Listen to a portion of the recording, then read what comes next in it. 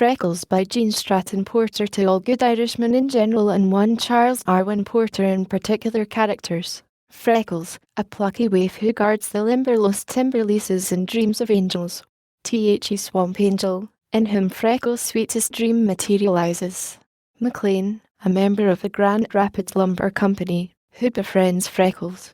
MRS. Duncan, who gives mother love and a home to Freckles. Duncan, head teamster of McLean's timber gang. The Bird Woman, who is collecting camera studies of birds for a book. Lord and Lady Ummer, who come from Ireland in quest of a lost relative. The Man of Affairs, brusque of manner, but big of heart. Westner, a Dutch timber thief who wants rascality made easy. Black Jack, a villain to whom thought of repentance comes too late. Sears, camp cook. Contents: I wherein great risks are taken and the Limberlost guard is hired. The second wherein Freckles proves his mettle and finds friends. The third wherein a feather falls and a soul is born. The fourth wherein Freckles faces trouble bravely and opens the way for new experiences. The wherein an angel materializes and a man worships. The sixth wherein a fight occurs and women shoot straight. The seventh wherein Freckles wins honor and finds a footprint on the trail. The eighth wherein Freckles meets a man of affairs and loses nothing by the encounter. The ninth wherein the Limberlost falls upon Mrs. Duncan and Freckles comes to the rescue. X wherein Freckles strives mightily and the Swamp Angel rewards him. The 11th wherein the butterflies go on a spree and Freckles informs the Bird Woman. The 12th wherein Black Jack captures Freckles and the angel captures Jack. The 13th wherein the angel releases Freckles and the curse of Black Jack falls upon her. The 14th wherein Freckles nurses a heartache and Black Jack drops out. The 15th wherein Freckles and the angel try taking a picture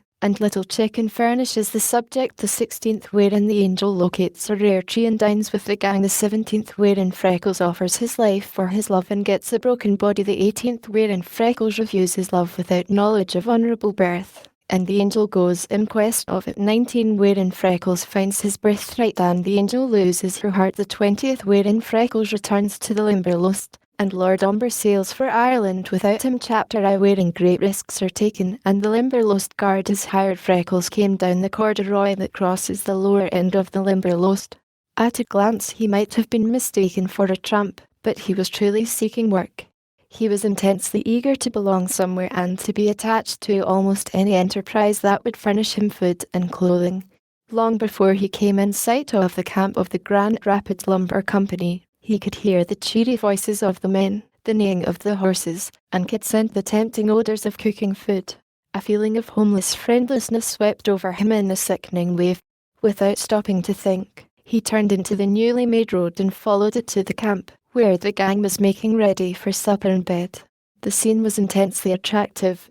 The thickness of the swamp made a dark, massive background below, while above towered gigantic trees. The men were calling jovially back and forth as they unharnessed tired horses that fell into attitudes of rest and crunched, in deep content, the grain given them. Duncan, the brawny Scotch head teamster, lovingly wiped the flanks of his big bays with handfuls of pawpaw leaves, as he softly whistled, "Oh, we will be, my dearie, oh," and a cricket beneath the leaves at his feet accompanied him. The greenwood fire hissed and crackled merrily. Wreathing tongues of flame wrapped around the big black kettles, and when the cook lifted the lids to plunge in his testing fork, gusts of savoury odours escaped. Freckles approached him.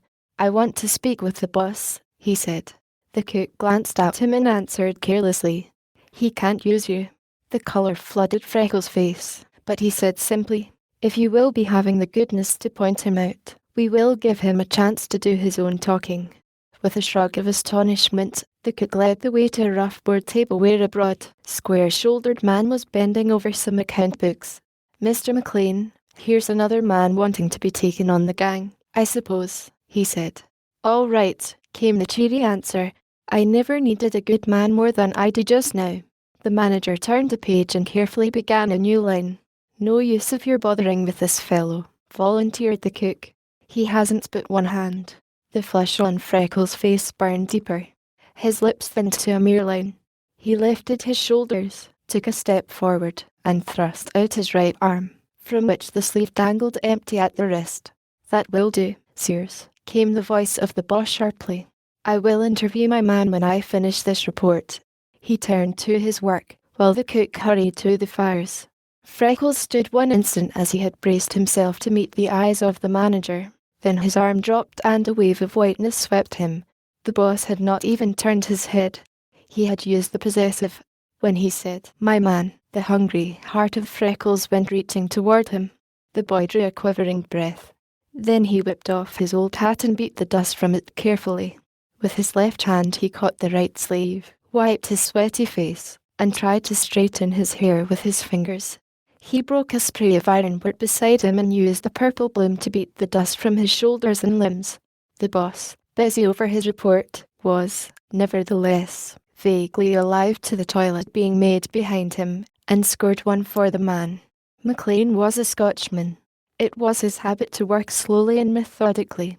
The men of his camps never had known him to be in a hurry or to lose his temper. Discipline was inflexible, but the boss was always kind. His habits were simple. He shared camp life with his gangs. The only visible signs of wealth consisted of a big, shimmering diamond stone of ice and fire that glittered and burned on one of his fingers, and the dainty, beautiful thoroughbred mare he rode between camps and across the country on business. No man of McLean's gangs could honestly say that he ever had been overdriven or underpaid.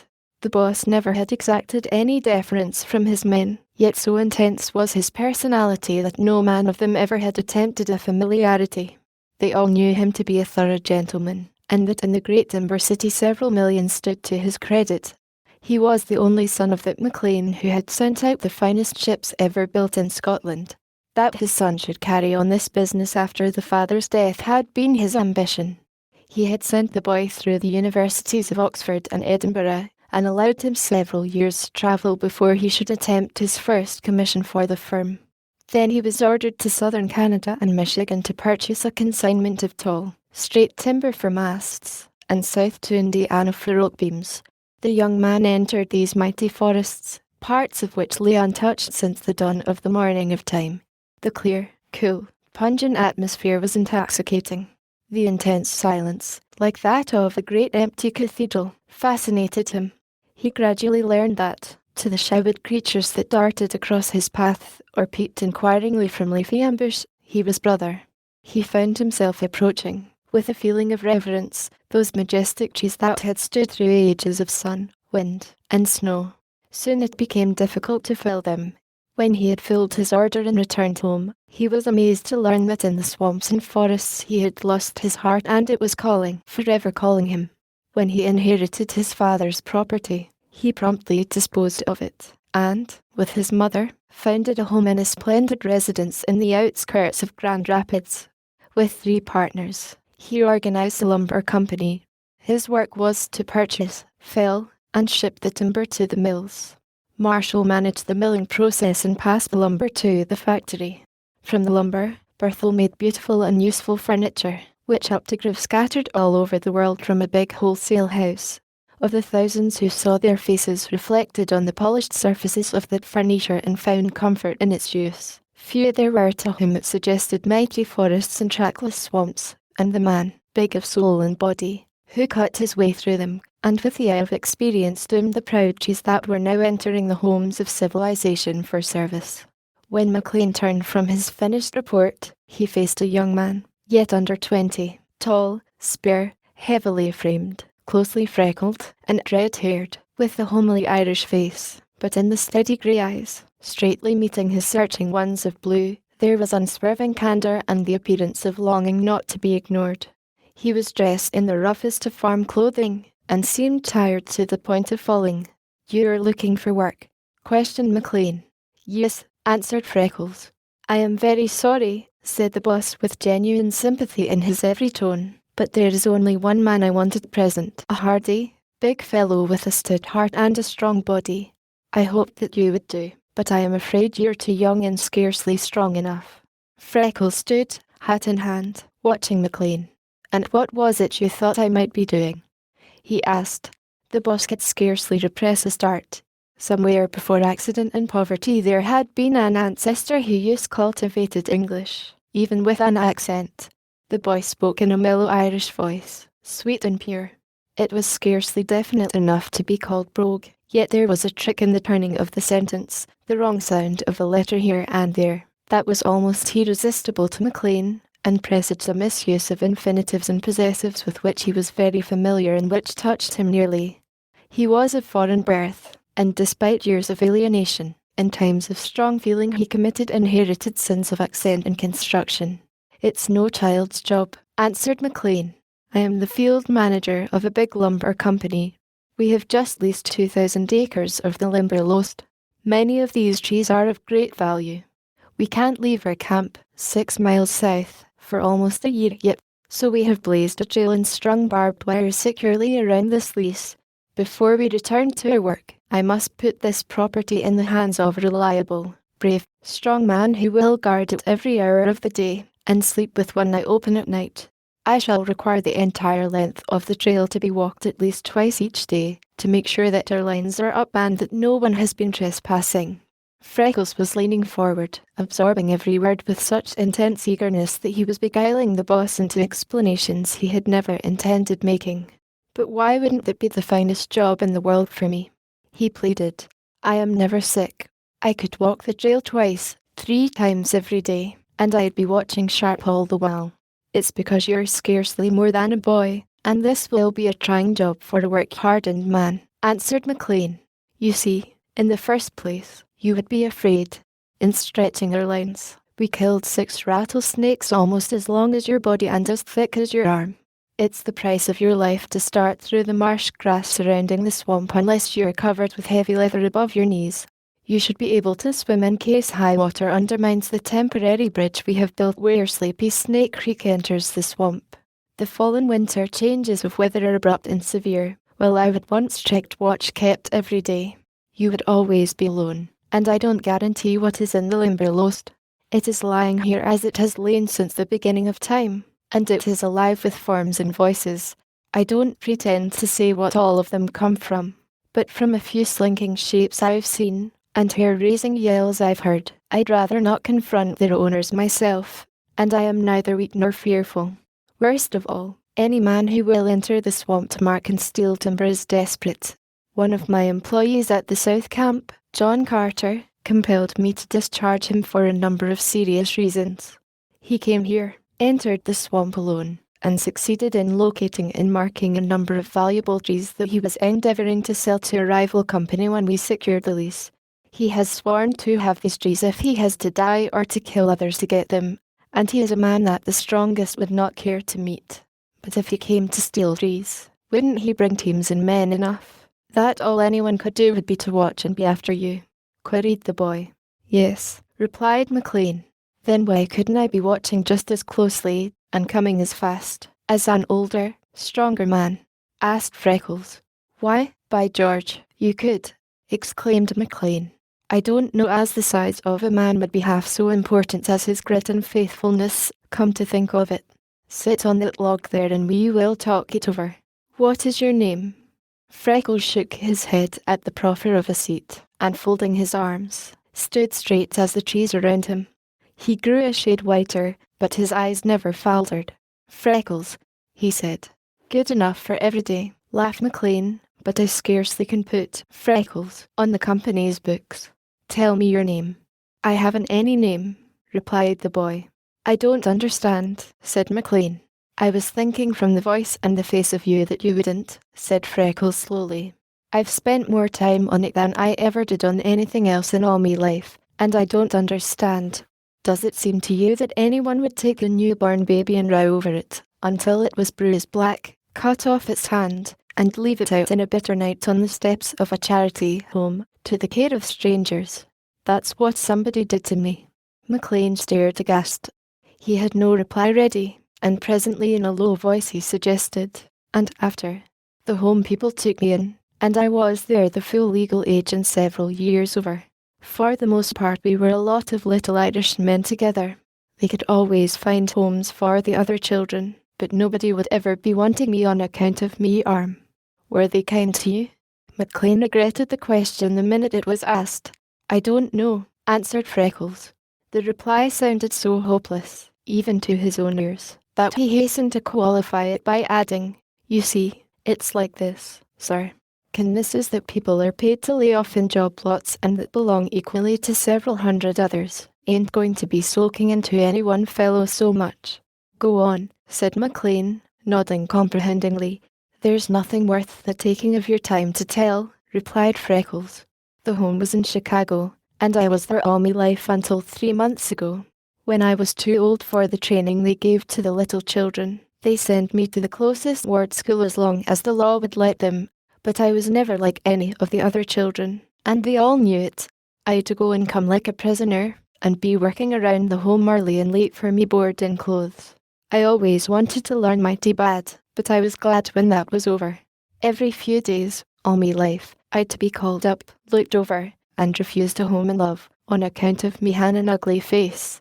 But it was all the home I'd ever known, and I didn't seem to belong to any place else. Then a new superintendent was put in. He wasn't for being like any of the others, and he swore he'd weed me out the first thing he did. He made a plan to send me down the street to a man he said he knew who needed a boy. He wasn't for remembering to tell that man that I was a hand short, and he knocked me down the minute he found I was the boy who had been sent him. Between noon and that evening, he and his son close my age had me in pretty much the same shape in which I was found in the beginning, so I lay awake that night and ran away. I'd like to have squared me account with that boy before I left, but I didn't dare for fear of waking the old man, and I knew I couldn't handle the two of them. But I'm hoping to meet him alone some day before I die. McLean tugged at his mustache to hide the smile on his lips, but he liked the boy all the better for this confession. I didn't even have to steal clothes to get rid of starting in me home ones, Freckles continued, for they had already taken all me clean, neat things for the boy and put me into his rags, and they went almost as sore as the beatings, for where I was we were always kept tidy and sweet-smelling. Anyway, I hustled clear into this state before I learned that man couldn't have kept me if he'd wanted to.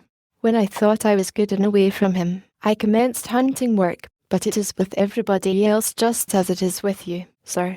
Big, strong, whole men are the only ones for being wanted. I have been studying over this matter, answered McLean. I am not so sure but that a man no older than you and similar in every way could do this work very well, if he were not a coward, and had it in him to be trustworthy and industrious. Freckles came forward a step. If you will give me a job where I can earn me food, clothes, and a place to sleep, he said, if I can have a boss to work for like other men, and a place I feel I've a right to, I will do precisely what you tell me or die trying. He spoke so convincingly that McLean believed, although in his heart he knew that to employ a stranger would be wretched business for a man with the interests he had involved. Very well, the boss found himself answering, I will enter you on my payrolls. We'll have supper, and then I will provide you with clean clothing, wading boots, the wire-mending apparatus, and a revolver. The first thing in the morning, I will take you the length of the trail myself and explain fully what I want done. All I ask of you is to come to me at once at the South Camp and tell me as a man if you find this job too hard for you. It will not surprise me. It is work that few men would perform faithfully. What name shall I put down? Freckles' gaze never left McLean's face, and the boss saw the swift spasm of pain that swept his lonely, sensitive features. I haven't any name, he said stubbornly. No more than one somebody clapped onto me when they put me on the home books, with not the thought or care they'd name a house cat. I've seen how they enter those poor little abandoned devils often enough to know. What they called me is no more my name than it is yours. I don't know what mine is, and I never will, but I am going to be your man and do your work, and I'll be glad to answer to any name you choose to call me. Won't you please be giving me a name, Mr. McLean? The boss wheeled abruptly and began stacking his books. What he was thinking was probably what any other gentleman would have thought in the circumstances. With his eyes still downcast, and in a voice harsh with huskiness, he spoke. I will tell you what we will do, my lad, he said. My father was my ideal man, and I loved him better than any other I have ever known. He went out 5 years ago, but that he would have been proud to leave you his name I firmly believe. If I give to you the name of my nearest kin and the man I loved best, will that do? Freckles' rigid attitude relaxed suddenly. His head dropped, and big tears splashed on the soiled calico shirt. McLean was not surprised at the silence, for he found that talking came none too easily just then. "All right," he said. "I will write it on the roll, James Josh McLean." "Thank you mightily," said Freckles. "That makes me feel almost as if I belonged already." "You do," said McLean. "Until someone armed with every right comes to claim you, you're mine. Now, come and take a bath, have some supper, and go to bed." As Freckles followed into the lights and sounds of the camp, his heart and soul were singing for joy. Chapter 2, wherein Freckles proves his mettle and finds friends. Next morning found Freckles in clean, whole clothing, fed, and rested. Then McLean outfitted him and gave him careful instruction in the use of his weapon. The boss showed him around the timberline, and engaged him a place to board with the family of his head teamster, Duncan, whom he had brought from Scotland with him, and who lived in a small clearing he was working out between the swamp and the corduroy. When the gang was started for the south camp, Freckles was left to guard a fortune in the Limberlost. That he was under guard himself those first weeks he never knew. Each hour was torture to the boy. The restricted life of a great city orphanage was the other extreme of the world compared with the Limberlost. He was afraid for his life every minute. The heat was intense. The heavy wading boots rubbed his feet until they bled. He was sore and stiff from his long tramp and outdoor exposure. The 7 miles of trail was agony at every step. He practiced at night, under the direction of Duncan, until he grew sure in the use of his revolver. He cut a stout hickory cudgel, with a knot on the end as big as his fist. This never left his hand. What he thought in those first days he himself could not recall clearly afterward. His heart stood still every time he saw the beautiful marsh grass begin a sinuous waving against the play of the wind, as McLean had told him it would. He bolted 1/2 mile with the first boom of the bittern, and his hat lifted with every yelp of the shite poke. Once he saw a lean, shadowy form following him, and fired his revolver. Then he was frightened worse than ever for fear it might have been Duncan's collie. The first afternoon that he found his wires down, and he was compelled to plunge knee-deep into the black swamp muck to restring them, he became so ill from fear and nervousness that he scarcely could control his shaking hand to do the work.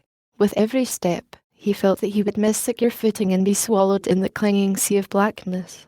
In dumb agony he plunged forward, clinging to the posts and trees until he had finished restringing and testing the wire. He had consumed much time. Night closed in. The Limberlost stirred gently, then shook herself, growled, and awoke around him. There seemed to be a great owl hooting from every hollow tree, and a little one screeching from every knothole. The bellowing of big bullfrogs was not sufficiently deafening to shut out the wailing of whippoorwills that seemed to come from every bush. Nighthawks swept past him with their shivering cry, and bats struck his face. A prowling wildcat missed its catch and screamed with rage. A straying fox bayed incessantly for its mate.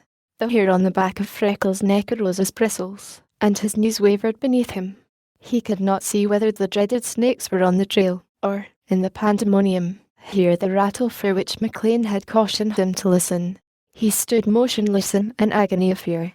His breath whistled between his teeth. The perspiration ran down his face and body in little streams. Something big, black, and heavy came crashing through the swamp close to him, and with a yell of utter panic Freckles ran. How far he did not know, but at last he gained control over himself and retraced his steps. His jaws set stiffly and the sweat dried on his body. When he reached the place from which he had started to run, he turned and with measured steps made his way down the line. After a time he realized that he was only walking, so he faced that sea of horrors again.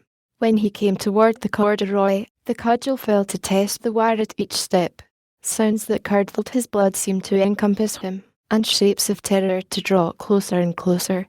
Fear had so gained the mastery that he did not dare look behind him, and just when he felt that he would fall dead before he ever reached the clearing, came Duncan's rolling call. "Freckles! Freckles!" A shuddering sob burst in the boy's dry throat, but he only told Duncan that finding the wire down had caused the delay. The next morning he started on time. Day after day, with his heart pounding, he ducked, dodged, ran when he could, and fought when he was brought to bay. If he ever had an idea of giving up, no one knew it, for he clung to his job without the shadow of wavering. All these things, in so far as he guessed them, Duncan, who had been set to watch the first weeks of Freckles' work, carried to the boss at the South Camp. But the innermost, exquisite torture of the thing the big Scotchman never guessed, and McLean, with his finer perceptions, came only a little closer. After a few weeks, when Freckles learned that he was still living, that he had a home, and the very first money he ever had possessed was safe in his pockets, he began to grow proud. He yet sidestepped, dodged, and hurried to avoid being late again, but he was gradually developing the fearlessness that men ever acquire of dangers to which they are early accustomed. His heart seemed to be leaping when his first rattler disputed the trail with him, but he mustered courage to attack it with his club. After its head had been crushed, he mastered an Irishman's inborn repugnance for snakes sufficiently to cut off its rattles to show Duncan. With this victory, his greatest fear of them was gone. Then he began to realize that with the abundance of food in the swamp, flesh hunters would not come on the trail and attack him, and he had his revolver for defense if they did. He soon learned to laugh at the big, floppy birds that made horrible noises. One day, watching behind a tree, he saw a crane solemnly performing a few measures of a belated nuptial song and dance with his mate. Realizing that it was intended in tenderness, no matter how it appeared, the lonely, starved heart of the boy sympathized with them.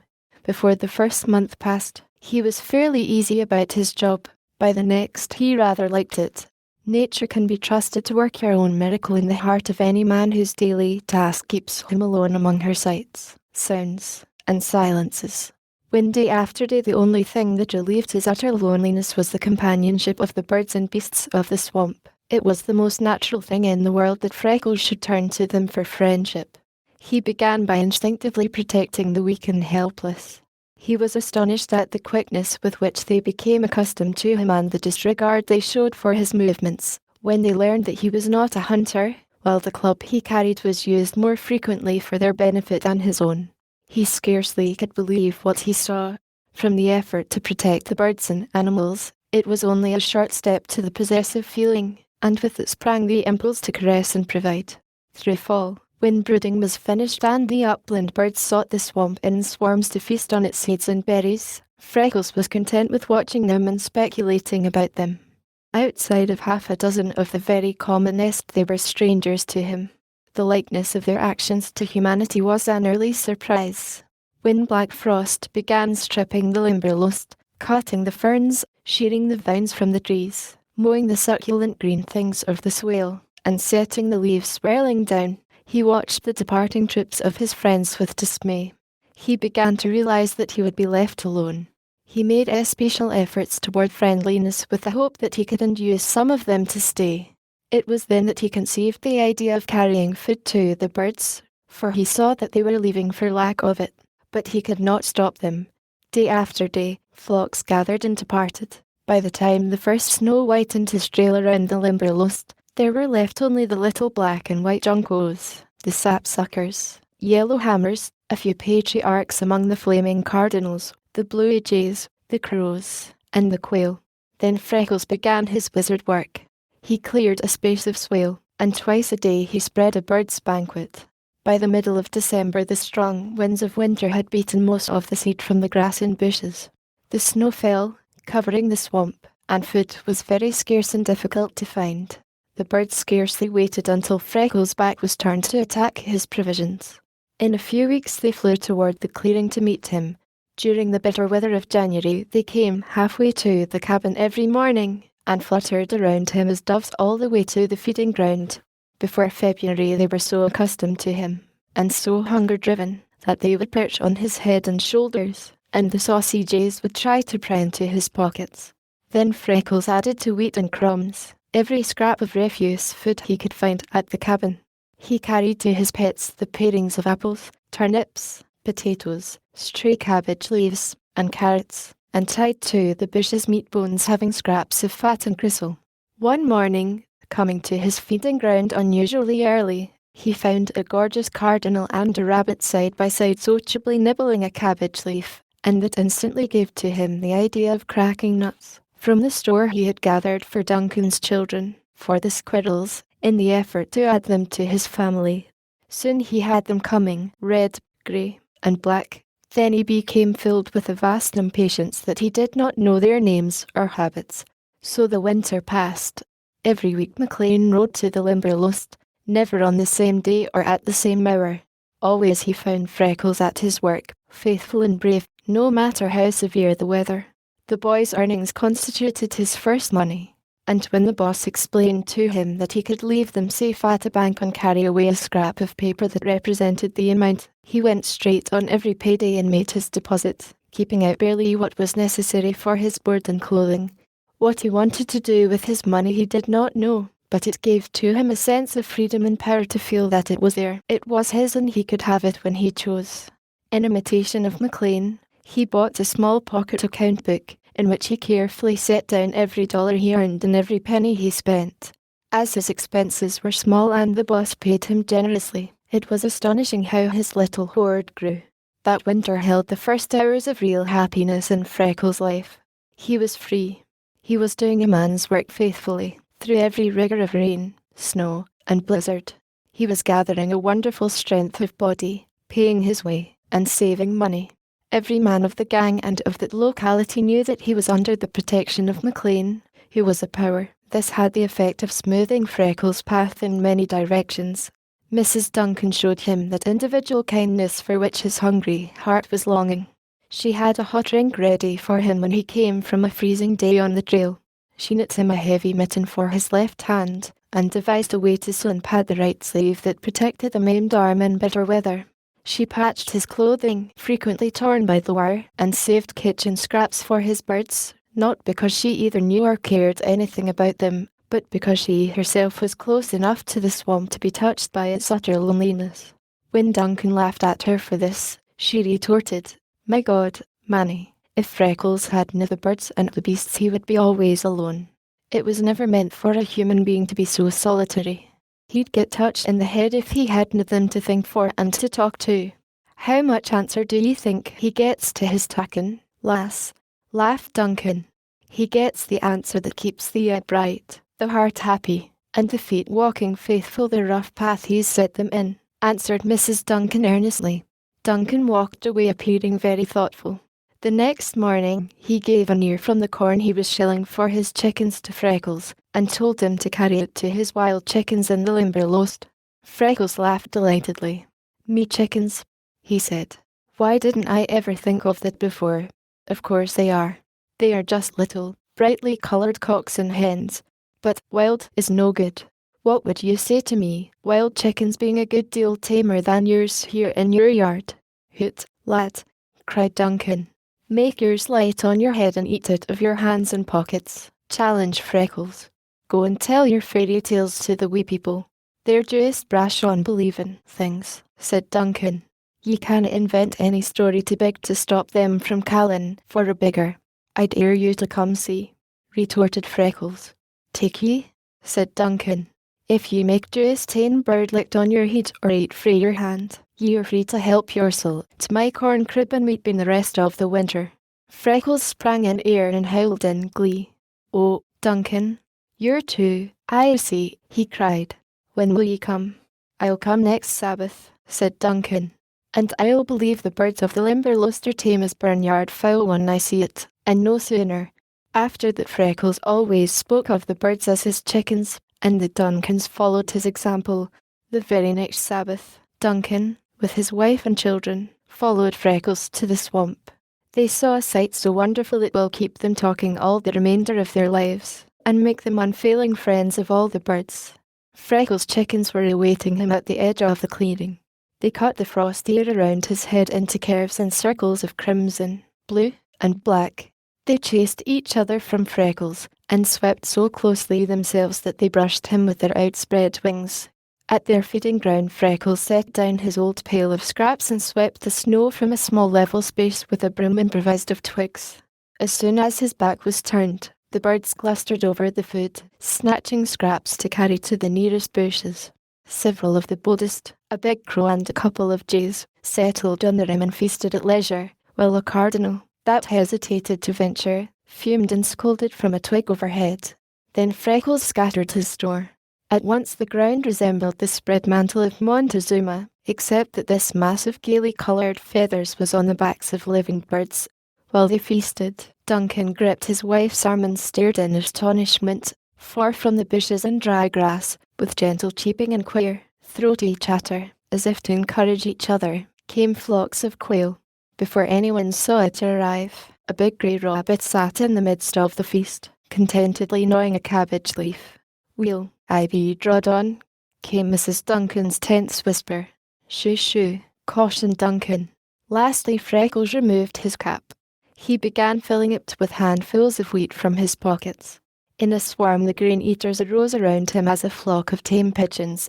They perched on his arms and the cap, and in the stress of hunger, forgetting all caution, a brilliant cock cardinal and an equally gaudy jay fought for a perking place on his head. "Well, I'm beat," muttered Duncan, forgetting the silence imposed on his wife. "I'll hate to give in. Seein' is believin'. A man would hate to see that to believe it.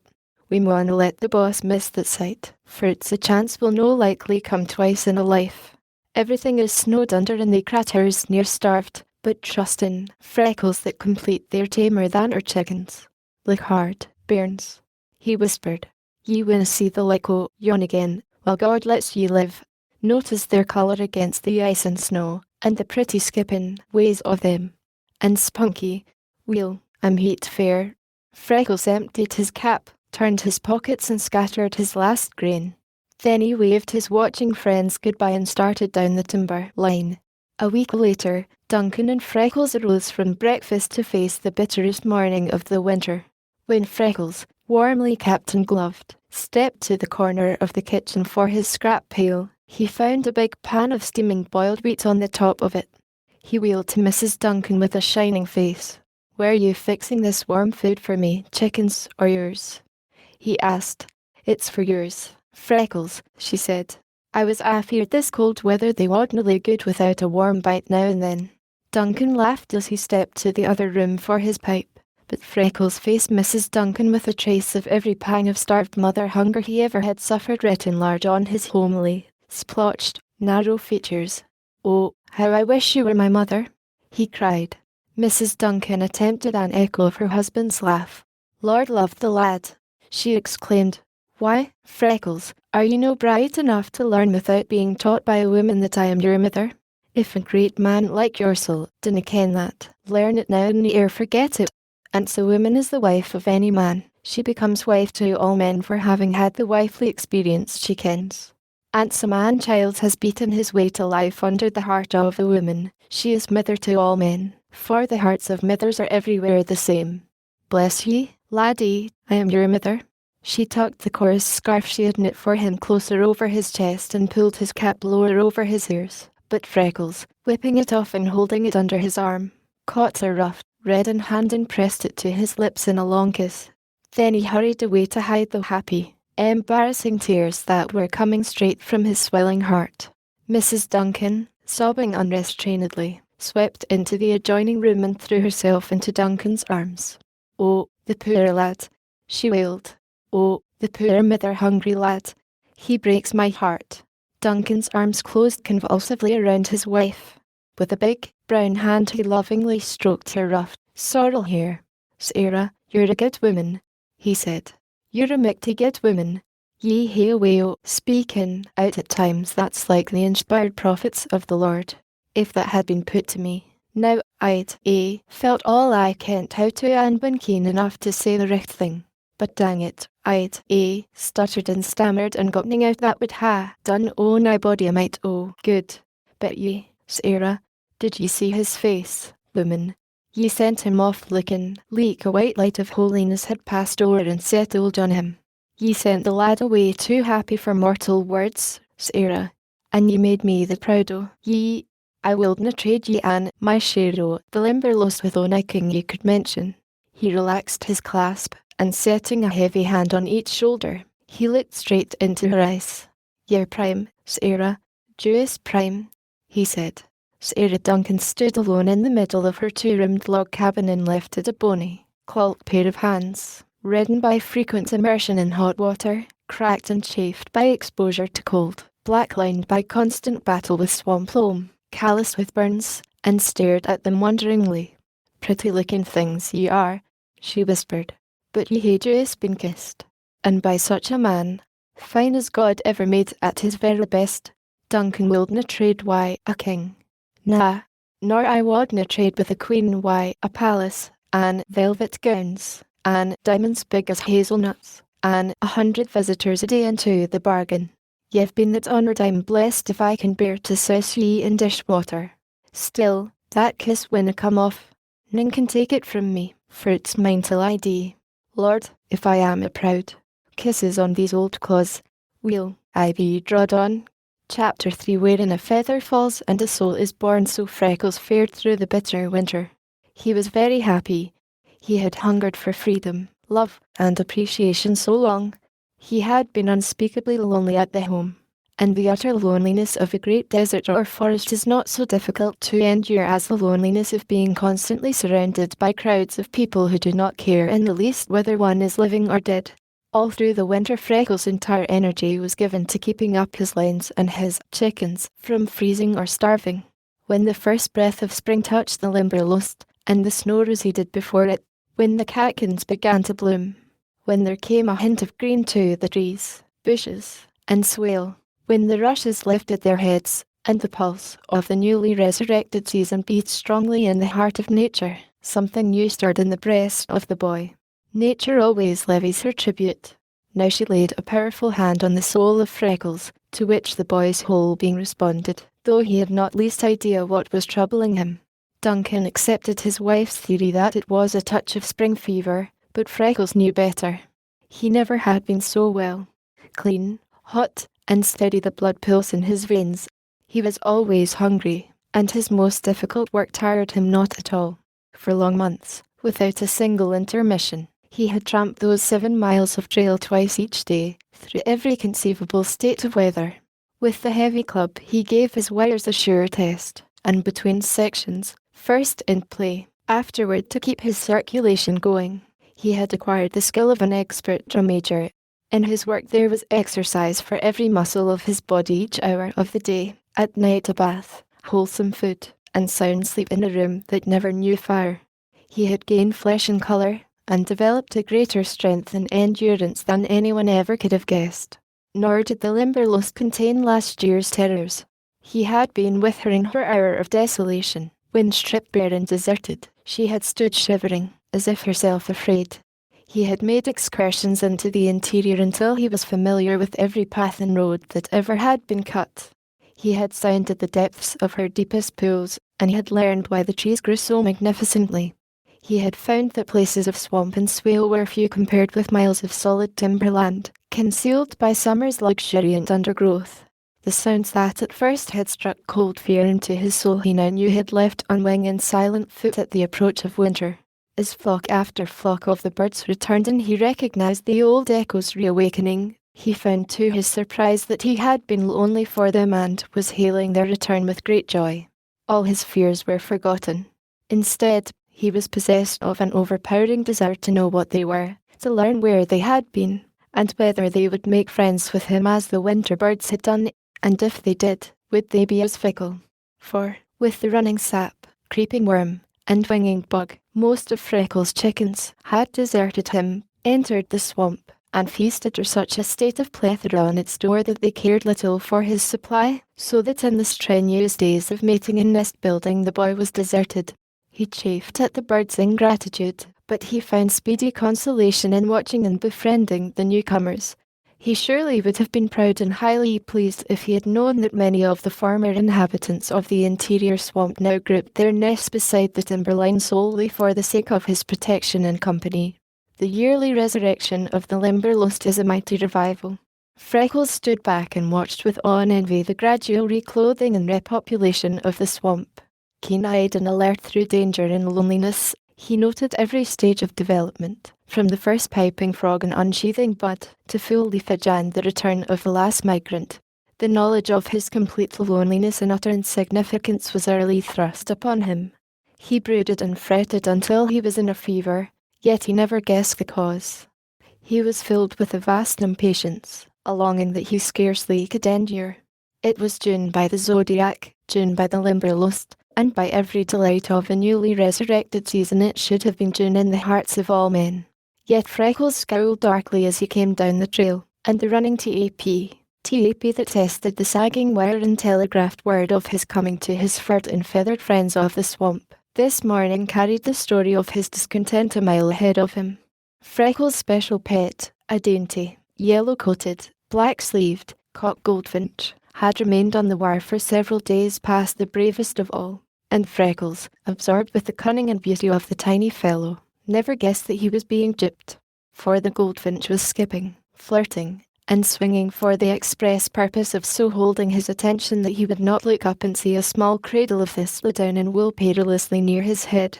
In the beginning of brooding, this punky little homesteader had clung heroically to the wire when he was almost paralyzed with fright. When day after day passed and brought only softly whistled repetitions of his call, a handful of crumbs on the top of the locust line post, and gently worded coaxings, he grew in confidence. Of late he had sung and swung during the passing of Freckles, not dreaming of the nest and the solemn-eyed little hen so close above, thought himself unusually gifted in his power to attract the birds. This morning the goldfinch scarcely could believe his ears, and clung to the wire until an unusually vicious rap sent him spinning a foot in air, and his seat came with a squall of utter panic. The wires were ringing with a story the birds could not translate, and Freckles was quite as ignorant of the trouble as they. A peculiar movement beneath a small walnut tree caught his attention. He stopped to investigate. There was an unusually large loony cocoon, and the moth was bursting the upper end in its struggles to reach light and air. Freckles stood and stared. "There's something in there trying to get out," he muttered. "Wonder if I could help it. Guess I best not be trying. If I hadn't happened along, there wouldn't have been anyone to do anything, and maybe I'd only be hurting it. Oh, Skagany. It's just being born." Freckles gasped with surprise. The moth cleared the opening, and with many wobblings and contortions climbed up the tree. He stared speechless with amazement as the moth crept around a limb and clung to the underside. There was a big pursy body, almost as large as his thumb, and of the very snowiest white that Freckles ever had seen. There was a band of delicate lavender across its forehead, and its feet were of the same color. There were antlers, like tiny, straw-colored ferns, on its head, and from its shoulders hung the crumpled wet wings. As Freckles gazed, tense with astonishment, he saw that these were expanding, drooping, taking on color, and small, oval markings were beginning to show. The minutes passed. Freckles' steady gaze never wavered. Without realizing it, he was trembling with eagerness and anxiety as he saw what was taking place. "It's going to fly," he breathed in hushed wonder. The morning sun fell on the moth and dried its velvet down, while the warm air made it fluffy. The rapidly growing wings began to show the most delicate green, with lavender foreribs, transparent, eye-shaped markings, edged with lines of red, tan, and black, and long, crisp trailers. Freckles was whispering to himself for fear of disturbing the moth. It began a systematic exercise of raising and lowering its exquisite wings to dry them and to establish circulation. The boy realized that soon it would be able to spread them and sail away. His long-coming soul sent up its first shivering cry. "I don't know what it is. Oh, I wish I knew. How I wish I knew. It must be something grand. It can't be a butterfly. It's way too big. Oh, I wish there was someone to tell me what it is." He climbed on the locust post, and balancing himself with the wire, held a finger in the line of the moth's advance up the twig. It unhesitatingly climbed on, so he stepped to the path, holding it to the light and examining it closely. Then he held it in the shade and turned it, gloating over its markings and beautiful colouring. When he held the moth to the limb, it climbed on, still waving those magnificent wings. But I'd like to be staying with you," he said. "But if I was to stand here all day, you couldn't grow any prettier than you are right now, and I wouldn't grow smart enough to tell what you are. I suppose there's someone who knows." "Of course there is." Mr. McLean said there were people who knew every leaf, bird, and flower in the Limberlost. "Oh Lord, how I wish you'd be telling me just this one thing." The goldfinch had ventured back to the wire, for there was his mate, only a few inches above the man-creature's head, and indeed, he simply must not be allowed to look up. So the brave little fellow rocked on the wire and piped, as he had done every day for a week. See me. See me. See you. Of course I see you, growled Freckles. I see you day after day, and what good is it doing me? I might see you every morning for a year, and then not be able to be telling anyone about it. Seen a bird with black silk wings, little, and yellow as any canary. That's as far as I'd get. What you doing here, anyway? Have you a mate? What's your name? See you.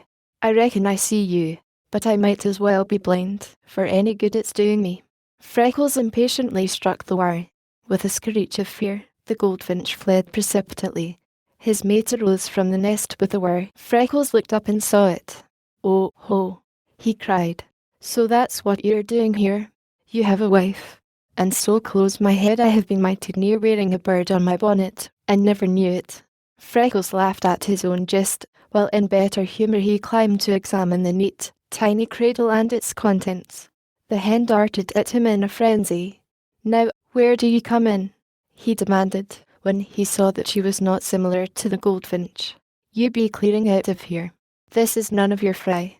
This is the nest of me little, yellow friend of the wire, and you shan't be touching it. Don't blame me for wanting to see, though. But it's a fine nest and beauties of eggs. Will you be keeping away, or will I fire this stick at you? Freckles dropped to the trail. The hen darted to the nest and settled on it with a tender, coddling movement. He of the yellow coat flew to the edge to make sure that everything was right. It would have been plain to the veriest novice that they were partners in the cradle. Well, I'll be switched, muttered Freckles. If it ain't both their nest, and he's yellow and she's green, or she's yellow and he's green. Of course, I don't know, and I haven't any way to find out, but it's plain as the nose on your face that they're both ready to be fighting for that nest, so, of course, they belong. Doesn't that beat you? Say, that's what's been sticking me all of this week on that grass nest in the thorn tree down the line. One day a bluebird is setting, so I think it is hers. The next day a brown bird is on, and I chase it off because the nest is blue's. Next day the brown bird is on again, and I let her be, because I think it must be hers. Next day, be golly, blue's on, and off I send her because it's brown's. And now, I bet my hat, it's both their nest and I've only been bothering them and making a big fool of myself. Pretty specimen I am, pretending to be a friend to the birds, and so blamed ignorant I don't know which ones go in pairs, and blue and brown are a pair, of course. If yellow and green are, and there's the red birds, I never thought of them. He's red and she's grey, and now I want to be knowing, are they all different? Why no, of course, they ain't. There's the jays all blue, and the crows all black. The tide of Freckles' discontent welled until he almost choked with anger and chagrin. He plodded down the trail, scowling blackly and viciously sponging the wire. At the finch's nest he left the line and peered into the thorn tree. There was no bird brooding. He pressed closer to take a peep at the snowy, spotless little eggs he had found so beautiful, when at the slight noise up raised 4 tiny baby heads with wide open mouths, uttering hunger cries.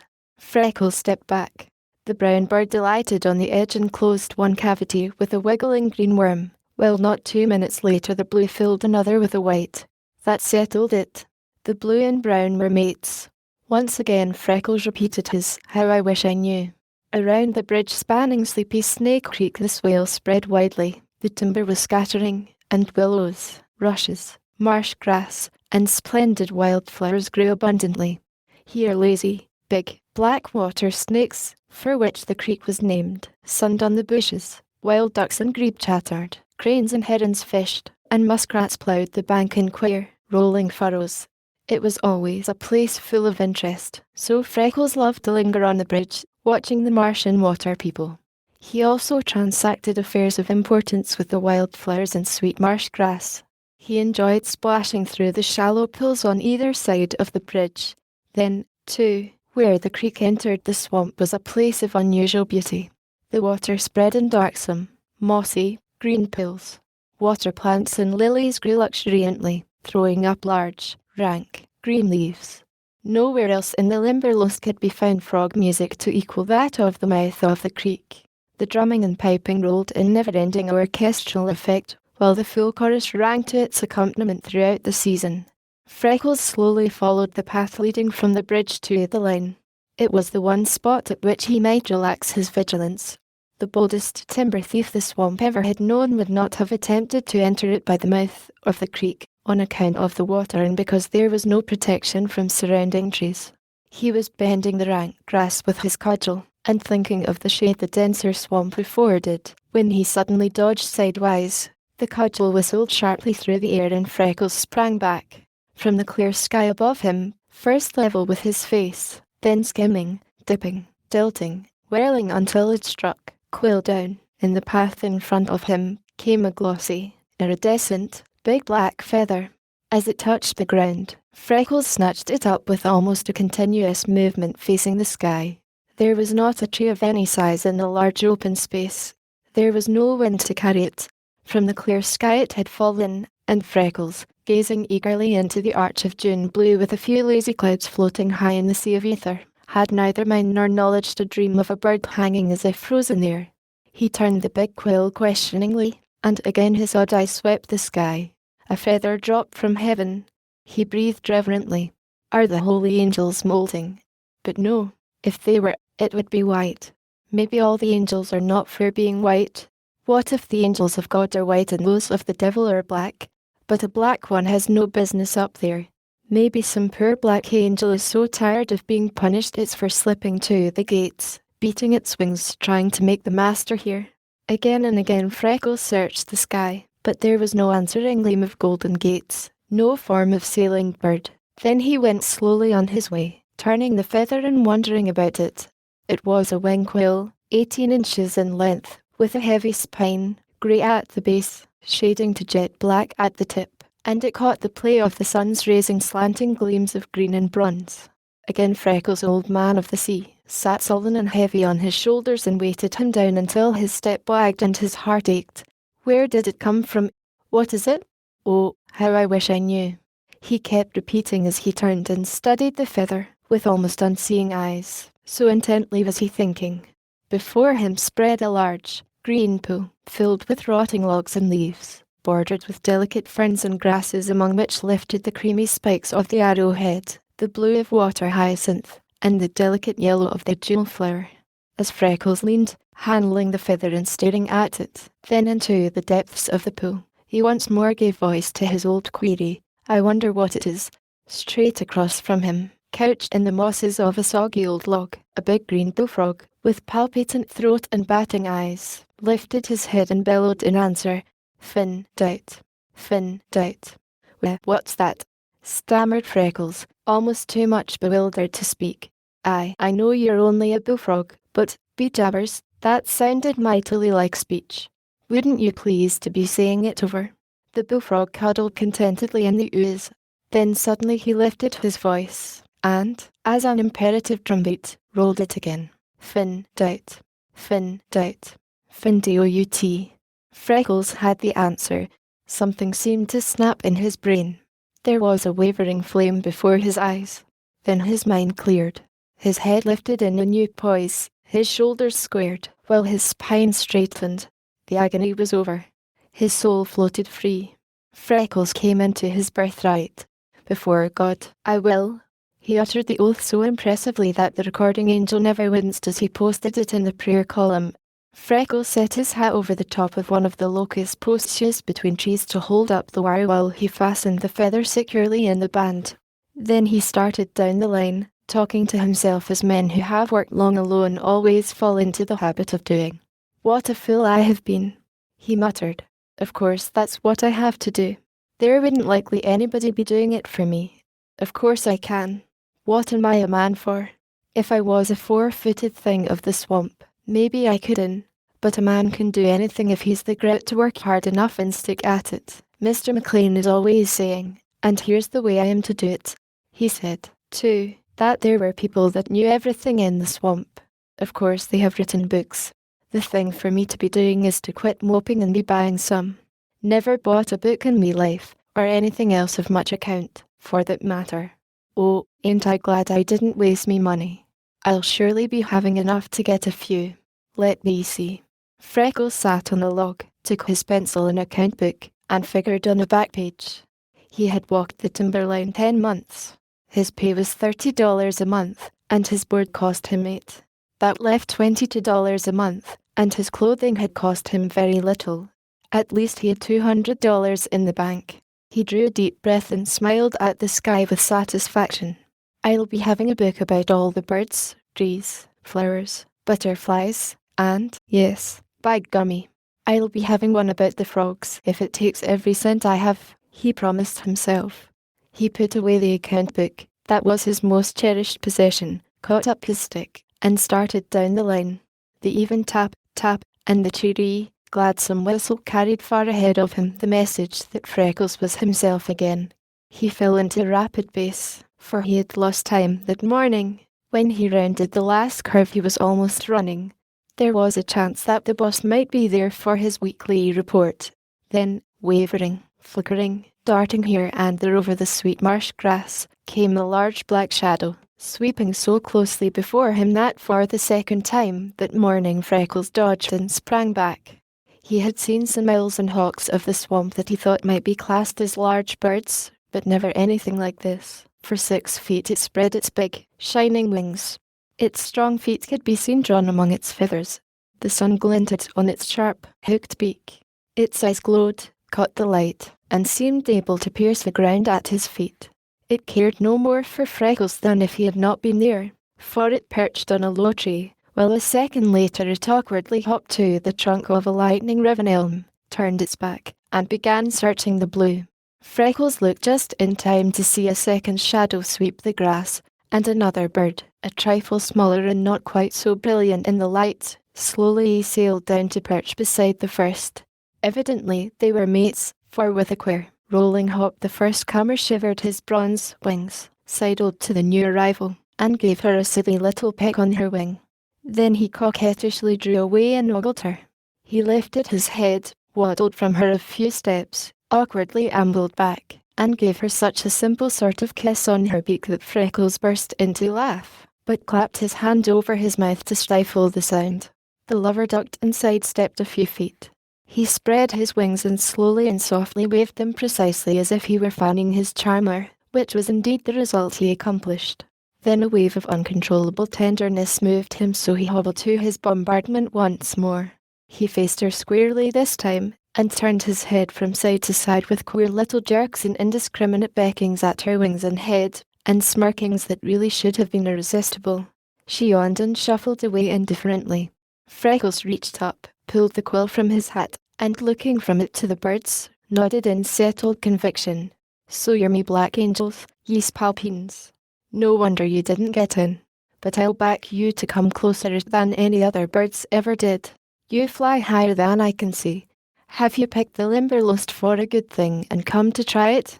Well, you can be me chickens if you want to, but I'm blessed if you ain't cool for new ones. Why don't you take this stick for a gun and go skinning a mile? Freckles broke into an unrestrained laugh, for the bird lover was keen about his courting, while evidently his mate was diffident. When he approached too boisterously, she relieved him of a goodly tuft of feathers and sent him backward in a series of squirmy little jumps that gave the boy an idea of what had happened up sky to send the falling feather across his pathway.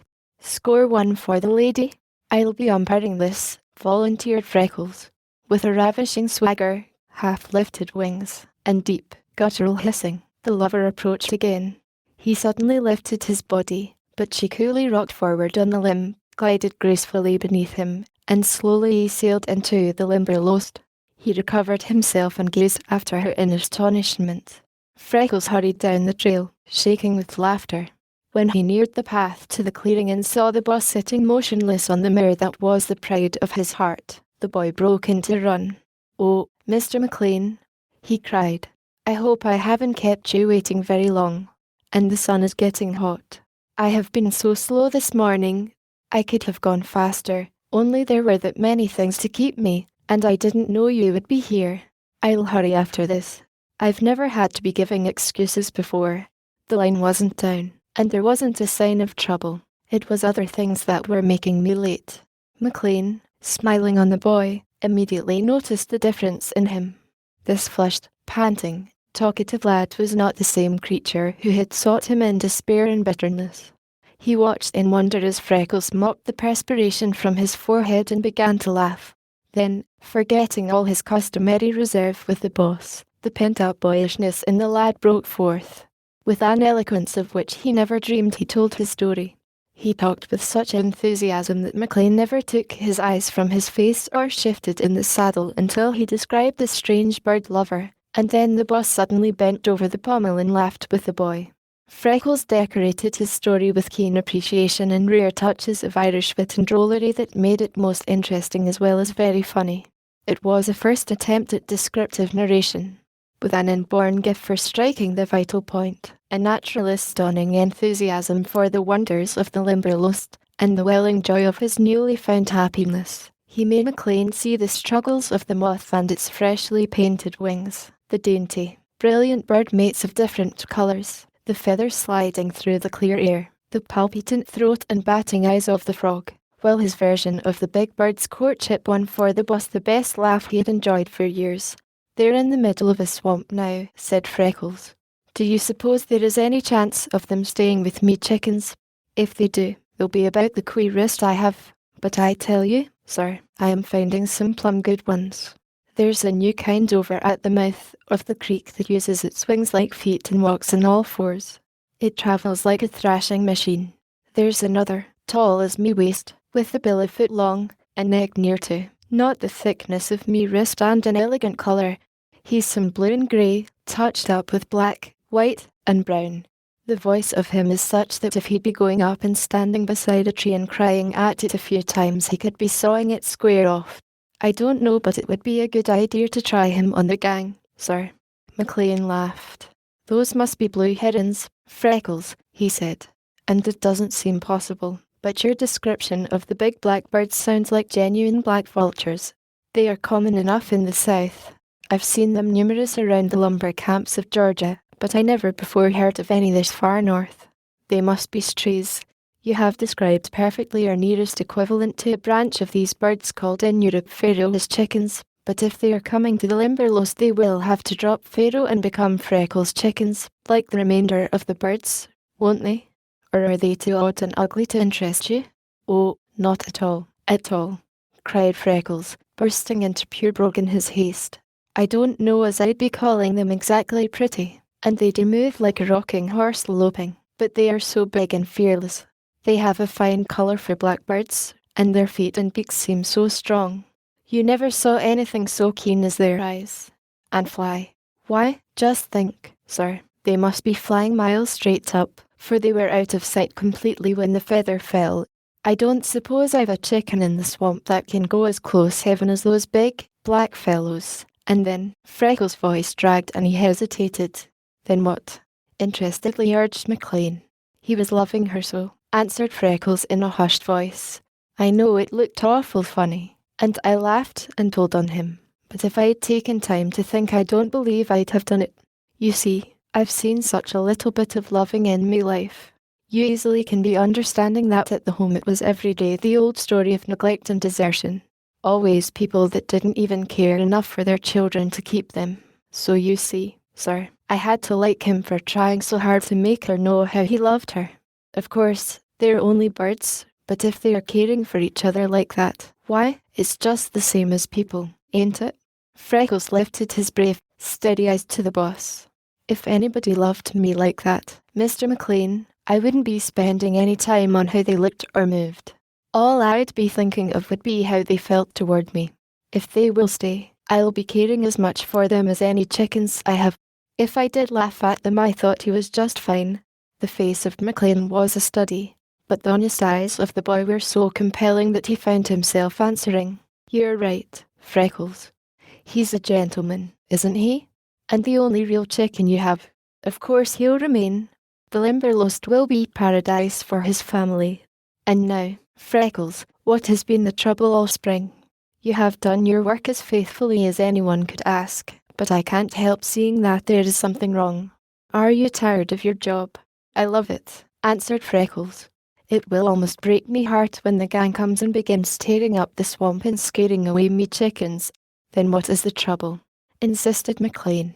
"I think," Sir, it's been books, answered Freckles. You see, I didn't realize it myself until the bullfrog told me this morning. I hadn't ever even heard about a place like this. Anyway, I wasn't understanding how it would be, if I had. Being among these beautiful things every day, I got so anxious-like to be knowing and naming them, that it got to eating into me and went and made me near sick, when I was well as I could be.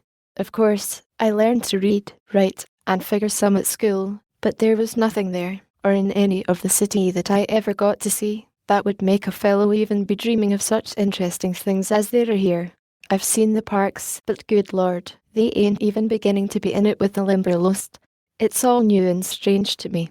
I don't know a thing about any of it. The bullfrog told me to find out, plain as day, and books are the only way, ain't they? Of course, said McLean, astonished at himself for his heartfelt relief. He had not guessed until that minute what it would have meant to him to have Freckles give up. You know enough to study out what you want yourself, if you have the books, don't you? I am pretty sure I do, said Freckles. I learned all I had the chance at in the home, and me schooling was good as far as it went. Wouldn't let you go past 14, you know. I always did me sums perfect, and loved me history books.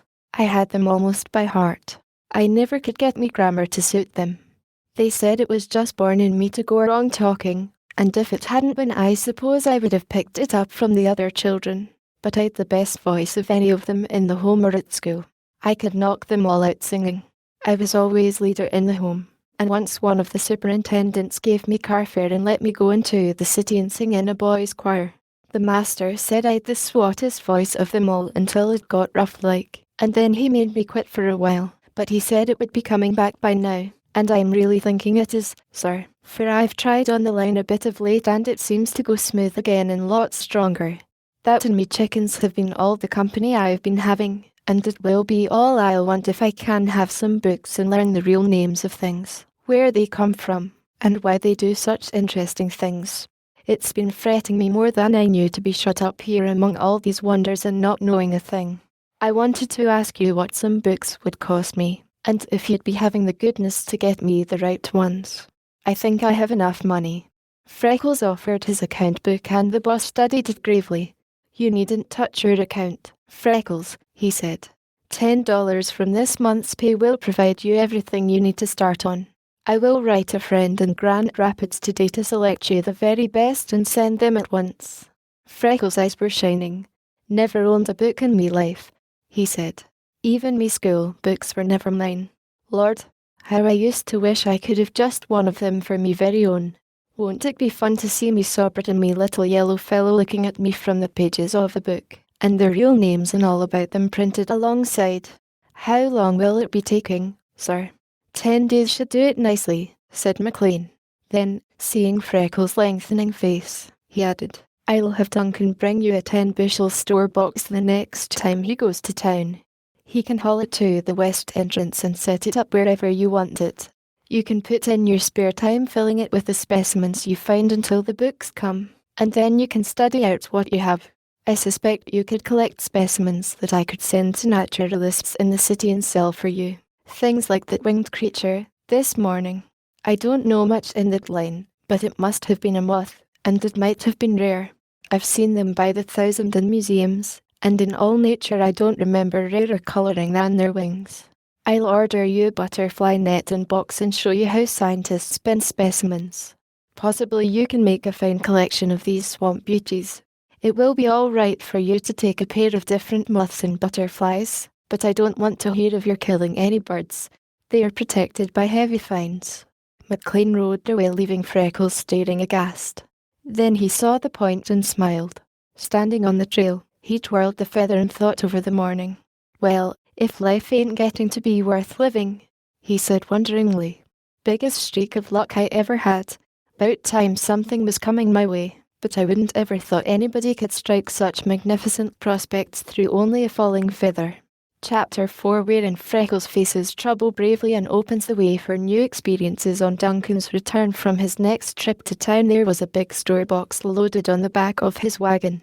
He drove to the west entrance of the swamp, set the box on a stump that Freckles had selected in a beautiful, sheltered place, and made it secure on its foundations with a tree at its back. "It seems most a pity to nail into the tree," said Duncan. "I hain't the time to examine into the grain of it, but it looks as if it might be a rare ane. Anyhow, the nailin' winna hurt it deep, and havin' the case by it will make it safer if it is a good ane. Isn't it an oak?" asked Freckles. "Eh," said Duncan. "It looks like it might be ane of the fine-grained white anes that mak such grand furniture." When the body of the case was secure, Duncan made a door from the lid and fastened it with hinges. He drove a staple, screwed on a latch, and gave Freckles a small padlock so that he might fasten in his treasures safely.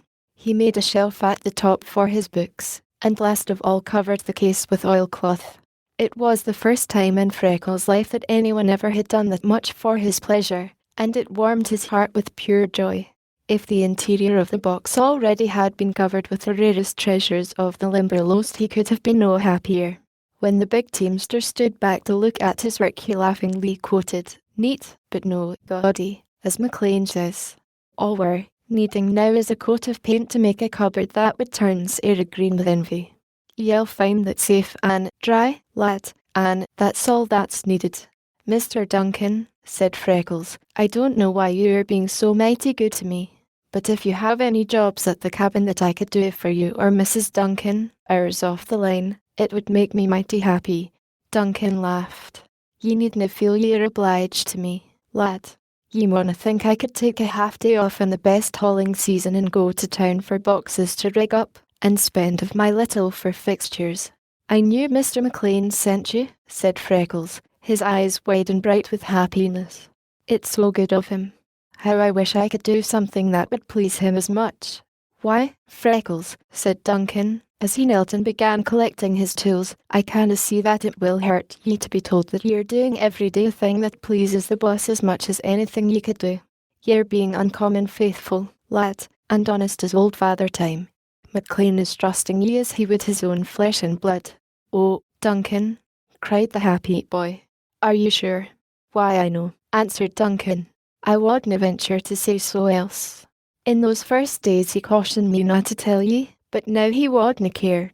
Ye ken, Freckles, that some of the single trees ye are guarding are worth $1,000. Freckles caught his breath and stood speechless. "Ye see," said Duncan, "that's why they maun be watched so closely.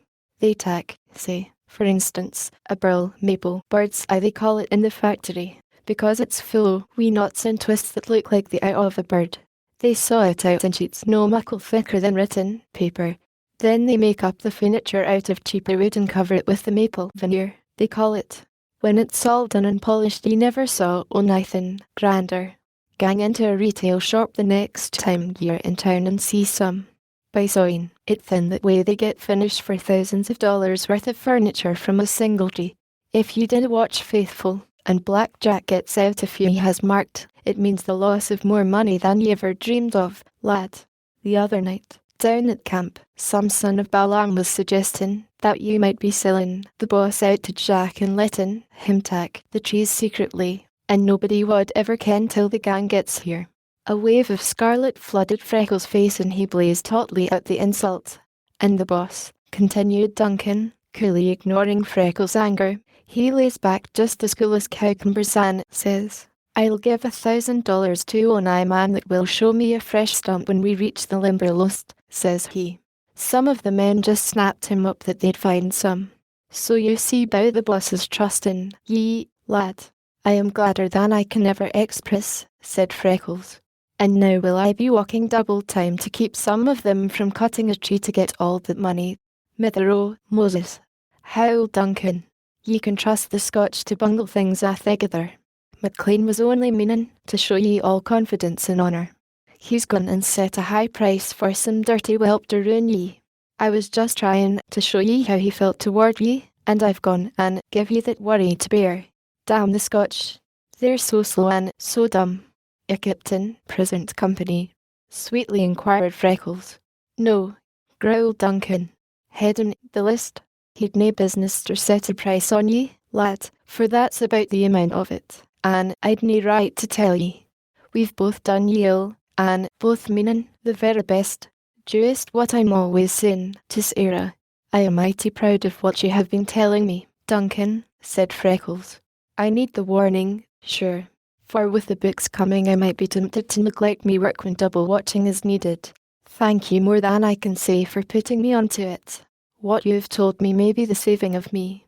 I won't stop for dinner now. I'll be getting along the East Line, and when I come around about 3, maybe Mother Duncan will let me have a glass of milk and a bite of something. Ye see now, cried Duncan in disgust. Ye'll start on the 7-mile tramp with na bite to stay your stomach. What was it I told ye? You told me that the Scotch had the hardest heads and the softest hearts of any people that's living, answered Freckles. Duncan grunted in gratified disapproval. Freckles picked up his club and started down the line, whistling cheerily, for he had an unusually long repertoire upon which to draw. Duncan went straight to the lower camp, and calling McLean aside, repeated the conversation verbatim, ending, "And nae matter what happens now or ever, dinna either let onything make you believe that Freckles has no guarded faithful as own I man could." "I don't think anything could shake my faith in the lad," answered McLean. Freckles was whistling merrily. He kept one eye religiously on the line. The other he divided between the path, his friends of the wire, and a search of the sky for his latest arrivals. Every day since their coming he had seen them, either hanging as small, black clouds above the swamp or bobbing over logs and trees with their queer, tilting walk. Whenever he could spare time, he entered the swamp and tried to make friends with them, for they were the tamest of all his unnumbered subjects. They ducked, dodged, and ambled around him, over logs and bushes, and not even a near approach would drive them to flight. For 2 weeks he had found them circling over the Limberlost regularly, but one morning the female was missing and only the big black chicken hung sentinel above the swamp. His mate did not reappear in the following days, and Freckles grew very anxious. He spoke of it to Mrs. Duncan, and she quieted his fears by raising a delightful hope in their stead. "Why, Freckles, if it's the hen bird you're missing, it's 10 to 1 she's safe," she said. "She's laid, and is setting, ye silly. Watch them and mark where he lichts. Then follow and find the nest. Some Sabbath we'll all gang see it." Accepting this theory, Freckles began searching for the nest. Because these chickens were large, as the hawks, he looked among the treetops until he almost sprained the back of his neck. He had half the crow and hawk nests in the swamp located. He searched for this nest instead of collecting subjects for his case. He found the pair the middle of one forenoon on the elm where he had watched their love-making. The big black chicken was feeding his mate, so it was proved that they were a pair. They were both alive, and undoubtedly she was brooding. After that, Freckles' nest hunting continued with renewed zeal, but as he had no idea where to look and Duncan could offer no helpful suggestion, the nest was no nearer to being found. Coming from a long day on the trail, Freckles saw Duncan's children awaiting him much closer this way than they usually ventured, and from their wild gestures he knew that something had happened. He began to run, but the cry that reached him was, "The books have come." How they hurried! Freckles lifted the youngest to his shoulder, the second took his club and dinner pail, and when they reached Mrs. Duncan they found her at work on a big box. She had loosened the lid, and then she laughingly sat on it. "Ye canna have a peep in here until ye have washed and eaten supper," she said. "It's all ready on the table.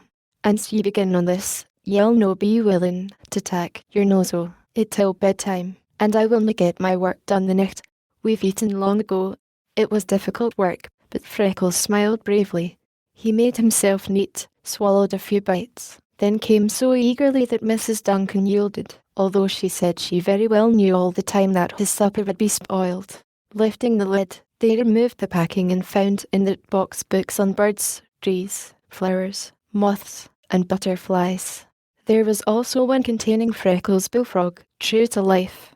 Besides these were a butterfly net, a naturalist's tin specimen box, a bottle of cyanide, a box of cotton, a paper of long, steel specimen pins, and a letter telling what all these things were and how to use them. At the discovery of each new treasure, Freckles shouted, "Will you be looking at this, now?" Mrs. Duncan cried, "Will I be drawed on?" The eldest boy turned a somersault for every extra, while the baby, trying to follow his example, bunched over in a sidewise sprawl and cut his foot on the axe with which his mother had prized up the box lid. That sobered them. They carried the books indoors. Mrs. Duncan had a top shelf in her closet cleared for them, far above the reach of meddling little fingers. When Freckles started for the trail next morning, the shining new specimen box flashed on his back. The black chicken, a mere speck in the blue, caught the gleam of it. The folded net hung beside the boy's hatchet, and the bird book was in the box. He walked the line and tested each section scrupulously, watching every foot of the trail, for he was determined not to slight his work. But if ever a boy made haste slowly, in a hurry, it was Freckles that morning. When at last he reached the space he had cleared and planted around his case, his heart swelled with the pride of possessing even so much that he could call his own, while his quick eyes feasted on the beauty of it.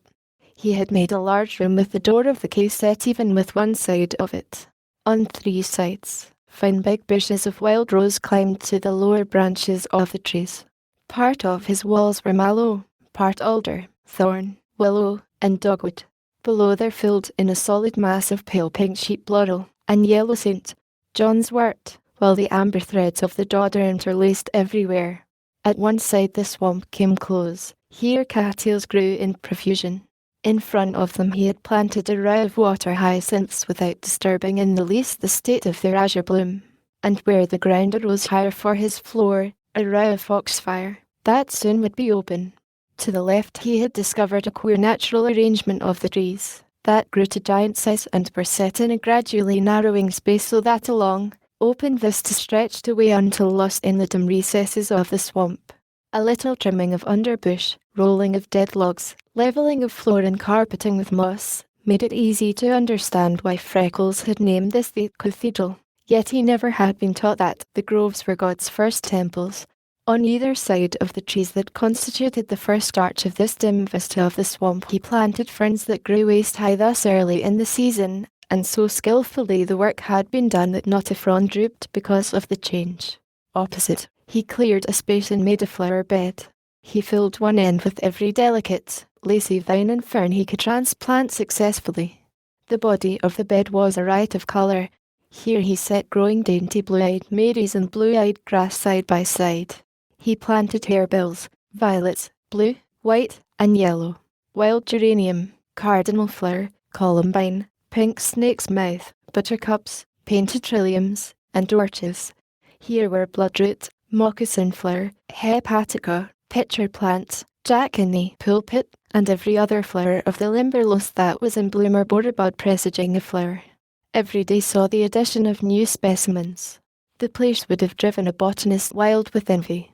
On the line side he left the bushes thick for concealment, entering by a narrow path he and Duncan had cleared and setting up the case. He called this the front door, though he used every precaution to hide it. He built rustic seats between several of the trees, levelled the floor, and thickly carpeted it with rank, heavy, woolly dog moss. Around the case he planted wild clematis, bittersweet, and wild grapevines, and trained them over it until it was almost covered. Every day he planted new flowers, cut back rough bushes, and coaxed out graceful ones. His pride in his room was very great, but he had no idea how surprisingly beautiful it would appear to anyone who had not witnessed its growth and construction. This morning Freckles walked straight to his case, and locked it, and set his apparatus and dinner inside. He planted a new specimen he had found close the trail, and, bringing his old scrap bucket from the corner in which it was hidden, from a nearby pool he dipped water to pour over his carpet and flowers. Then he took out the bird book, settled comfortably on a bench, and with a deep sigh of satisfaction turned to the section headed V, past Viri, and Firio. He went down the line until his finger, trembling with eagerness, stopped at vulture. Great black California vulture, he read.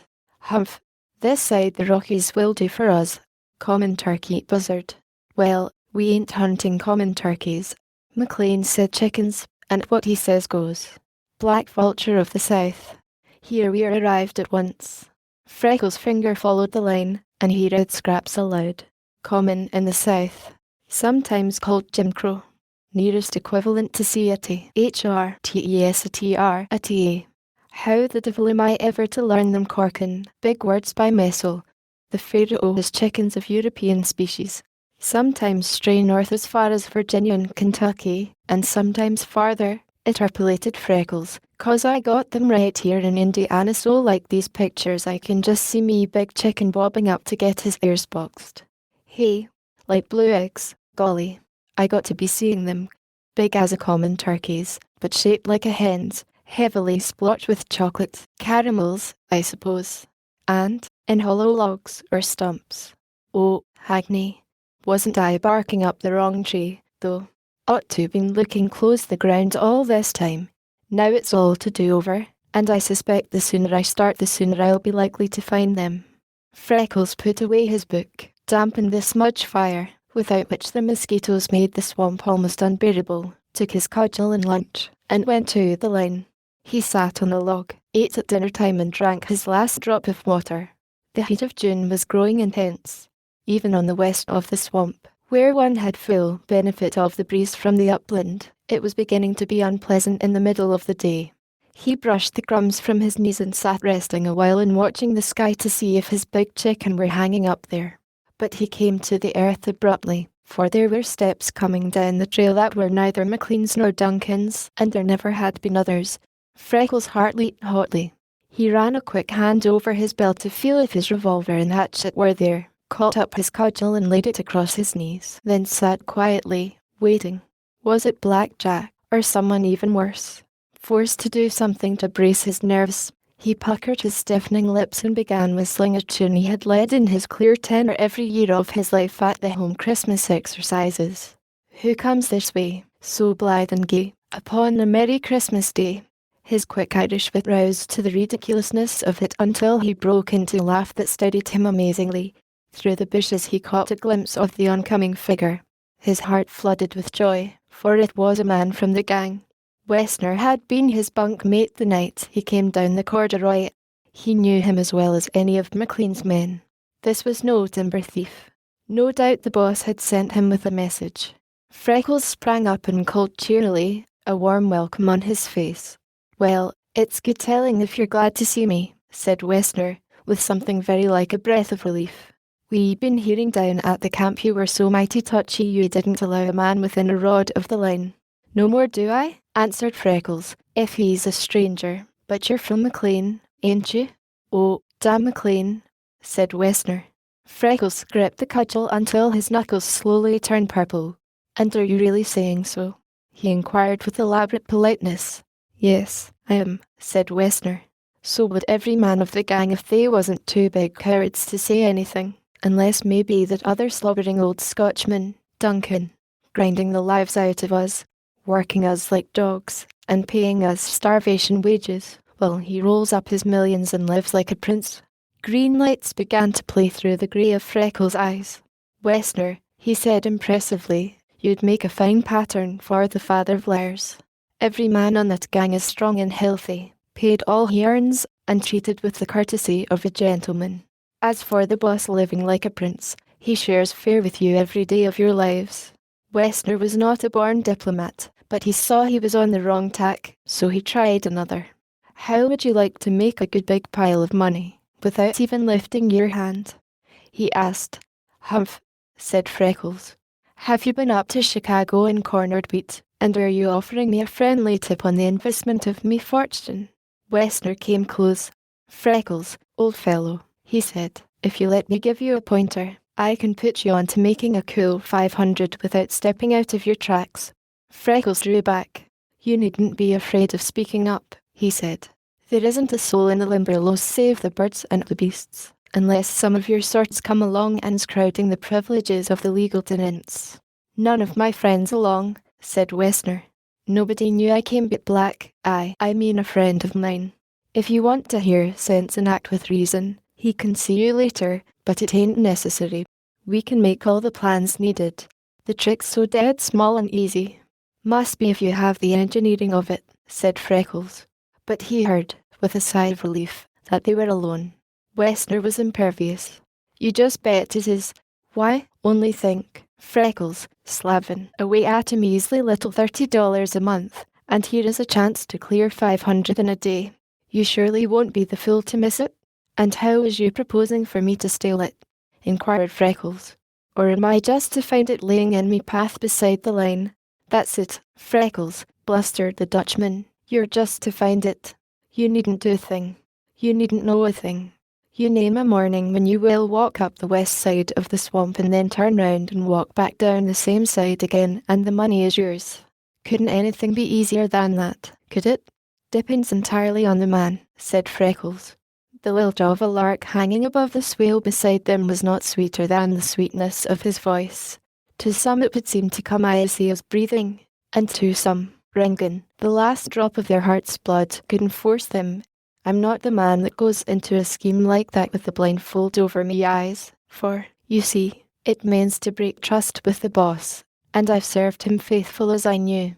You'll have to be making the thing very clear to me understanding. It's so dead easy, repeated Westner. It makes me tired of the simpleness of it. You see, there's a few trees in the swamp that's real gold mines. There's 3 especial. 2 are back in, but 1's square on the line. Why, your pottering old Scotch fool of a boss nailed the wire to it with his own hands. He never noticed where the bark had been peeled, or saw what it was. If you will stay on this side of the trail just one day, we can have it cut, loaded, and ready to drive out at night. Next morning you can find it, report, and be the busiest man in the search for us. We know where to fix it all safe and easy. Then McLean has a bet up with a couple of the gang that there can't be a raw stump found in the Limberlost. There's plenty of witnesses to swear to it, and I know 3 that will.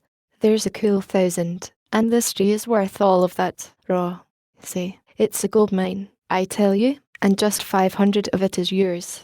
There's no danger on earth to you, for you've got McLean that bamboozled you could sell out the whole swamp and he'd never mistrust you. What do you say? Freckles' soul was satisfied. Is it all? He asked. No, it ain't, said Westner. If you really want to brace up and be a man and go into the thing for keeps, you can make 5 times that in a week. My friend knows a dozen others we could get out in a few days, and all you'd have to do would be to keep out of sight. Then you could take your money and skip some night, and begin life like a gentleman somewhere else. What do you think about it? Freckles purred like a kitten. "'Twould be a rare joke on the boss," he said, "to be stolen from him the very thing he's trusted me to guard, and be getting me wages all winter throwed in free. And you're making the pay awful high. Me to be getting 500 for such a simple little thing as that. You're treating me most royal indeed. It's a way beyond all I'd be expecting. 17 cents would be a big price for that job. It must be looked into thorough. Just you wait here until I do a minute's turn in the swamp, and then I'll be escorting you out of the clearing and giving you the answer." Freckles lifted the overhanging bushes and hurried to the case. He unslung the specimen box and laid it inside with his hatchet and revolver. He slipped the key in his pocket and went back to Westner. "Now for the answer," he said. "Stand up." There was iron in his voice, and he was commanding as an outraged general. "Anything you want to be taking off?" he questioned. Westner looked the astonishment he felt. "Why, no, Freckles," he said. "Have the goodness to be calling me Mr. McLean," snapped Freckles. "I'm after reserving me pet name for the use of me friends. You may stand with your back to the light or be taking any advantage you want." "Why, what do you mean?" spluttered Westner. "I'm mannin'," said Freckles tersely, "to lick a quarter section of hell out of you, and may the Holy Virgin shame me before I leave you here carrying, for your carcass would turn the stomachs of me chickens." At the camp that morning, Westner's conduct had been so palpable an excuse to force a discharge that Duncan moved near McLean and whispered, "Think of the boy, sir." McLean was so troubled that, an hour later, he mounted Nellie and followed Westner to his home in Wildcat Hollow, only to find that he had left there shortly before, heading for the Limberlost. McLean rode at top speed. When Mrs. Duncan told him that a man answering Westner's description had gone down the west side of the swamp close noon, he left the mare in her charge and followed on foot. When he heard voices, he entered the swamp and silently crept close just in time to hear Westner whine. "But I can't fight you, Freckles. I hain't done nothing to you. I'm a way bigger than you, and you've only one hand." The boss slid off his coat and crouched among the bushes, ready to spring. But as Freckles' voice reached him, he held himself, with a strong effort, to learn what mettle was in the boy. "Don't you be wasting of me good time in the numbering of me hands," cried Freckles. "The strength of me cause will make up for the weakness of me members, and the size of a cowardly thief doesn't count. You'll think all the wildcats of the Limberlost are turned loose on you when I come against you, and as for me cause I slept with you, Westerner, the night I came down the corduroy like a dirty, friendless tramp, and the boss was for taking me up, washing, clothing, and feeding me, and giving me a home full of love and tenderness, and a master to look to, and good, well-earned money in the bank. He's trusting me his heart full, and here comes you, you spotted toad of the big road, and insults me, as is an honest Irish gentleman, by hinting that you concave I'd be willing to shut me eyes and hold fast while you rob him of the thing I was set and paid to guard, and then act the sneak and liar to him, and ruin and eternally blacken the soul of me. You damned rascal," raved Freckles, "be fighting before I forget the laws of a gentleman's game and split your dirty head with me stick." Westerner backed away, mumbling, "But I don't want to hurt you, Freckles." "Oh, don't you?" raged the boy, now fairly froling. "Well, you ain't resembling me none, for I'm itching like death to get me fingers in the face of you." He danced up, and as Westerner lunged in self-defense, ducked under his arm as a bantamman punched him in the pit of the stomach so that he doubled with a groan. Before Westerner could straighten himself, Freckles was on him, fighting like the wildest fury that ever left the beautiful island. The Dutchman dealt thundering blows that sometimes landed and sent Freckles reeling, and sometimes missed, while he went plunging into the swale with the impetus of them. Freckles could not strike with half Westerner's force, but he could land 3 blows to the Dutchman's 1. It was here that the boy's days of alert watching on the line, the perpetual swinging of the heavy cudgel, and the endurance of all weather stood him in good stead, for he was tough and agile. He skipped, ducked, and dodged. For the first 5 minutes he endured fearful punishment. Then Westerner's breath commenced to whistle between his teeth, when Freckles only had begun fighting. He sprang back with shrill laughter. "Begolly, and will your honour be whistling the hornpipe for me to be dancing of?" he cried. Spang! Went his fist into Westerner's face, and he was past him into the swale. "And would you be pleased to tune up a little livelier?" he gasped, and clipped his ears as he sprang back. Westerner lunged at him in blind fury. Freckles, seeing an opening, forgot the laws of a gentleman's game and drove the toe of his heavy wading boot in Westerner's middle until he doubled and fell heavily. In a flash Freckles was on him.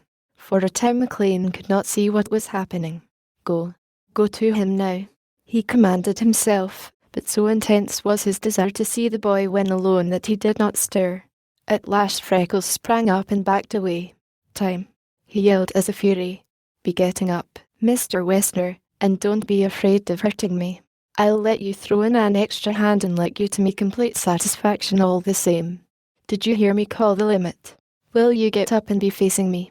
As Westerner struggled to his feet, he resembled a battlefield, for his clothing was in ribbons and his face and hands streaming blood. I guess I got enough," he mumbled. "Oh, you do," roared Freckles. "Well, this ain't your say. You come on to me ground, lying about me bossing intimating I'd steal from his very pockets. Now will you be standing up and taking your medicine like a man, or getting it poured down the throat of you like a baby? I ain't got enough. This is only just the beginning with me. Be looking out there." He sprang against Westerner and sent him rolling. He attacked the unresisting figure and fought him until he lay limp and quiet and Freckles had no strength left to lift an arm. Then he arose and stepped back, gasping for breath. With his first lungful of air he shouted, "Time!" But the figure of Westerner lay motionless. Freckles watched him with regardful eye and saw at last that he was completely exhausted. He bent over him, and catching him by the back of the neck, jerked him to his knees. Westerner lifted the face of the whipped cur, and fearing further punishment, burst into shivering sobs, while the tears washed tiny rivulets through the blood and muck. Freckles stepped back, glaring at Westerner, but suddenly the scowl of anger and the ugly, disfiguring red faded from the boy's face. He dabbed at a cut on his temple from which issued a tiny crimson stream, and jauntily shook back his hair. His face took on the innocent look of a cherub, and his voice rivaled that of a brooding dove, but into his eyes crept a look of diabolical mischief. He glanced vaguely around him until he saw his club, seized and whirled it as a drum major, stuck it upright in the muck, and marched on tiptoe to Wessner, mechanically, as a puppet worked by a string. Bending over, Freckles reached an arm around Wessner's waist and helped him to his feet. "Careful, now," he cautioned. "Be careful, Freddy. There's danger of you hurting me." Drawing a handkerchief from a back pocket, Freckles tenderly wiped Wessner's eyes and nose. "Come, Freddy, me child," he admonished Wessner. "It's time little boys were going home. I've me work to do, and can't be entertaining you any more today. Come back tomorrow, if you ain't through yet, and we'll repeat the performance. Don't be staring at me so wild-like. I would eat you, but I can't afford it. Me earnings, being honest, come slow, and I've no money to be squandering on the pailful of dyspeptic's delight it would be to taking to work you out of my innards." Again an awful wrenching seized McLean. Freckles stepped back as Wessner, tottering and reeling, as a thoroughly drunken man, came toward the path, appearing indeed as if wildcats had attacked him. The cudgel spun high in air, and catching it with an expertness acquired by long practice on the line, the boy twirled it a second, shook back his thick hair bonily, and stepping into the trail, followed Wessner. Because Freckles was Irish, it was impossible to do it silently, so presently his clear tenor rang out, though there were bad catches where he was hard-pressed for breath. "It was the Dutch. It was the Dutch. Do you think it was the Irish hollered help? Not much. It was the Dutch. It was the Dutch." Wessner turned and mumbled, "What you following me for? What are you going to do with me?" Freckles called the Limberlost to witness. "How's that for the ingratitude of a beast? And me troubling myself to show him off me territory with honours of war." Then he changed his tone completely and added, "Bellicance this, Freddy. You see, the boss might come riding down this trail any minute, and the little mare's so wheedlesome that if she'd come on to you in your present state all of a sudden, she'd stop that short she'd send Mr. McLean out over the ears of her. No disparagement intended to the sense of the mare," he added hastily. Wessner belched a fearful oath, while Freckles laughed merrily. "That's a sample of the thanks a generous act's always forgetting," he continued. "Here's me neglecting me work to usher you out proper, and you saying such awful words, Freddy," he demanded sternly. "Do you want me to soap out your mouth? You don't seem to be realizing it, but if you was to buck into Mr. McLean in your present state, without me there to explain matters, the chances he'd cut the liver out of you. And I shouldn't think you'd be wanting such a fine gentleman as him to see that it's white." Wessner grew ghastly under his grime and broke into a staggering run. "And now will you be looking at the manners of him?" questioned Freckles plaintively, going without even a "thank you" right in the face of all the pains I've taken to make it interesting for him. Freckles twirled the club and stood as a soldier at attention until Wessner left the clearing, but it was the last scene of that performance. When the boy turned, there was deathly illness on his face, while his legs wavered beneath his weight. He staggered to the case, and opening it he took out a piece of cloth. He dipped it into the water, and sitting on a bench, he wiped the blood and grime from his face, while his breath sucked between his clenched teeth. He was shivering with pain and excitement in spite of himself.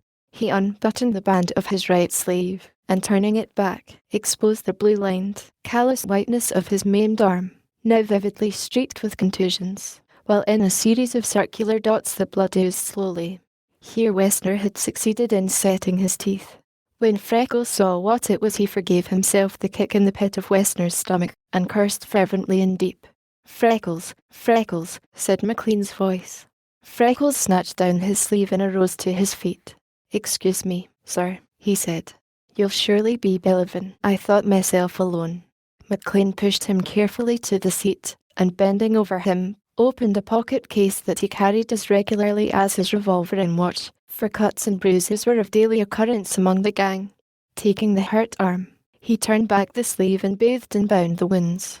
He examined Freckles' head and body and convinced himself that there was no permanent injury, although the cruelty of the punishment the boy had borne set the boss shuddering. Then he closed the case, shoved it into his pocket, and sat beside Freckles. All the indescribable beauty of the place was strong around him, but he saw only the bruised face of the suffering boy, who had hedged for the information he wanted as a diplomat, argued as a judge, fought as a sheik, and triumphed as a devil. When the pain lessened and breath relieved Freckles' pounding heart, he watched the boss covertly. How had McLean gotten there and how long had he been there? Freckles did not dare ask. At last he rose, and going to the case, took out his revolver and the wire-mending apparatus and locked the door. Then he turned to McLean. "Have you any orders, sir?" he asked. "Yes," said McLean, "I have, and you are to follow them to the letter. Turn over the apparatus to me and go straight home. Soak yourself in the hottest bath your skin will bear and go to bed at once. Now hurry." "Mr. McLean," said Freckles, "it's sorry I am to be telling you, but the afternoon's walking of the line ain't done. You see, I was just forgetting to me feet to start, and I was on time, when up came a gentleman, and we got into a little heated argument. It's either settled, or it's just begun, but between us, I'm that late I haven't started for the afternoon yet. I must be going at once, for there's a tree I must find before the day's over." "You plucky little idiot," growled McLean. "You can't walk the line. I doubt if you can reach Duncan's. Don't you know when you're done up, you go to bed? I'll finish your work." "Never," protested Freckles. "I was just a little done up for the present, a minute ago. I'm all right now. Riding boots are far too low. The day's hot and the walk a good 7 miles, sir." "Never." As he reached for the outfit he pitched forward and his eyes closed. McLean stretched him on the moss and applied restoratives. When Freckles returned to consciousness, McLean ran to the cabin to tell Mrs. Duncan to have a hot bath ready, and to bring Nellie. That worthy woman promptly filled the wash boiler, starting a roaring fire under it. She pushed the horse trough from its base and rolled it to the kitchen. By the time McLean came again, leading Nellie and holding Freckles on her back, Mrs. Duncan was ready for business. She and the boss laid Freckles in the trough and poured on hot water until he squirmed. They soaked and massaged him. Then they drew off the hot water and closed his pores with cold. Lastly they stretched him on the floor and chafed, rubbed, and kneaded him until he cried out for mercy. As they rolled him into bed, his eyes dropped shut, but a little later they flared open. "Mr. McLean," he cried, "the tree. Oh, do be looking after the tree." McLean bent over him. "Which tree, Freckles?" "I don't know exact, sir, but it's on the east line, and the wire is fastened to it." "He bragged that you nailed it yourself, sir."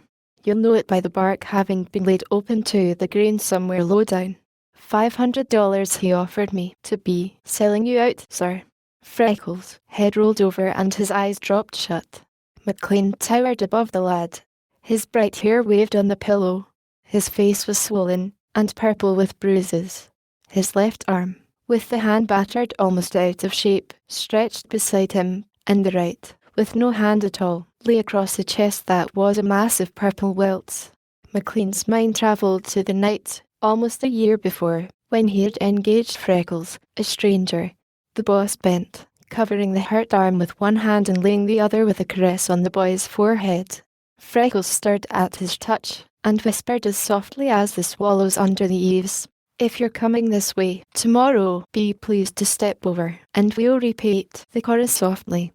"Bless the gritty devil," muttered McLean. Then he went out and told Mrs. Duncan to keep close watch on Freckles, also to send Duncan to him at the swamp the minute he came home. Following the trail to the line and back to the scent of the fight, the boss entered Freckles' study quietly, as if his spirit, keeping there, might be roused, and gazed around with astonished eyes. How had the boy conceived it? What a picture he had wrought in living colours! He had the heart of a painter. He had the soul of a poet. The boss stepped carefully over the velvet carpet to touch the walls of crisp verdure with gentle fingers. He stood long beside the flower bed and gazed at the banked wall of bright bloom as if he doubted its reality. Where had Freckles ever found, and how had he transplanted such ferns? As McLean turned from them he stopped suddenly. He had reached the door of the cathedral. That which Freckles had attempted would have been patent to anyone. What had been in the heart of the shy, silent boy when he had found the long, dim stretch of forest, decorated its entrance, cleared and smoothed its aisle, and carpeted its altar? What various work of God was in these mighty living pillars and the arched dome of green? How similar to stained cathedral windows were the long openings between the trees, filled with rifts of blue, rays of gold, and the shifting emerald of leaves. Where could be found mosaics to match this aisle paved with living colour and glowing light? Was Freckles a devout Christian, and did he worship here? Or was he an untaught heathen, and down this vista of entrancing loveliness did man come piping, and dryads, nymphs, and fairies dance for him? Who can fathom the heart of the boy? McLean had been thinking of Freckles as a creature of unswerving honesty, courage, and faithfulness. Here was evidence of a heart aching for beauty, art, companionship, worship. It was writ large all over the floor, walls, and furnishing of that little Limberlost clearing. When Duncan came, McLean told him the story of the fight, and they laughed until they cried. Then they started around the line in search of the tree. Said Duncan, "Now the boy is in for sore trouble." "I hope not," answered McLean. "You never in all your life saw a cur whipped so completely. He won't come back for the repetition of the chorus. We surely can find the tree. If we can't, Freckles can. I will bring enough of the gang to take it out at once. That will ensure peace for a time, at least, and I am hoping that in a month more the whole gang may be moved here. It soon will be fall, and then, if he will go, I intend to send Freckles to my mother to be educated. With his quickness of mind and body and a few years' good help, he can do anything. Why, Duncan, I'd give $100 bill if you could have been here and seen for yourself." "Yes, and I'd done murder," muttered the big teamster. "I hope, sir, ye will make good your plans for Freckles, though I'd as soon see old newborn child my ain taken from her home. We love the lad, me and Sarah." Locating the tree was easy, because it was so well identified. When the rumble of the big lumber wagons passing the cabin on the way to the swamp wakened Freckles next morning, he sprang up and was soon following them. He was so sore and stiff that every movement was torture at first, but he grew easier, and shortly did not suffer so much. McLean scolded him for coming, yet in his heart triumphed over every new evidence of fineness in the boy. The tree was a giant maple, and so precious that they almost dug it out by the roots. When it was down, cut in lengths, and loaded, there was yet an empty wagon. As they were gathering up their tools to go, Duncan said, "There's a big hollow tree somewhere mighty close here that I've been wanting for a watering trough for my stock. The one I have is so small.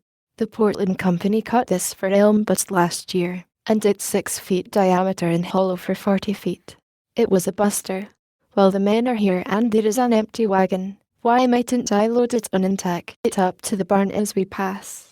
McLean said he was very willing, ordered the driver to break line and load the log, detailing men to assist. He told Freckles to ride on a section of the maple with him, but now the boy asked to enter the swamp with Duncan. "I don't see why you want to go," said McLean. "I have no business to let you out today at all." "It's me chickens," whispered Freckles in distress. "You see, I was just after finding yesterday, from me new book, how they do be nesting in hollow trees, and there ain't any too many in the swamp. There's just a chance that they might be in that one." "Go ahead," said McLean. "That's a different story. If they happen to be there, why tell Duncan he must give up the tree until they have finished with it." Then he climbed on a wagon and was driven away. Freckles hurried into the swamp. He was a little behind, yet he could see the men. Before he overtook them, they had turned from the west road and had entered the swamp toward the east. They stopped at the trunk of a monstrous prostrate log. It had been cut 3 feet from the ground, over 3/4 of the way through, and had fallen toward the east, the body of the log still resting on the stump. The underbrush was almost impenetrable, but Duncan plunged in and with a crowbar began tapping along the trunk to decide how far it was hollow, so that they would know where to cut. As they waited his decision, there came from the mouth of it, on wings, a large black bird that swept over their heads. Freckles danced wildly. "It's me chickens. Oh, it's me chickens," he shouted. "Oh, Duncan, come quick. You've found the nest of me precious chickens." Duncan hurried to the mouth of the log, but Freckles was before him. He crashed through poison vines and underbrush regardless of any danger, and climbed on the stump. When Duncan came, he was shouting like a wild man. "It's hatched," he yelled. "Oh, me big chicken has hatched out, me little chicken, and there's another egg. I can see it plain, and oh, the funny little white baby. Oh, Duncan, can you see me, little white chicken? Duncan could easily see it, so could everyone else. Freckles crept into the log and tenderly carried the hissing, blinking little bird to the light in a leaf-lined hat. The men found it sufficiently wonderful to satisfy even Freckles, who had forgotten he was ever sore or stiff, and coddled over it with every blarneying term of endearment he knew. Duncan gathered his tools. "Deal's off, boys," he said cheerfully. "This log mauna be touched until Freckles' showcase have finished with it. We might as well, gang. Better put it back, Freckles. It's just out, and it may chill. Ye will probably hate o' the morn." Freckles crept into the log and carefully deposited the baby beside the egg. When he came back, he said, "I made a big mistake not to be bringing the egg out with the baby, but I was fearing to touch it. It's shaped like a hen's egg, and it's big as a turkey's, and the beautifulest blue, just splattered with big brown splotches, like me book said, precise. Bet you never saw such a sight as it made on the yellow of the rotten wood beside that funny leathery-faced little white baby. Tell you what, Freckles," said one of the teamsters, "have you ever heard of this bird woman who goes all over the country with a camera and makes pictures? She made some on my brother Jim's place last summer, and Jim's so wild about them he quits ploughing and goes after her about every nest he finds. He helps her all he can to take them, and then she gives him a picture. Jim's so proud of what he has he keeps them in the Bible. He shows them to everybody that comes and brags about how he helped. If you're smart, you'll send for her and she'll come and make a picture just like life. If you help her, she will give you one. It would be uncommon pretty to keep after your birds are gone. I dunno what they are. I never see their like before. They must be something rare. Any you fellows ever see a bird like that hereabouts?" "No one ever had." "Well," said the teamster, "failing to get this log lets me off till noon, and I'm going to town. I go right past her place. I've a big notion to stop and tell her. If she drives straight back in the swamp on the west road, and turns east at this big sycamore, she can't miss finding the tree, even if Freckles ain't here to show her. Jim says her work is a credit to the state she lives in, and any man is a measly creature who isn't willing to help her all he can.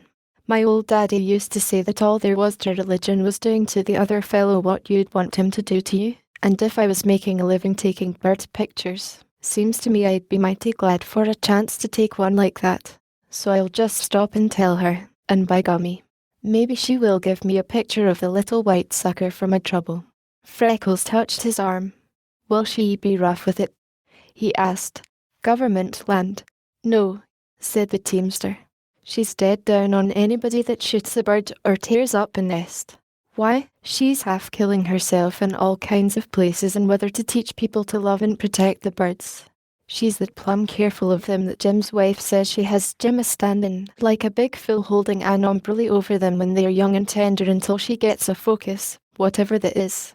Jim says there ain't a bird on his place that don't actually seem to like having her around after she has wheedled them a few days, and the pictures she takes nobody would ever believe who didn't stand by and see." "Will you he sure to tell her to come?" asked Freckles. Duncan slept at home that night. He heard Freckles slipping out early the next morning, but he was too sleepy to wonder why, until he came to do his morning chores. When he found that none of his stock was at all thirsty, and saw the water trough brimming, he knew that the boy was trying to make up to him for the loss of the big trough that he had been so anxious to have. "Bless his fool little hot heart," said Duncan. "And him so sore it is tearing him to move for anything. Nae wonder he has us all loving him." Freckles was moving briskly, and his heart was so happy that he forgot all about the bruises. He hurried around the trail, and on his way down the east side he went to see the chickens. The mother bird was on the nest. He was afraid the other egg might be hatching, so he did not venture to disturb her. He made the round and reached his study early. He ate his lunch, but did not need to start on the second trip until the middle of the afternoon. He would have long hours to work on his flower bed, improve his study, and learn about his chickens.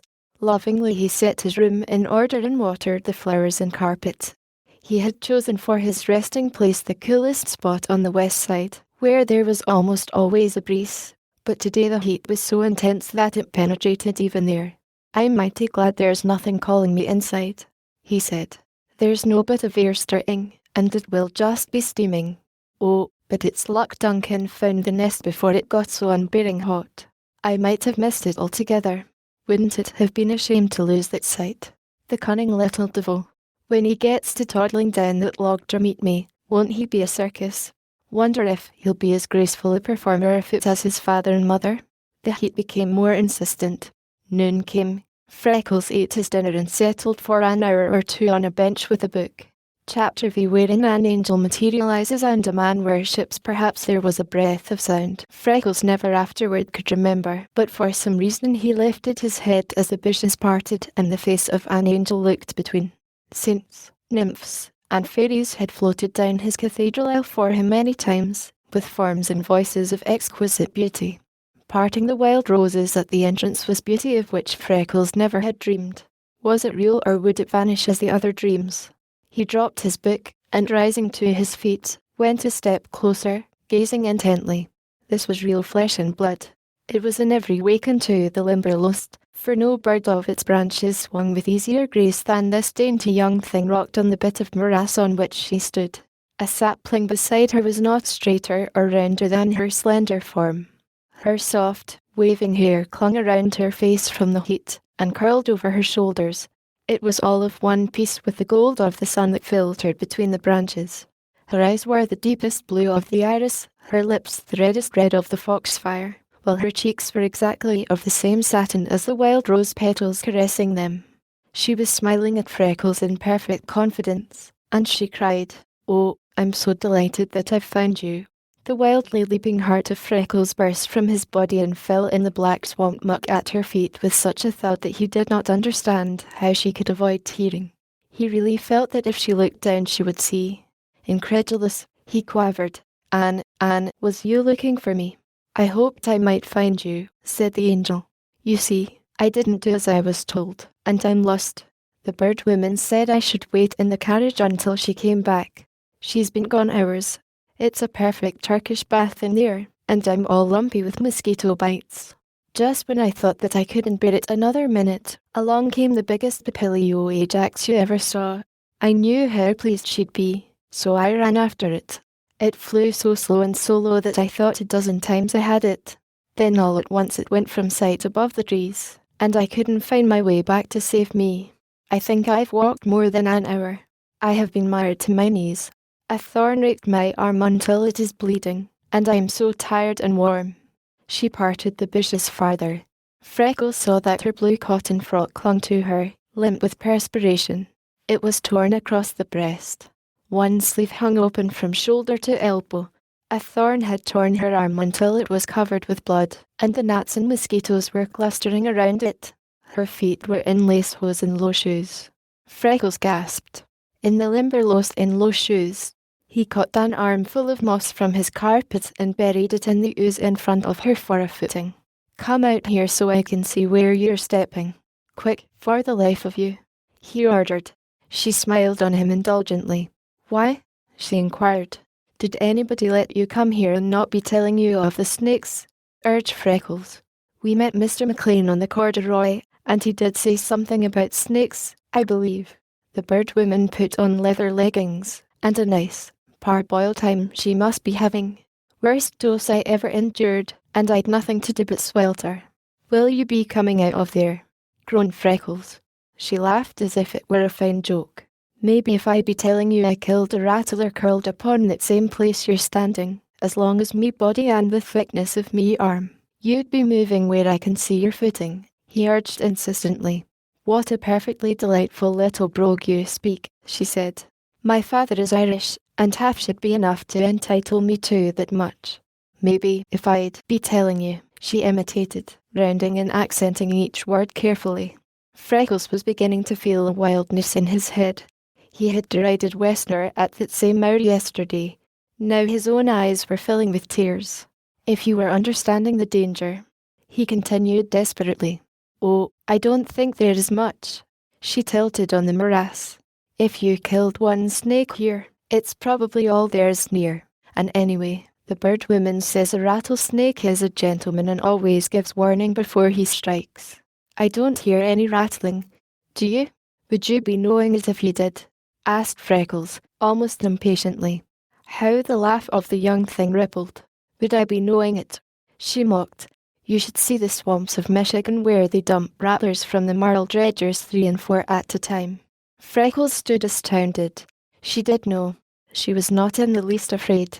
She was depending on a rattlesnake to live up to his share of the contract and rattle in time for her to move. The one characteristic an Irishman admires in a woman, above all others, is courage. Freckles worshipped anew. He changed his tactics.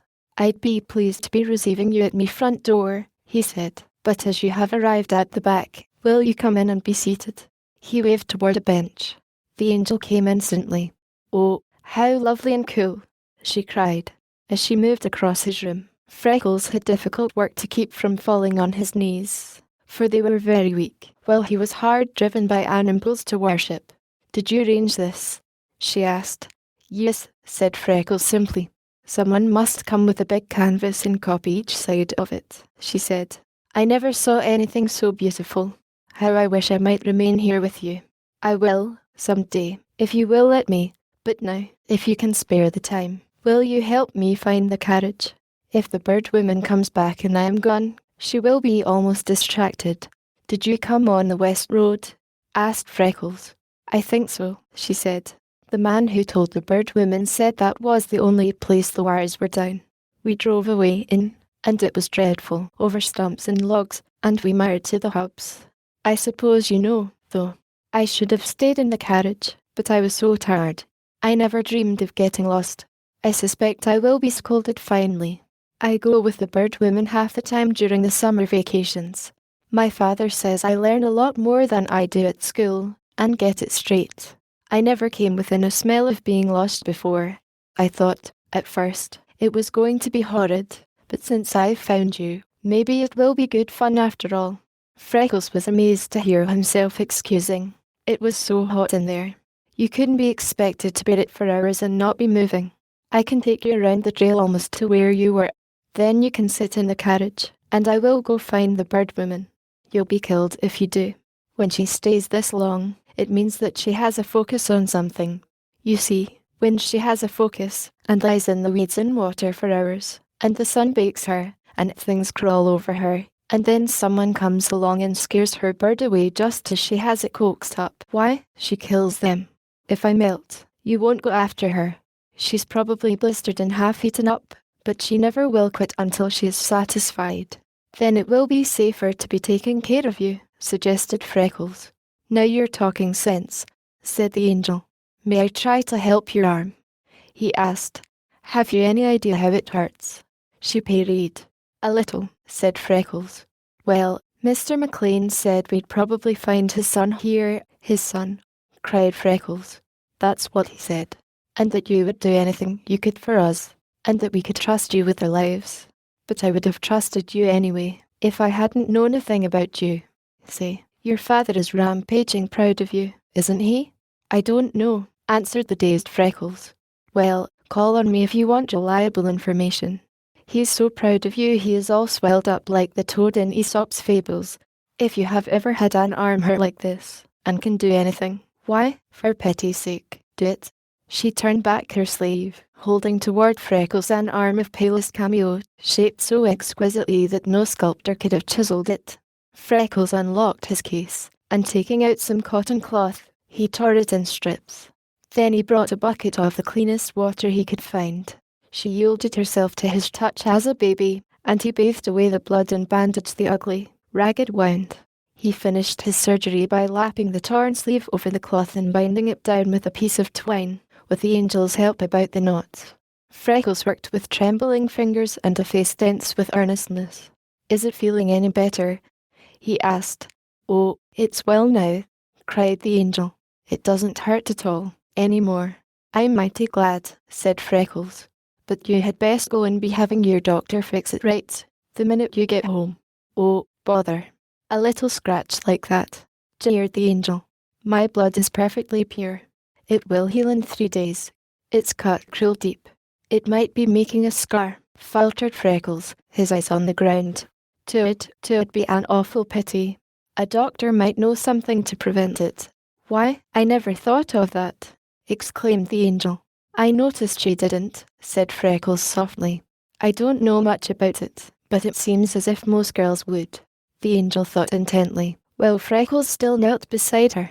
Suddenly she gave herself an impatient little shake, lifted her glorious eyes full to his, and the smile that swept her sweet, young face was the loveliest thing that Freckles ever had seen. Don't let's bother about it, she proposed, with the faintest hint of a confiding gesture toward him. It won't make us car. Why, it couldn't, when you have dressed it so nicely. The velvety touch of her warm arm was tingling in Freckles' fingertips. Dainty lace and fine white ribbon peeped through her torn dress. There were beautiful rings on her fingers. Every article she wore was of the finest material and in excellent taste. There was the trembling Limberlost guard in his coarse clothing, with his cotton rags and his old pail of swamp water. Freckles was sufficiently accustomed to contrasts to notice them, and sufficiently fine to be hurt by them always. He lifted his eyes with a shadowy pain in them to hers, and found them of serene, unconscious purity. What she had said was straight from a kind, untainted, young heart. She meant every word of it. Freckles' soul sickened. He scarcely knew whether he could muster strength to stand. We must go and hunt for the carriage, said the angel, rising. In instant alarm for her, Freckles sprang up, grasped the cudgel, and led the way, sharply watching every step. He went as close to the log as he felt that he dared, and with a little searching found the carriage. He cleared a path for the angel, and with a sigh of relief saw her enter it safely. The heat was intense. She pushed the damp hair from her temples. This is a shame, said Freckles. You'll never be coming here again. Oh yes I shall, said the angel. The bird woman says that these birds remain over a month in the nest and she would like to make a picture every few days for 7 or 8 weeks, perhaps. Freckles barely escaped crying aloud for joy. Then don't you ever be torturing yourself and your horse to be coming in here again, he said. I'll show you a way to drive almost to the nest on the east trail, and then you can come around to my room and stay while the bird woman works. It's nearly always cool there, and there's comfortable seats, and water. Oh, did you have drinking water there? She cried. I was never so thirsty or so hungry in my life, but I thought I wouldn't mention it.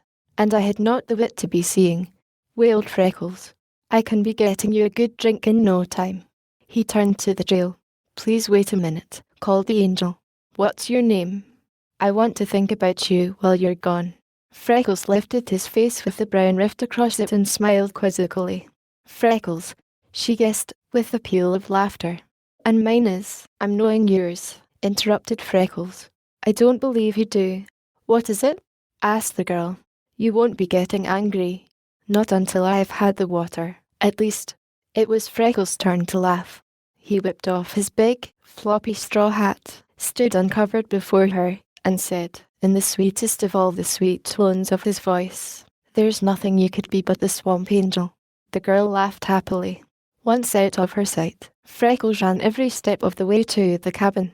Mrs. Duncan gave him a small bucket of water, cool from the well. He carried it in the crook of his right arm, and a basket filled with bread and butter, cold meat, apple pie, and pickles, in his left hand. Pickles are kind-o, cooling, said Mrs. Duncan. Then Freckles ran again. The angel was on her knees, reaching for the bucket, as he came up. Be drinking slow, he cautioned her. Oh, she cried, with a long breath of satisfaction. It's so good. You're more than kind to bring it. Freckles stood blinking in the dazzling glory of her smile until he scarcely could see to lift the basket. Mercy, she exclaimed. I think I had better be naming you the angel. My guardian angel. Yes, said Freckles. I look the character every day, but today most emphatic. Angels don't go by looks, laughed the girl. Your father told us you had been scrapping, but he told us why. I'd gladly wear all your cuts and bruises if I could do anything that would make my father look as peacocky as yours did. He strutted about proper. I never saw anyone look prouder. Did he say he was proud of me? Marveled Freckles. He didn't need to, answered the angel. He was radiating pride from every pore. Now, have you brought me your dinner? I had my dinner 2 hours ago, answered Freckles. Honest Injun, bantered the angel. Honest. I brought that on purpose for you. Well, if you knew how hungry I am, you would know how thankful I am, to the dot, said the angel. Then you be eating, cried the happy Freckles. The angel sat on a big camera, spread the lunch on the carriage seat, and divided it in halves. The daintiest parts she could select she carefully put back into the basket. The remainder she ate. Again Freckles found her of the swamp, for though she was almost ravenous, she managed her food as gracefully as his little yellow fellow, and her every movement was easy and charming. As he watched her with famished eyes, Freckles told her of his birds, flowers, and books, and never realized what he was doing. He led the horse to a deep pool that he knew of, and the tortured creature drank greedily, and lovingly rubbed him with its nose as he wiped down its welted body with grass. Suddenly the angel cried, "There comes the bird woman." Freckles had intended leaving before she came, but now he was glad indeed to be there, for a warmer, more worn, and worse-bitten creature he never had seen. She was staggering under a load of cameras and paraphernalia. Freckles ran to her aid. He took all he could carry of her load, stowed it in the back of the carriage, and helped her in. The angel gave her water, knelt and unfastened the leggings, bathed her face, and offered the lunch. Freckles brought the horse. He was not sure about the harness, but the angel knew, and soon they left the swamp. Then he showed them how to reach the chicken tree from the outside, indicated a cooler place for the horse, and told them how, the next time they came, the angel could find his room while she waited. The bird woman finished her lunch, and lay back, almost too tired to speak. "Were you forgetting Little Chicken's picture?" Freckles asked. "Finally," she answered. "He posed splendidly. But I couldn't do anything with his mother. She will require coaxing." "The Lord be praised," muttered Freckles under his breath. The bird woman began to feel better. "Why do you call the baby vulture Little Chicken?" she asked, leaning toward Freckles in an interested manner. "'Twas Duncan began it," said Freckles. "You see, through the fierce cold of winter the birds of the swamp were almost starving. It is mighty lonely here, and they were all the company I was having. I got to carrying scraps and grain down to them. Duncan was that generous he was giving me of his wheat and corn from his chickens' feed, and he called the birds me swamp chickens. Then when these big black fellows came, Mr. McLean said they were our nearest kind to some in the old world that they called Pharaoh's chickens, and he called mine Freckles chickens." "Good enough," cried the bird woman, her splotched purple face lighting with interest. "You must shoot something for them occasionally, and I'll bring more food when I come. If you will help me keep them until I get my series, I'll give you a copy of each study I make, mounted in a book." Freckles drew a deep breath.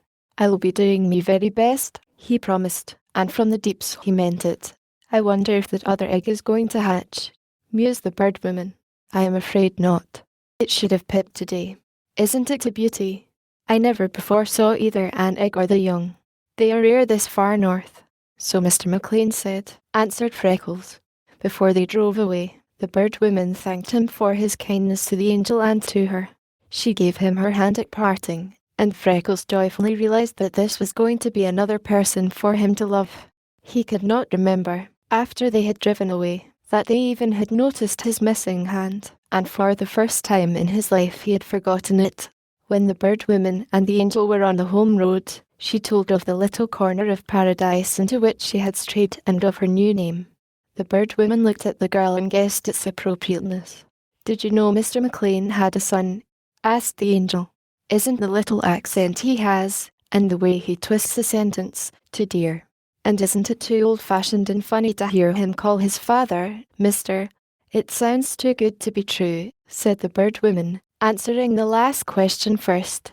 "I am so tired of these present-day young men who patronizingly call their fathers Dad, Governor, Old Man, and Old Chap, that the boy's attitude of respect and deference appealed to me as being fine as silk. There must be something rare about the young man." She did not find it necessary to tell the angel that for several years she had known the man who so proudly proclaimed himself Freckles' father to be a bachelor and a Scotchman. The bird woman had a fine way of attending strictly to her own business. Freckles turned to the trail, but he stopped at every wild briar to study the pink satin of the petals. She was not of his world, and better than any other he knew it, but she might be his angel, and he was dreaming of naught but blind, silent worship. He finished the happiest day of his life, and at night he returned to the swamp as if drawn by invisible force. That Westerner would try for his revenge, he knew. That he would be abetted by Black Jack was almost certain, but fear had fled the happy heart of Freckles. He had kept his trust. He had won the respect of the boss. No one ever could wipe from his heart the flood of holy adoration that had welled with the coming of his angel. He would do his best, and trust for strength to meet the dark day of reckoning that he knew would come sooner or later. He swung round the trail, briskly tapping the wire, and singing in a voice that scarcely could have been surpassed for sweetness.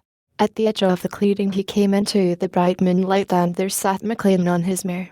Freckles hurried to him. "Is there trouble?" he inquired anxiously. "That's what I wanted to ask you," said the boss. "I stopped at the cabin to see you a minute, before I turned in, and they said you had come down here. You must not do it, Freckles. The swamp is none too healthful at any time, and at night it is rank poison." Freckles stood combing his fingers through Nellie's mane, while the dainty creature was twisting her head for his caresses. He pushed back his hat and looked into McLean's face. "It's come to thee, sleep with one eye open, sir. I'm not looking for anything to be happening for a week or two, but it's bound to come, and soon. If I'm to keep me trust as I've promised you and myself, I've to live here mostly until the gang comes. You must be knowing that, sir."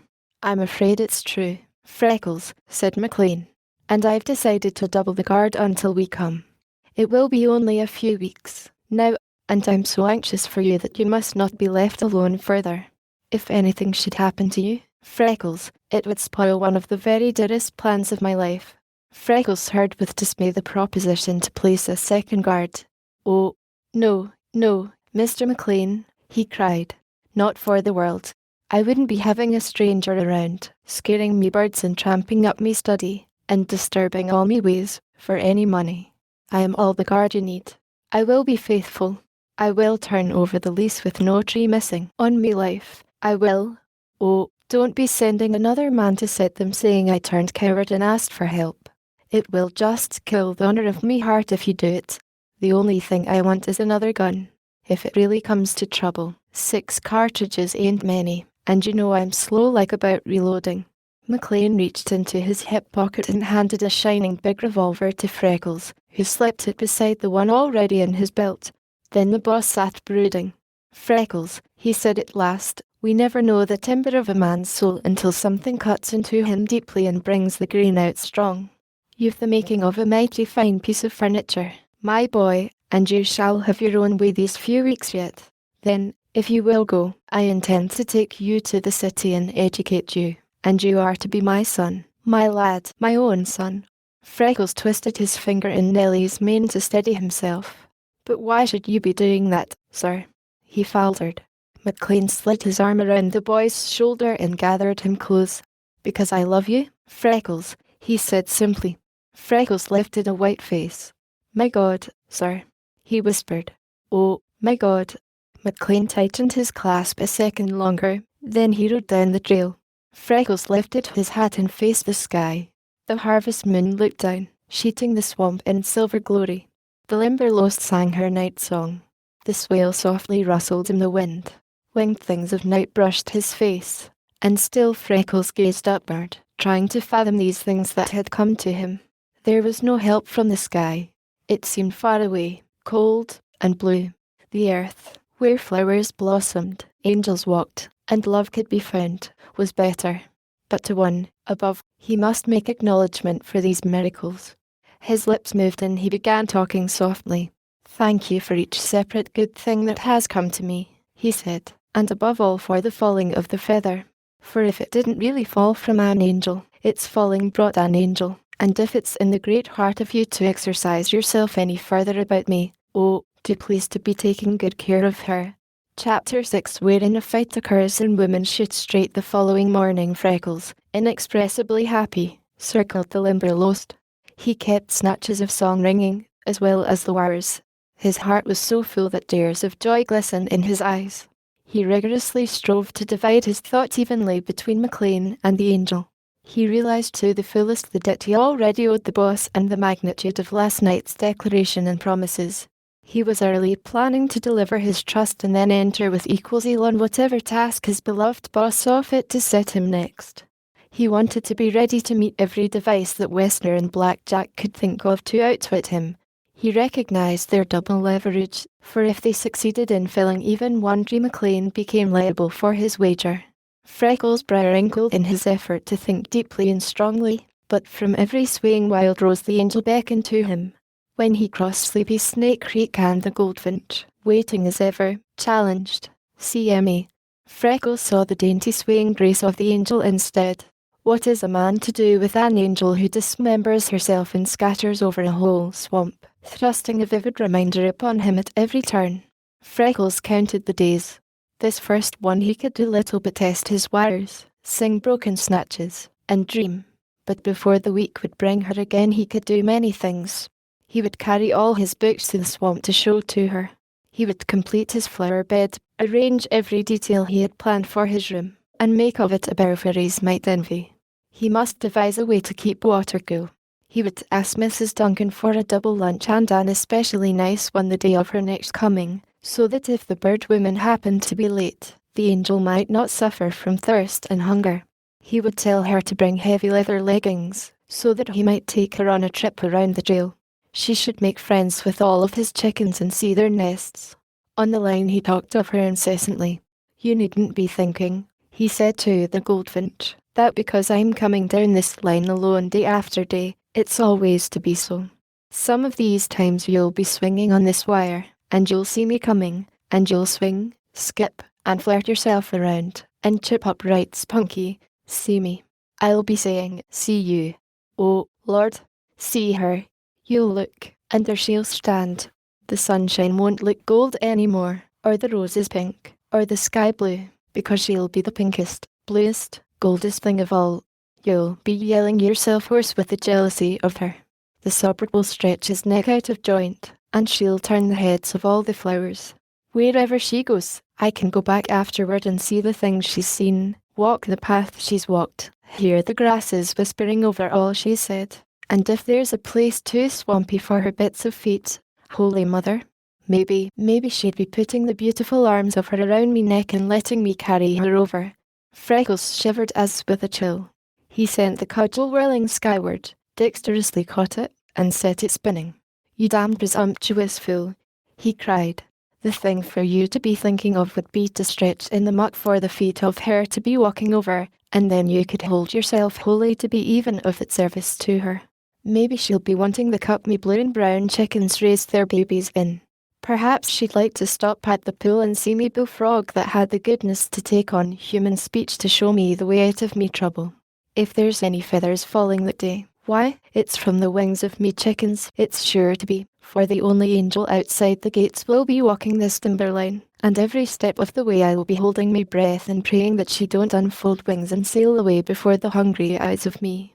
So Freckles dreamed his dreams, made his plans, and walked his line. He counted not only the days, but the hours of each day. As he told them off, every one bringing her closer, he grew happier in the prospect of her coming. He managed daily to leave some offering at the big elm log for his black chickens. He slipped under the line at every passing, and went to make sure that nothing was molesting them. Though it was a long trip, he paid them several extra visits a day for fear of snake, hawk, or fox might have found the baby. For now his chickens not only represented all his former interest in them, but they furnished the inducement that was bringing his angel. Possibly he could find other subjects that the bird woman wanted. The teamster had said that his brother went after her every time he found a nest. He never had counted the nests that he knew of, and it might be that among all the birds of the swamp some would be rare to her. The feathered folk of the Limberlost were practically undisturbed save by their natural enemies. It was very probable that among his chickens others as odd as the big black ones could be found. If she wanted pictures of half-grown birds, he could pick up 50 in one morning's trip around the line, for he had fed, handled, and made friends with them ever since their eyes opened. He had gathered bugs and worms all spring as he noticed them on the grass and bushes, and dropped them into the first little open mouth he had found. The babies gladly had accepted this queer tri-parent addition to their natural providers. When the week had passed, Freckles had his room crisp and glowing with fresh living things that represented every color of the swamp. He carried bark and filled all the muckiest places of the trail. It was middle July. The heat of the past few days had dried the water around and through the Limberlost, so that it was possible to cross it on foot in almost any direction, if one had an idea of direction and did not become completely lost in its rank tangle of vegetation and bushes. The brighter-hued flowers were opening. The trumpet creepers were flaunting their gorgeous horns of red and gold sweetness from the tops of lordly oak and elm, and below entire pools were pink-sheeted in mallow bloom. The heat was doing one other thing that was bound to make Freckles, as a good Irishman, shiver. As the swale dried, its inhabitants were seeking the cooler depths of the swamp. They liked neither the heat nor leaving the field mice, moles, and young rabbits of their chosen location. He saw them crossing the trail every day as the heat grew intense. The rattlers were sadly forgetting their manners, for they struck on no provocation whatever, and did not even remember to rattle afterward. Daily Freckles was compelled to drive big black snakes and blue erasers from the nests of his chickens. Often the terrified squalls of the parent birds would reach him far down the line and he would run to rescue the babies. He saw the Angel when the carriage turned from the corduroy into the clearing. They stopped at the west entrance to the swamp, waiting for him to precede them down the trail, as he had told them it was safest for the horse that he should do. They followed the east line to a point opposite the big chicken's tree, and Freckles carried in the cameras and showed the bird woman a path he had cleared to the log. He explained to her the effect the heat was having on the snakes, and creeping back to Little Chicken, brought him to the light. As she worked at setting up her camera, he told her of the birds of the line, while she stared at him, wide-eyed and incredulous. They arranged that Freckles should drive the carriage into the east entrance in the shade and then take the horse toward the north to a better place he knew. Then he was to entertain the Angel at his study or on the line until the bird woman finished her work and came to them. "This will take only a little time," she said. "I know where to set the camera now, and Little Chicken is big enough to be good and too small to run away or to act very ugly. So I will be coming soon to see about those nests. I have 10 plates along, and I surely won't use more than 2 on him. So perhaps I can get some nests or young birds this morning." Freckles almost flew, for his dream had come true so soon. He was walking the timberline and the Angel was following him. He asked to be excused for going first, because he wanted to be sure the trail was safe for her. She laughed at his fears, telling him that it was the polite thing for him to do. "Anyway." "Oh," said Freckles, "so you was after knowing that." "Well, I didn't suppose you did, and I was afraid you'd think me wanting in respect to be preceding you." The astonished Angel looked at him, caught the irrepressible gleam of Irish fun in his eyes, so they stood and laughed together. Freckles did not realize how he was talking that morning. He showed her many of the beautiful nests and eggs of the line. She could identify a number of them, but of some she was ignorant, so they made notes of the number and color of the eggs, material and construction of nest, color, size, and shape of the birds, and went to find them in the book. At his room, when Freckles had lifted the overhanging bushes and stepped back for her to enter, his heart was all out of time and place. The study was vastly more beautiful than a week previous. The Angel drew a deep breath and stood gazing first at one side, then at another, then far down the cathedral aisle. "It's just fairyland," she cried ecstatically. Then she turned and stared at Freckles as she had at his handiwork. "What are you planning to be?" she asked wonderingly. "Whatever Mr. McLean wants me to," he replied. "What do you do most?" she asked. "Watch me lines. I don't mean work. Oh, in me spare time I keep me room and study in me books." "Do you work on the room or the books most?" "On the room only what it takes to keep it up, and the rest of the time on me books." The Angel studied him closely. "Well, maybe you're going to be a great scholar," she said, "but you don't look it. Your face isn't right for that, but it's got something big in it, something really great. I must find out what it is and then you must work on it. Your father is expecting you to do something. One can tell by the way he talks. You should begin right away. You've wasted too much time already." Poor Freckles hung his head. He never had wasted an hour in his life. There never had been one that was his to waste. The Angel, studying him intently, Read the thought in his face.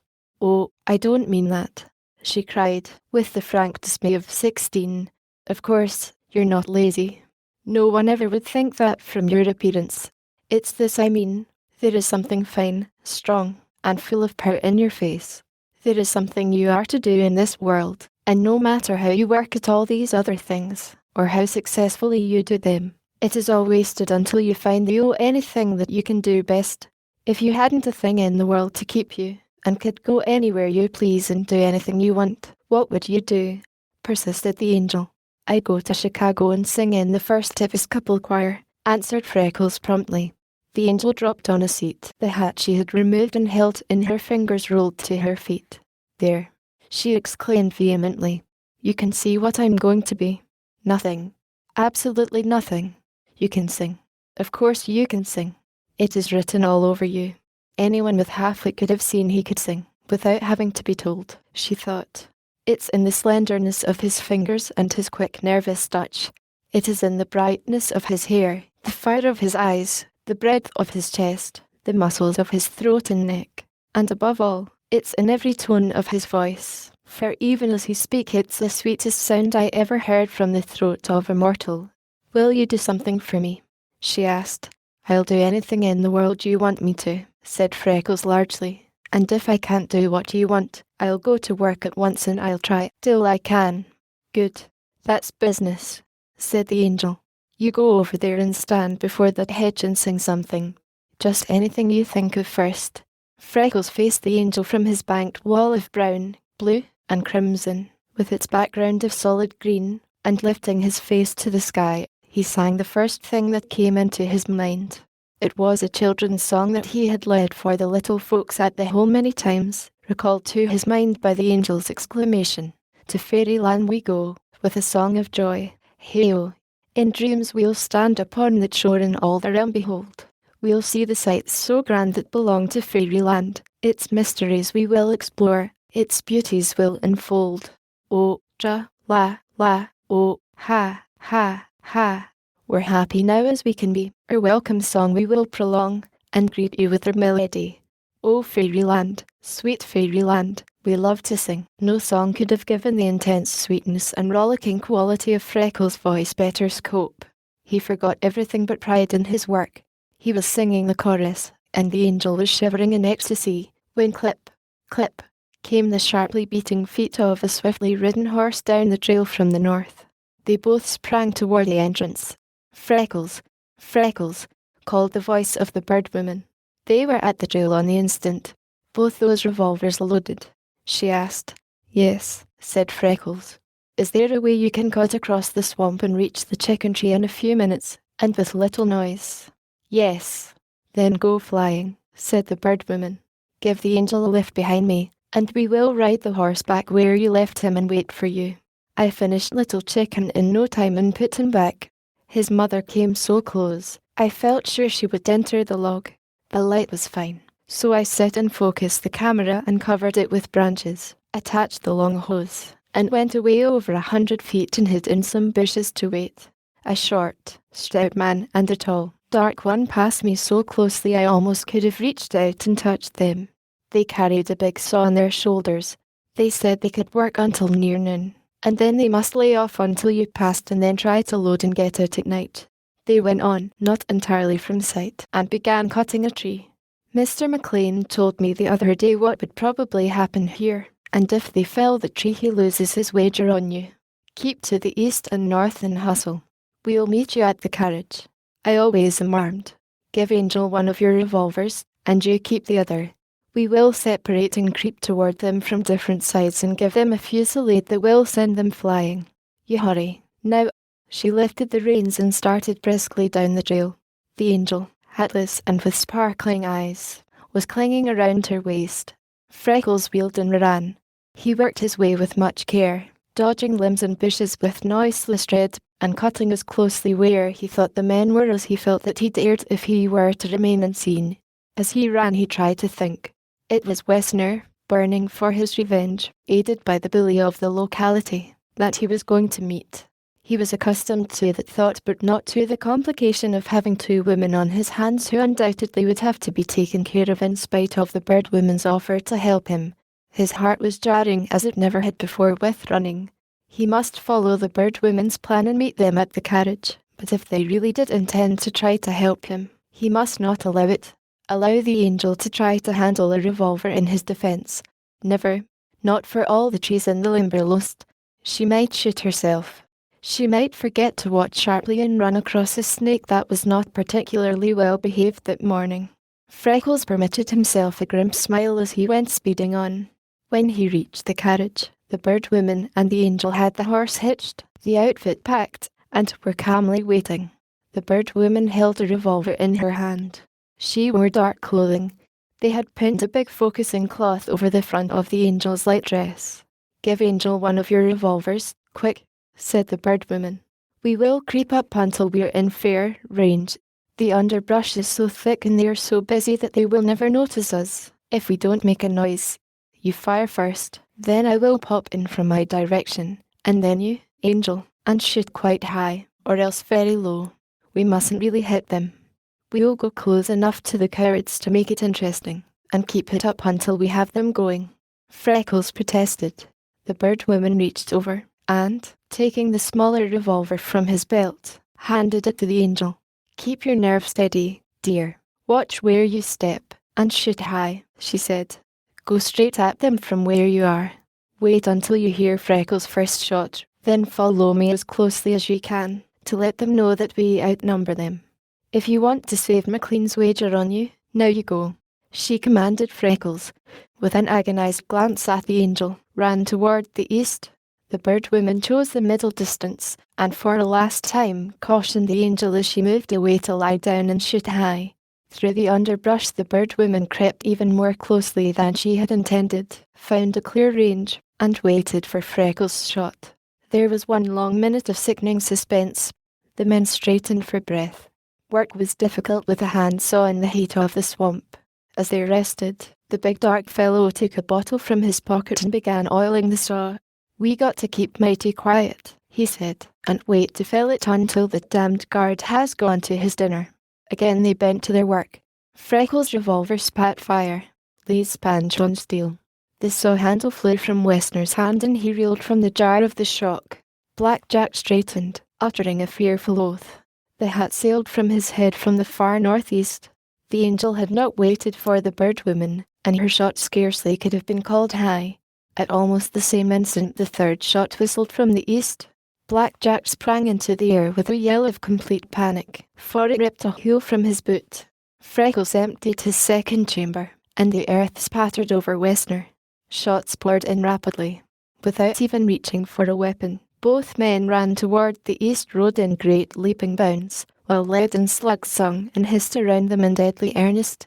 Freckles was trimming his corners as closely as he dared, but if the angel did not really intend to hit, she was taking risks in a scandalous manner. When the men reached the trail, Freckles yelled at the top of his voice, "Head them off on the south, boys. Fire from the south." As he had hoped, Jack and Westner instantly plunged into the swale. A spattering of lead followed them. They crossed the swale, running low, with not even one backward glance, and entered the woods beyond the corduroy. Then the little party gathered at the tree.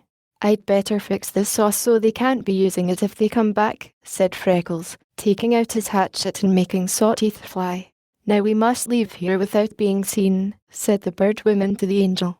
"It won't do for me to make enemies of these men, for I am likely to meet them while at work any day." "You can do it by driving straight north on this road," said Freckles. "I will go ahead and cut the wires for you. The swale is almost dry. You will only be sinking a little. In a few rods you will strike a cornfield. I will take down the fence and let you into that. Follow the furrows and drive straight across it until you come to the other side. Be following the fence south until you come to a road through the woods east of it. Then take the road and follow east until you reach the pike. You will come out on your way back to town, and 2 miles north of anywhere they are likely to be.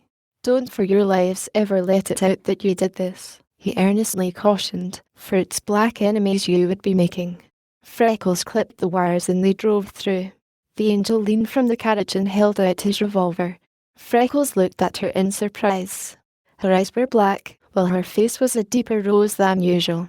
He felt that his own was white. "Did I shoot high enough?" she asked sweetly. "I really forgot about lying down."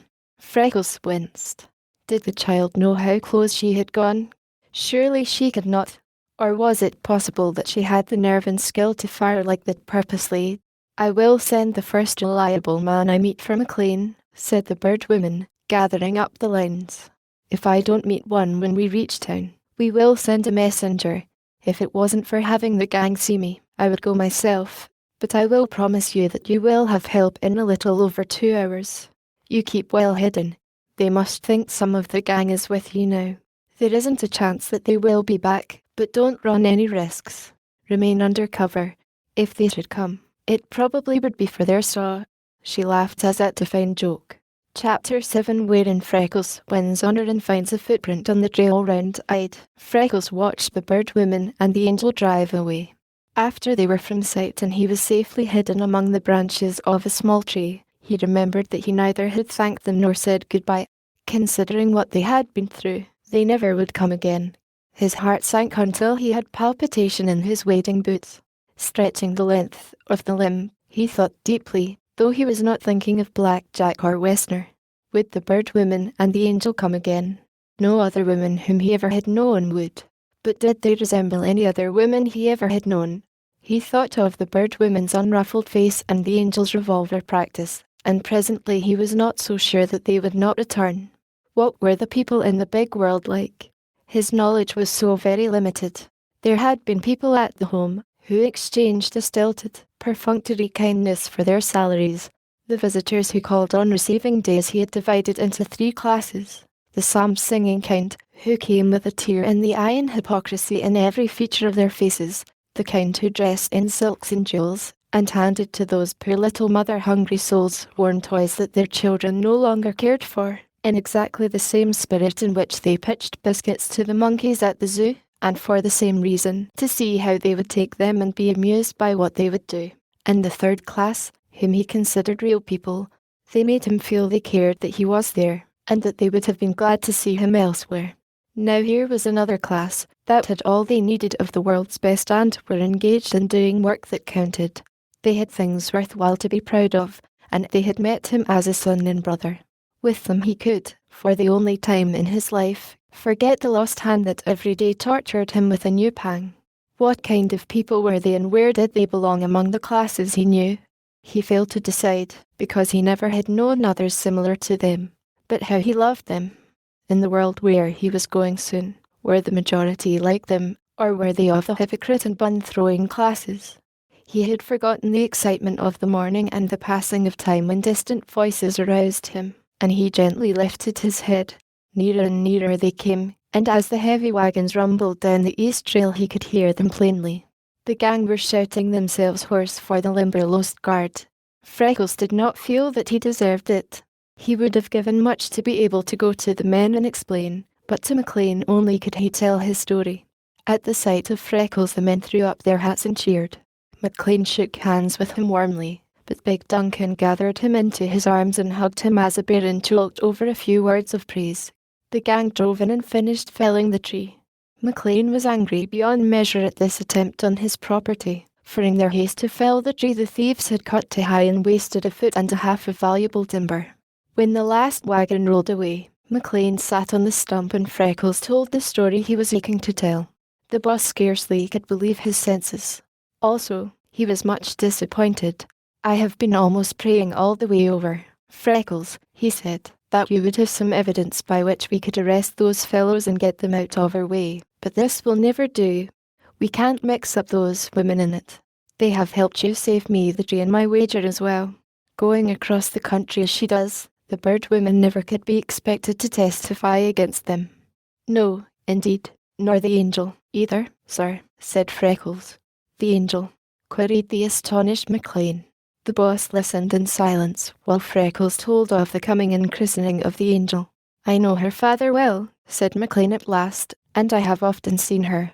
You're right. She is a beautiful young girl, and she appears to be utterly free from the least particle of false pride or foolishness. I do not understand why her father risks such a jewel in this place. He's daring it because she's a jewel, sir, said Freckles, eagerly. Why, she's trusting a rattlesnake to rattle before it strikes her, and of course, she thinks she can trust mankind as well. The man isn't mate who wouldn't lay down the life of him for her. She doesn't need any care.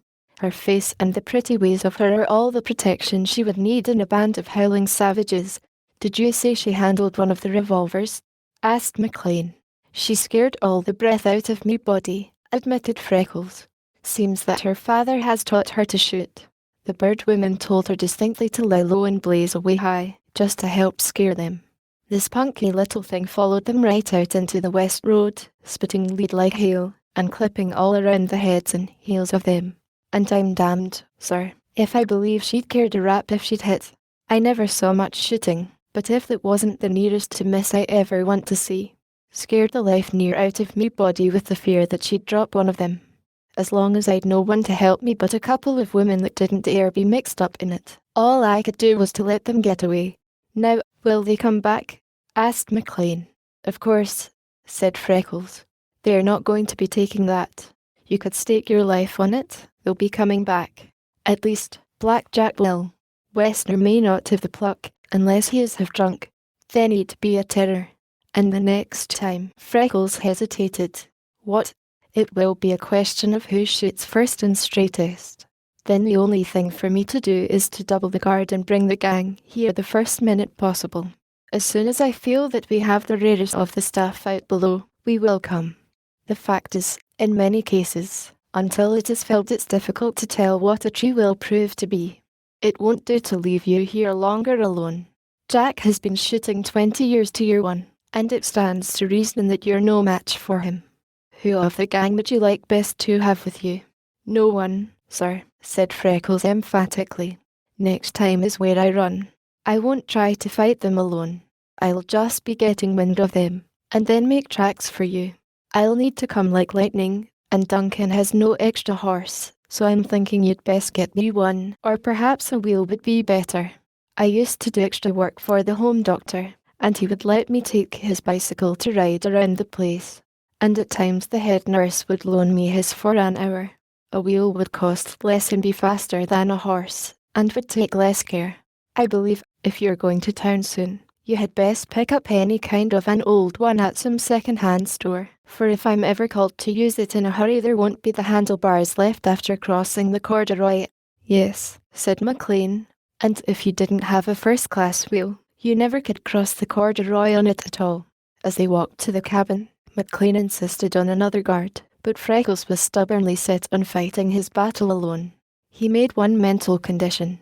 If the bird woman was going to give up the little chicken series, he would yield to the second guard, solely for the sake of her work and the presence of the angel in the Limberlost.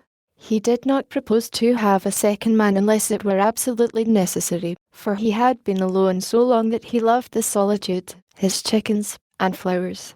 The thought of having a stranger to all his ways come and meddle with his arrangements, frighten his pets, pull his flowers, and interrupt him when he wanted to study, so annoyed him that he was blinded to his real need for help.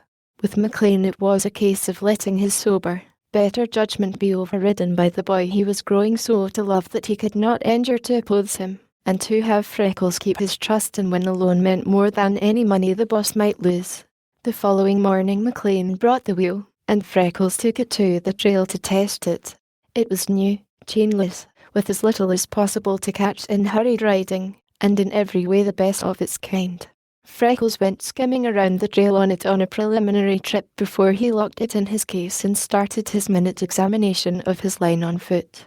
He glanced around his room as he left it, and then stood staring. On the moss before his prettiest seat lay the angel's hat. In the excitement of yesterday all of them had forgotten it. He went and picked it up, oh, so carefully, gazing at it with hungry eyes, but touching it only to carry it to his case, where he hung it on the shining handlebar of the new wheel and locked it among his treasures. Then he went to the trail, with a new expression on his face and a strange throbbing in his heart. He was not in the least afraid of anything that morning. He felt he was the veriest Daniel, but all his lines seemed weak and harmless. What Black Jack's next move would be he could not imagine, But that there would be a move of some kind was certain. The big bully was not a man to give up his purpose, or to have the hat swept from his head with a bullet and bear it meekly. Moreover, Wessner would cling to his revenge with a Dutchman's singleness of mind. Freckles tried to think connectedly, but there were too many places on the trail where the angel's footprints were visible. She had stepped in one mucky spot and left a sharp impression. The afternoon sun had baked it hard, and the horses' hoofs had not obliterated any part of it, as they had in so many places. Freckles stood fascinated, gazing at it. He measured it lovingly with his eye. He would not have ventured a caress on her hat any more than on her person, but this was different. Surely a footprint on a trail might belong to anyone who found and wanted it. He stooped under the wires and entered the swamp. With a little searching, he found a big piece of thick bark loose on the log and carefully peeling it, carried it out and covered the print so that the first rain would not obliterate it. When he reached his room, he tenderly laid the hat upon his bookshelf, and to wear off his awkwardness, mounted his wheel and went spinning on trail again. It was like flying, for the path was worn smooth with his feet and baked hard with the sun almost all the way. When he came to the bark, he veered far to one side and smiled at it in passing. Suddenly he was off the wheel, kneeling beside it. He removed his hat, carefully lifted the bark, and gazed lovingly at the imprint. "I wonder what she was going to say of me voice," he whispered. "She never got it said, but from the face of her, I believe she was liking it fairly well. Perhaps she was going to say that singing was the big thing I was to be doing. That's what they all thought at the home. Well, if it is, I'll just shut me eyes, think of me little room, the face of her watching, and the heart of her beating, and I'll raise them. Damn them, if singing will do it, I'll raise them from the benches." With this dire threat, Freckles knelt, as at a wayside spring, and deliberately laid his lips on the footprint. Then he rose, appearing as if he had been drinking at the fountain of gladness. Chapter 8, wherein Freckles meets a man of affairs and loses nothing by the encounter. "Will I be drawed on?" exclaimed Mrs. Duncan. Freckles stood before her, holding the angel's hat. "I've been thinking this long time that you or Duncan would see that sunbonnets were in abroad enough for a woman of my standing, and you're a good laddie to bring me this beautiful hat." She turned it around, examining the weave of the straw and the foliage trimmings, passing her rough fingers over the satin ties delightedly. As she held it up, admiring it, Freckles' astonished eyes saw a new side of Sarah Duncan. She was jesting, but under the jest the fact loomed strong that, though poor, overworked, and with none but God-given refinement, there was something in her soul crying after the bit of feminine finery, and it made his heart ache for her. He resolved that when he reached the city he would send her a hat, if it took $50 to do it. She lingeringly handed it back to him. "It's unco good of ye to think of me," she said lightly, "but I maun question your taste a wee. Do you no think ye had best return this and get a woman with half her hair grey a little plainer headdress? Seems like that's far lower gay for me. I'm no saying that it's no exactly what I'd like to hae, but I mauna mak mysel' ridiculous. Ye'd best give this to somebody young and pretty, say about 16. Where did ye come by it, Freckles? If there's anything been dropping lately, ye hae forgotten to mention it. Do you see anything heavenly about that hat?" queried Freckles, holding it up. The morning breeze waved the ribbons gracefully, binding one around Freckles' sleeve and the other across his chest, where they caught and clung as if magnetized. "Yes," said Sarah Duncan. "It's very plain and simple, but it just makes you feel that it's all of the finest stuff. It's exactly what I'd call a heavenly hat." "Sure," said Freckles, "for it's belonging to an angel." Then he told her about the hat and asked her what he should do with it. "Take it to her, of course," said Sarah Duncan. "Like it's the only ane she has and she may need it badly." Freckles smiled. He had a clear idea about the hat being the only one the angel had. However, there was a thing he felt he should do and wanted to do, but he was not sure. "You think I might be taking it home?" he said. "Of course you must," said Mrs. Duncan, and without another hour's delay. "It's been here 2 days noo, and she may want it, and be too busy or afraid to come." "But how can I take it?" asked Freckles. "Gang spinning on your wheel. Ye can do it easy in an hour." "But in that hour, what if—" "Nonsense," interrupted Sarah Duncan. You've watched the timberline until you're grown fast to it, lad. Give me your boots and club and I'll go walk the south end and watch doing the east and west sides until you come back. Mrs. Duncan, you never would be doing it, cried Freckles. Why not? Inquired she. But you know you're mortal afraid of snakes and a lot of other things in the swamp. I am afraid of snakes, said Mrs. Duncan, but likely they've gone into the swamp this hot weather. I'll just stay on the trail and watch, and you might hurry the least bit. The day's so bright it feels like storm. I can put the bairns on the woodpile to play until I get back. Ye gang a one take the blessed little angel her beautiful hat. Are you sure it will be all right? Urged Freckles. Do you think if Mr. McLean came he would care? Nah, said Mrs. Duncan. I dunna. If you and me agree that a thing ought to be done, and I watch in your place, why, it's bound to be all right with McLean. Let me pin the hat in a paper, and ye jump on your wheel and gang flying. Ought ye put on your Sabbath day clothes? Freckles shook his head. He knew what he should do, but there was no use in taking time to try to explain it to Mrs. Duncan while he was so hurried. He exchanged his wading boots for shoes, gave her his club, and went spinning toward town. He knew very well where the angel lived. He had seen her home many times, and he passed it again without even raising his eyes from the street, steering straight for her father's place of business. Carrying the hat, Freckles passed a long line of clerks, and at the door of the private office asked to see the proprietor. When he had waited a moment, a tall, spare, keen-eyed man faced him, and in brisk, nervous tones asked, "How can I serve you, sir?" Freckles handed him the package and answered, "By delivering to your daughter this hat, which she was after leaving at me place the other day, when she went away in a hurry, and by saying to her and the bird women that I'm more thankful than I'll be having words to express for the brave things they was doing for me. I'm McLean's Limberlost guard, sir." "Why don't you take it yourself?" questioned the man of affairs. Freckles' clear grey eyes met those of the angel's father squarely, and he asked, "If you were in my place, would you take it to her yourself?" "No, I would not," said that gentleman quickly. "Then why ask why I did not?" came Freckles' lamb-like query. "Bless me," said the angel's father. He stared at the package, then at the lifted chin of the boy, and then at the package again, and muttered, "Excuse me." Freckles bowed.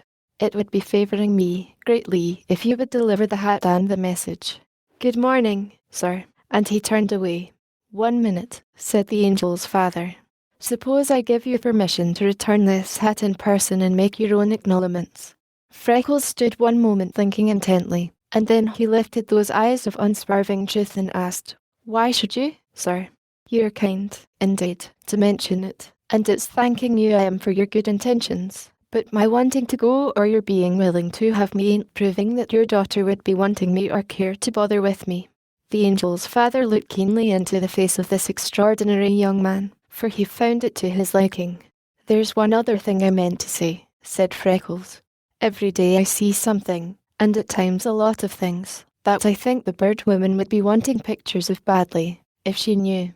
You might be speaking of it to her, and if she'd want me to, I can send her word when I find things she wouldn't likely get elsewhere."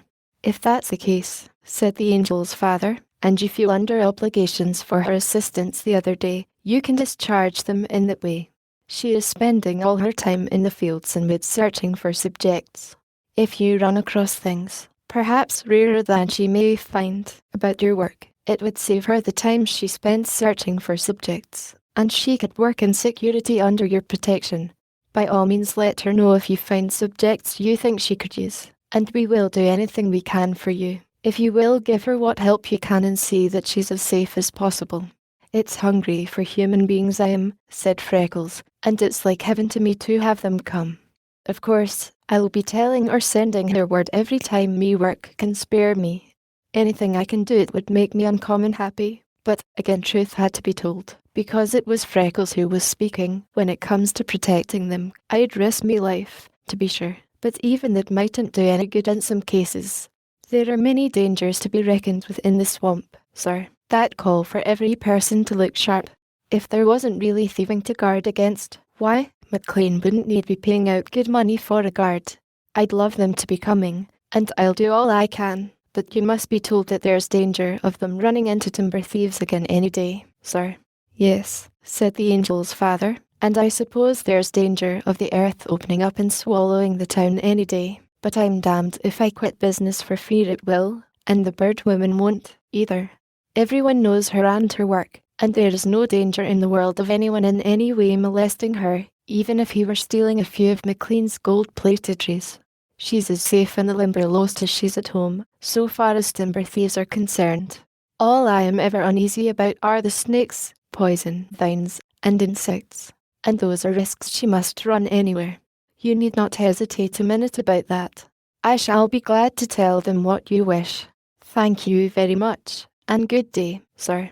There was no way in which Freckles could know it, but by following his best instincts and being what he conceived a gentleman should be, he surprised the man of affairs into thinking of him and seeing his face over his books many times that morning. Whereas, if he had gone to the angel as he had longed to do, her father never would have given him a second thought. On the street he drew a deep breath. How had he acquitted himself? He only knew that he had lived up to his best impulse, and that is all anyone can do. He glanced over his wheel to see that it was all right, and just as he stepped to the curb to mount he heard a voice that thrilled him through and through. Freckles. Oh, Freckles. The angel separated from a group of laughing, sweet-faced girls and came hurrying to him. She was in snowy white, a quaint little frock, with a marvel of soft lace around her throat and wrists. Through the sheer sleeves of it her beautiful, rounded arms showed distinctly, and it was cut just to the base of her perfect neck. On her head was a pure white creation of fancy braid, with folds on folds of tulle, soft and silken as cobwebs, lining the brim, while a mass of white roses clustered against the gold of her hair, crept around the crown, and fell in a riot to her shoulders at the back. There were gleams of gold with settings of blue on her fingers, and altogether she was the daintiest, sweetest sight he ever had seen. Freckles, standing on the curb, forgot himself in his cotton shirt, corduroys, and his belt to which his wire cutter on pliers were hanging, and gazed as a man gazes when first he sees the woman he adores with all her charms enhanced by appropriate and beautiful clothing. Oh, Freckles, she cried as she came to him. I was wondering about you the other day. Do you know I never saw you in town before? You watched the old line so closely. Why did you come? Is there any trouble? Are you just starting to the Limberlost? I came to bring your hat, said Freckles. You forgot it in the rush the other day. I have left it with your father, and a message trying to express the gratitude of me for how you and the bird woman were for helping me out. The angel nodded gravely. Then Freckles saw that he had done the proper thing in going to her father. His heart bounded until it jarred his body, for she was saying that she scarcely could wait for the time to come for the next picture of the Little Chicken series. I want to hear the remainder of that song, and I hadn't even begun seeing your room yet, she complained. As for singing, if you can sing like that every day, I never can get enough of it. I wonder if I couldn't bring my banjo and some of the songs I like best. I'll play and you sing, and we'll put the birds out of commission. Freckles stood on the curb with drooped eyes, for he felt that if he lifted them the tumult of tender adoration in them would show and frighten her. I was afraid your experience the other day would scare you so that you'd never be coming again, he found himself saying. The angel laughed gaily. Did I seem scared? She questioned. No, said Freckles, you did not. Oh, I just enjoyed that, she cried. Those hateful, stealing old things. I had a big notion to pick one of them, but I thought maybe some way it would be best for you that I shouldn't. They needed it. That didn't scare me. And as for the bird woman, she's accustomed to finding snakes, tramps, cross dogs, sheep, cattle, and goodness knows what. You can't frighten her when she's after a picture. Did they come back? No, said Freckles. The gang got there a little afternoon and took out the tree, but I must tell you, and you must tell the bird woman, that there's no doubt but they will be coming back, and they will have to make it before long now, for soon the gang will be there to work on the swamp. Oh, what a shame, cried the angel. They'll clear out roads, cut down the beautiful trees, and tear up everything. They'll drive away the birds and spoil the cathedral. When they have done their worst, then all these mills close here will follow in and take out the cheap timber. Then the landowners will dig a few ditches, build some fires, and in 2 summers more the Limberlost will be in corn and potatoes. They looked at each other and groaned despairingly in unison. You like it, too, said Freckles. Yes, said the angel, I love it. Your room is a little piece right out of the heart of fairyland, and the cathedral is God's work, not yours. You only found it and opened the door after he had it completed. The birds, flowers, and vines are all so lovely. The bird woman says it is really a fact that the mallows, foxfire, iris, and lilies are larger and of richer colouring than in the remainder of the country. She says it's because of the rich loam and muck. I hate seeing the swamp torn up, and to you it will be like losing your best friend, won't it? Something like, said Freckles. Still, I've the Limberlost in me heart so that all of it will be real to me while I live, no matter what they do to it. I'm glad past telling if you will be coming a few more times, at least until the gang arrives. Past that time I don't allow myself to be thinking. Come, have a cool drink before you start back, said the angel. I couldn't possibly, said Freckles. I left Mrs. Duncan on the trail, and she's terribly afraid of a lot of things. If she even sees a big snake, I don't know what she'll do. It won't take but a minute, and you can ride fast enough to make up for it. Please. I want to think of something fine for you, to make up a little for what you did for me that first day. Freckles looked in sheer wonderment into the beautiful face of the angel. Did she truly mean it? Would she walk down the street with him, crippled, homely, in mean clothing, with the tools of his occupation on him, and share with him the treat she was offering? He could not believe it, even of the angel. Still, in justice to the candour of her pure, sweet face, he would not think that she would make the offer and not mean it. She really did mean just what she said, but when it came to carrying out her offer and he saw the stares of her friends, the sneers of her enemies, if such as she could have enemies, and heard the whispered jeers of the curious, then she would see her mistake and be sorry. It would be only a manly thing for him to think this out, and save her from the results of her own blessed bigness of heart. I really must be off, said Freckles earnestly, but I'm thanking you more than you'll ever know for your kindness. I'll just be drinking bowls of icy things all me way home in the thoughts of it. Down came the angel's foot. Her eyes flashed indignantly. There's no sense in that, she said. How do you think you would have felt when you knew I was warm and thirsty and you went and brought me a drink and I wouldn't take it because goodness knows why. You can ride faster to make up for the time. I've just thought out what I want to fix for you. She stepped to his side and deliberately slipped her hand under his arm, that right arm that ended in an empty sleeve. You're coming, she said firmly. I won't have it. Freckles could not have told how he felt, neither could anyone else. His blood rioted and his head swam, but he kept his wits. He bent over her. Please don't, Angel, he said softly. You don't understand. How Freckles came to understand was a problem. It's this, he persisted. If your father met me on the street, in my station and dress, with you on me arm, he'd have every right to be caning me before the people, and not a finger would I lift to stay him. The angel's eyes snapped. If you think my father cares about my doing anything that is right and kind, and that makes me happy to do, why, then you completely failed in reading my father, and I'll ask him and just show you. She dropped Freckles' arm and turned toward the entrance to the building. Why, look there, she exclaimed. Her father stood in a big window fronting the street, a bundle of papers in his hand, interestedly watching the little scene, with eyes that comprehended quite as thoroughly as if he had heard every word. The angel caught his glance and made a despairing little gesture toward Freckles. The man of affairs answered her with a look of infinite tenderness. He nodded his head and waved the papers in the direction she had indicated, and the veriest dolt could have read the words his lips formed. Take him along. A sudden trembling seized Freckles. At sight of the angel's father he had stepped back as far from her as he could, leaned the wheel against him, and snatched off his hat. The angel turned on him with triumphing eyes. She was highly strung and not accustomed to being thwarted. Did you see that? She demanded. Now are you satisfied? Will you come, or must I call a policeman to bring you? Freckles went. There was nothing else to do. Guiding his wheel, he walked down the street beside her. On every hand she was kept busy giving and receiving the cheeriest greetings. She walked into the parlours exactly as if she owned them. A clerk came hurrying to meet her. "There's a table vacant beside a window where it is go. I'll save it for you," and he started back. "Please not," said the angel. "I've taken this man unawares, when he's in a rush. I'm afraid if we sit down we'll take too much time and afterward he will blame me." She walked to the fountain, and a long row of people stared with all the varying degrees of insolence and curiosity that Freckles had felt they would. He glanced at the angel.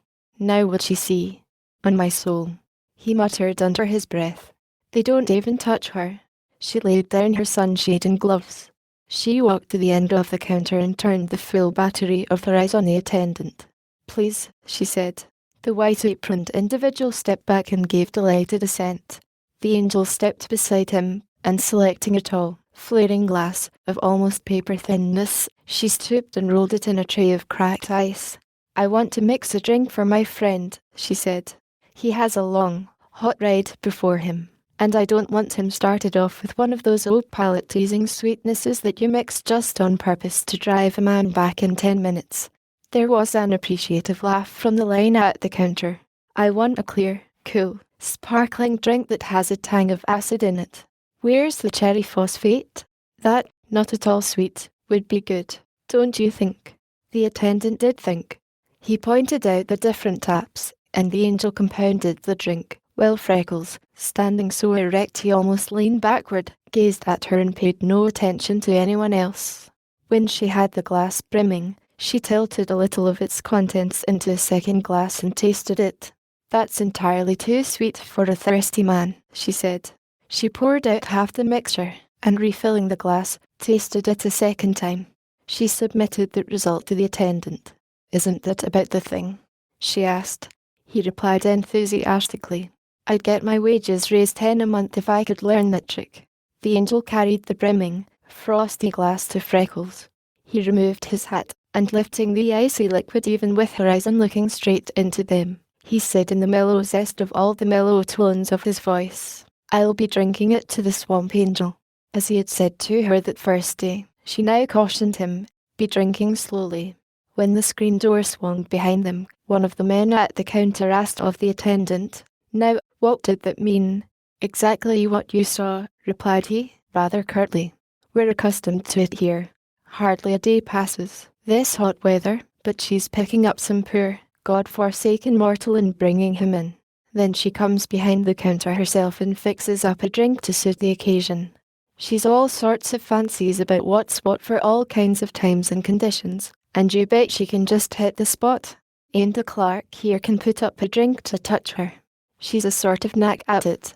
Every once in a while, when the boss sees her, he calls out to her to mix him a drink." "And does she?" asked the man with an interested grin. "Well, I guess.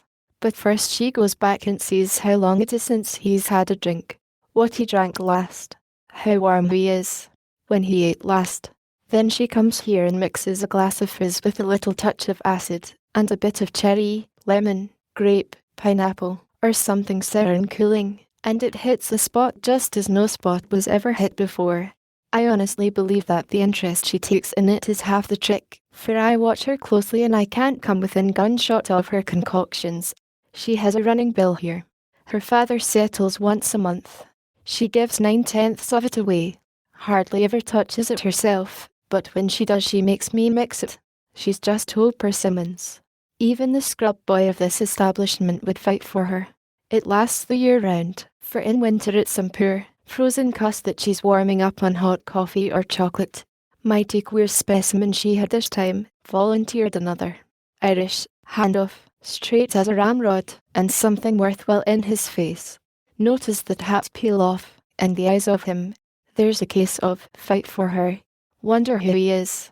I think, said a third, that he's McLean's Limberlost guard, and I suspect she's gone to the swamp with the bird woman for pictures and knows him that way.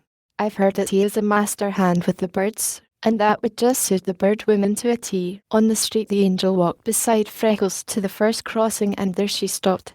Now, will you promise to ride fast enough to make up for the 5 minutes that took? She asked. I am a little uneasy about Mrs. Duncan. Freckles turned his wheel into the street. It seemed to him he had poured that delicious icy liquid into every vein in his body instead of his stomach. It even went to his brain. Did you insist on fixing the drink because you knew how intoxicating it would be? He asked. There was subtlety in the compliment and it delighted the angel. She laughed gleefully. Next time, maybe you won't take so much coaxing, she teased. I wouldn't if I had known your father and been understanding you better.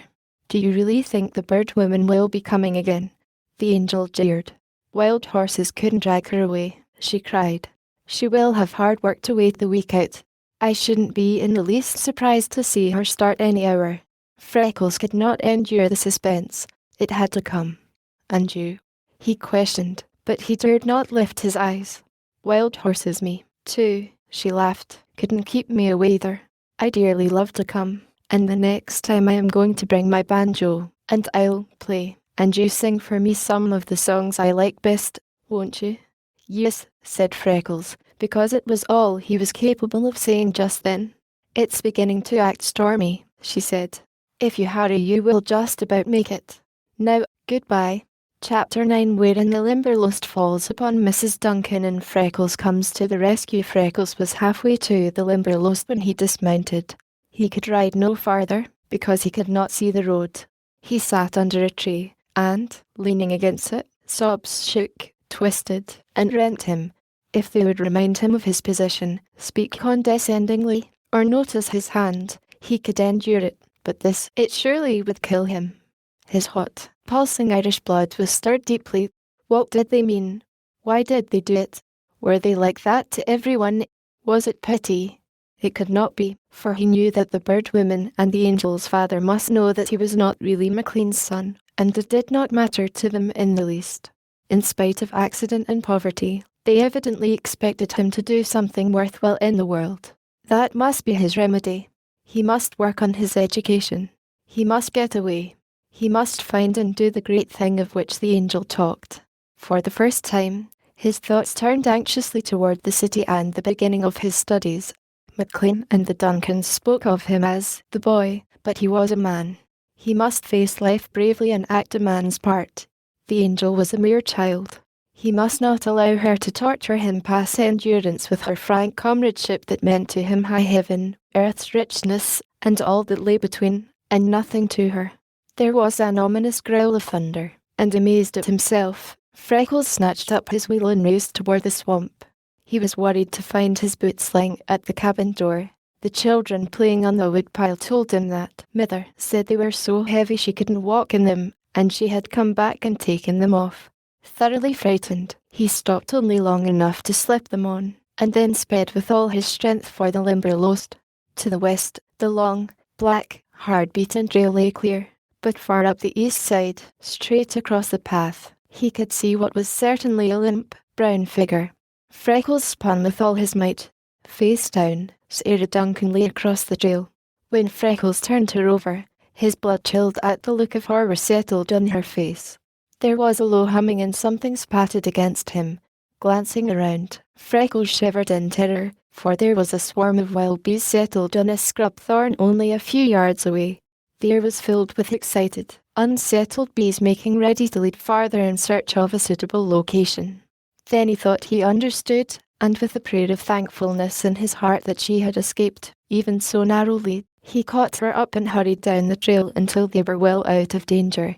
He laid her in the shade, and carrying water from the swamp in the crown of his hat, he bathed her face and hands. But she lay in unbroken stillness, without a sign of life. She had found Freckles' boots so large and heavy that she had gone back and taken them off, although she was mortally afraid to approach the swamp without them. The thought of it made her nervous, and the fact that she never had been there alone added to her fears. She had not followed the trail many rods when her trouble began. She was not Freckles, so not a bird of the line was going to be fooled into thinking she was.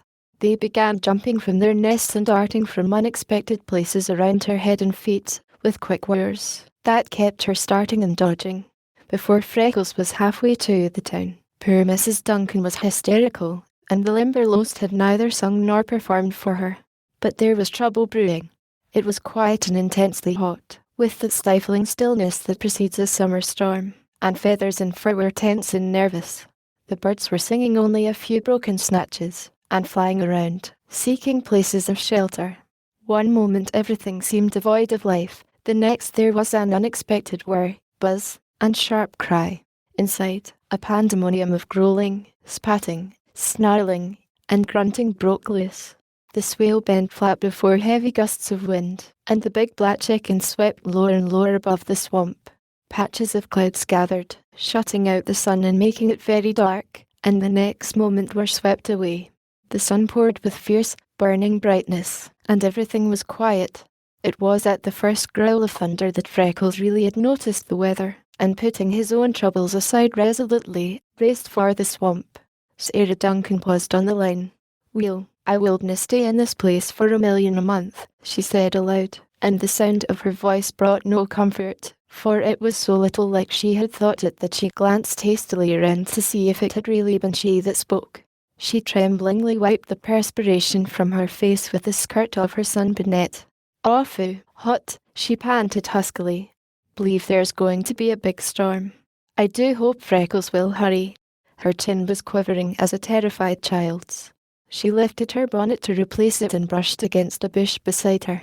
Where, almost into her face, went a nighthawk stretched along a limb for its daytime nap. Mrs. Duncan cried out and sprang down the trail, alighting on a frog that was hopping across.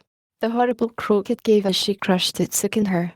She screamed wildly and jumped to one side. That carried her into the swale, where the grasses reached almost to her waist, and her horror of snakes returning, she made a flying leap for an old log lying beside the line. She lighted squarely, but it was so damp and rotten that she sank straight through it to her knees. She caught at the wire as she went down, and missing, raked her wrist across a barb until she tore a bleeding gash. Her fingers closed convulsively around the second strand. She was too frightened to scream now. Her tongue stiffened. She clung frantically to the sagging wire, and finally managed to grasp it with the other hand. Then she could reach the top wire, and so she drew herself up and found solid footing. She picked up the club that she had dropped in order to extricate herself. Leaning heavily on it, she managed to return to the trail, but she was trembling so that she scarcely could walk. Going a few steps farther, she came to the stump of the first tree that had been taken out. She sat bolt upright and very still, trying to collect her thoughts and reason away her terror. A squirrel above her dropped a nut, and as it came rattling down, bouncing from branch to branch, every nerve in her tugged wildly. When the disgusted squirrel barked loudly, she sprang to the trail. The wind rose higher, the changes from light to darkness were more abrupt, while the thunder came closer and louder at every peal. In swarms the blackbirds arose from the swale and came flocking to the interior, with a clamouring cry. Check, check. Grackles marshalled to the tribal call. Trollopy, trollopy. Red-winged blackbirds swept low, calling to belated mates. Follow me, follow me. Big, jetty crows gathered close to her, crying, as if warning her to flee before it was everlastingly too late. A heron, fishing the nearby pool for Freckles, found out frog, fell into trouble with a muskrat and uttered a rasping note that sent Mrs. Duncan a rod down the line without realizing that she had moved. She was too shaken to run far. She stopped and looked around her fearfully. Several bees struck her and were angrily buzzing before she noticed them. Then the humming swelled on all sides. A convulsive sob shook her, and she ran into the bushes, now into the swale, anywhere to avoid the swarming bees, ducking, dodging, fighting for her very life. Presently the humming seemed to become a little fainter. She found the trail again, and ran with all her might from a few of her angry pursuers. As she ran, straining every muscle, she suddenly became aware that, crossing the trail before her, was a big, round, black body, with brown markings on its back, like painted geometrical patterns. She tried to stop, but the louder buzzing behind warned her she dared not. Gathering her skirts higher, with hair flying around her face and her eyes almost bursting from their sockets, she ran straight toward it. The sound of her feet and the humming of the bees alarmed the rattler, so it stopped across the trail, lifting its head above the grasses of the swale and rattling inquiringly, rattled until the bees were outdone. Straight toward it went the panic-stricken woman, running wildly and uncontrollably. She took one leap, clearing its body on the path, then flew ahead with winged feet. The snake, coiled to strike, missed Mrs. Duncan and landed among the bees instead. They settled over and around it, and realizing that it had found trouble, it sank among the grasses and went thrashing toward its den in the deep willow-fringed low ground. The swale appeared as if a reaper were cutting a wide swath. The mass of enraged bees darted angrily around, searching for it, and striking the scrub thorn, began a temporary settling there to discover whether it were a suitable place. Completely exhausted, Mrs. Duncan staggered on a few steps farther, fell facing the path, where Freckles found her, and lay quietly. Freckles worked over her until she drew a long, quivering breath and opened her eyes. When she saw him bending above her, she closed them tightly, and gripping him, struggled to her feet. He helped her, and with his arm around and half carrying her, they made their way to the clearing. She clung to him with all her remaining strength, but opened her eyes she would not until her children came clustering around her. Then, brawny, big Scotswoman though she was, she quietly keeled over again. The children added their wailing to Freckles' panic. This time he was so close the cabin that he could carry her into the house and lay her on the bed. He sent the oldest boy scudding down the corduroy for the nearest neighbour, and between them they undressed Mrs. Duncan and discovered that she was not bitten. They bathed and bound the bleeding wrist and coaxed her back to consciousness. She lay sobbing and shuddering. The first intelligent word she said was, "Freckles, look at that jar on the kitchen table and see if my yeast is no running o'er." Several days passed before she could give Duncan and Freckles any detailed account of what had happened to her. Even then she could not do it without crying, as least of her babies. Freckles was almost heartbroken, and nursed her as well as any woman could have done, while big Duncan, with the heart full for them both, worked early and late to chink every crack of the cabin and examine every spot that possibly could harbour a snake. The effects of her morning on the trail kept her shivering half the time. She could not rest until she sent for McLean and begged him to save Freckles from further risk in that place of horrors. The boss went to the swamp with his mind fully determined to do so. Freckles stood and laughed at him. "Why, Mr. McLean, don't you let a woman's nervous system set you worrying about me," he said. "I'm not denying how she felt, because I've been through it myself, but that's all over and gone. It's the height of me glory to fight it out with the old swamp, and all that's in it, or will be coming to it, and then to turn it over to you as I promised you and myself I'd do, sir. You couldn't break the heart of me entire quicker than to be taking it from me now, when I'm just on the home stretch. It won't be over 3 or 4 weeks yet, and when I've gone it almost a year, why, what's that to me, sir? You mustn't let a woman get mixed up with business, for I've always heard about how it's bringing trouble." McLean smiled. "What about that last tree?" he said. Freckles blushed and grinned appreciatively. "Angels and bird women don't count in the common run, sir," he affirmed shamelessly. McLean sat in the saddle and laughed. Chapter X, wherein Freckles strives mightily and the swamp angel rewards him. The bird woman and the angel did not seem to count in the common run, for they arrived on time for the third of the series and found McLean on the line talking to Freckles. The boss was filled with enthusiasm over a Marsh article of the bird woman's that he just had read. He begged to be allowed to accompany her into the swamp and watch the method by which she secured an illustration in such a location. The bird woman explained to him that it was an easy matter with the subject she then had in hand, and his little chicken was too small to be frightened by him, and big enough to be growing troublesome. She was glad for his company. They went to the chicken log together, leaving to the happy Freckles the care of the angel, who had brought her banjo and a roll of songs that she wanted to hear him sing. The bird woman told them that they might practice in Freckles' room until she finished with Little Chicken, and then she and McLean would come to the concert. It was almost 3 hours before they finished and came down the west trail for their rest and lunch. McLean walked ahead, keeping sharp watch on the trail and clearing it of fallen limbs from overhanging trees. He sent a big piece of bark flying into the swale, and then stopped short and stared at the trail. The bird woman bent forward. Together they studied the imprint of the angel's foot. At last their eyes met, the bird woman's filled with astonishment, and McLean's humid with pity. Neither said a word, but they knew. McLean entered the swale and hunted up the bark. He replaced it, and the bird woman carefully stepped over. As they reached the bushes at the entrance, the voice of the angel stopped them, for it was commanding and filled with much impatience. "Freckles, James Ross McLean, she was saying. You fill me with dark blue despair. You're singing as if your voice were glass and might break at any minute. Why don't you sing as you did a week ago? Answer me that, please. Freckles smiled confusedly at the angel, who sat on one of his fancy seats, playing his accompaniment on her banjo. You are a fraud, she said. Here you went last week and led me to think that there was the making of a great singer in you, and now you're singing. Do you know how badly you're singing? Yes, said Freckles meekly. I'm thinking I'm too happy to be singing well today. The music don't come right only when I'm lonesome and sad. The world's for being all sunshine at present, for among you and Mr. McLean and the bird woman I'm after being THAT happy that I can't keep me thoughts on me notes. It's more than sorry I am to be disappointing you. Play it over, and I'll be beginning again, and this time I'll hold hard. Well, said the angel disgustedly, it seems to me that if I had all the things to be proud of that you have, I'd lift up my head and sing. And what is it I've to be proud of, ma'am? Politely inquired Freckles. Why, a whole world full of things, cried the angel explosively. For one thing, you can be good and proud over the way you've kept the timber thieves out of this lease, and the trust your father has in you.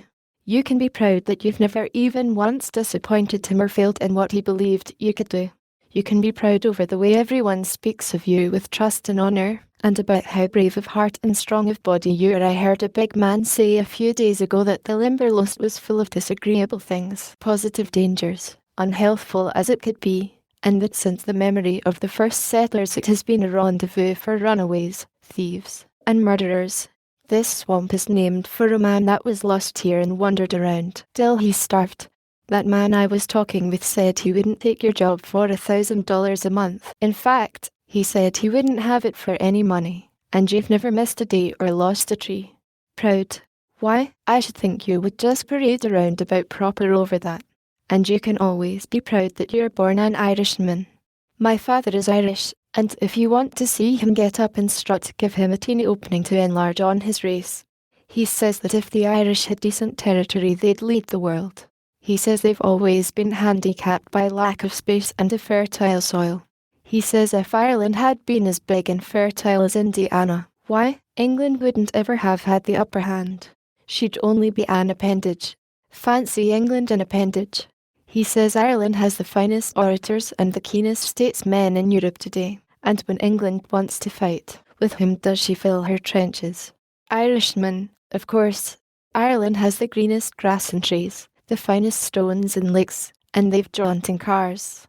I don't know just exactly what they are, but Ireland has all there are, anyway. They've a lot of great actors, and a few singers, and there never was a sweeter poet than one of theirs. You should hear my father recite, Dear Harp of My Country. He does it this way. The angel arose, made an elaborate old-time bow, and holding up the banjo, recited in clipping feet and meter, with rhythmic swing and a touch of brogue that was simply irresistible. Dear Harp of My Country. The angel ardently clasped the banjo. In darkness I found thee. She held it to the light. The cold chain of silence had hung o'er thee long. She muted the strings with her rosy palm. Then proudly, my own Irish harp, I unbound thee. She threw up her head and swept a ringing harmony, and gave all thy chords to light, freedom, and song. She crashed into the notes of the accompaniment she had been playing for Freckles. That's what you want to be thinking of, she cried. Not darkness, and lonesomeness, and sadness, but light, freedom, and song.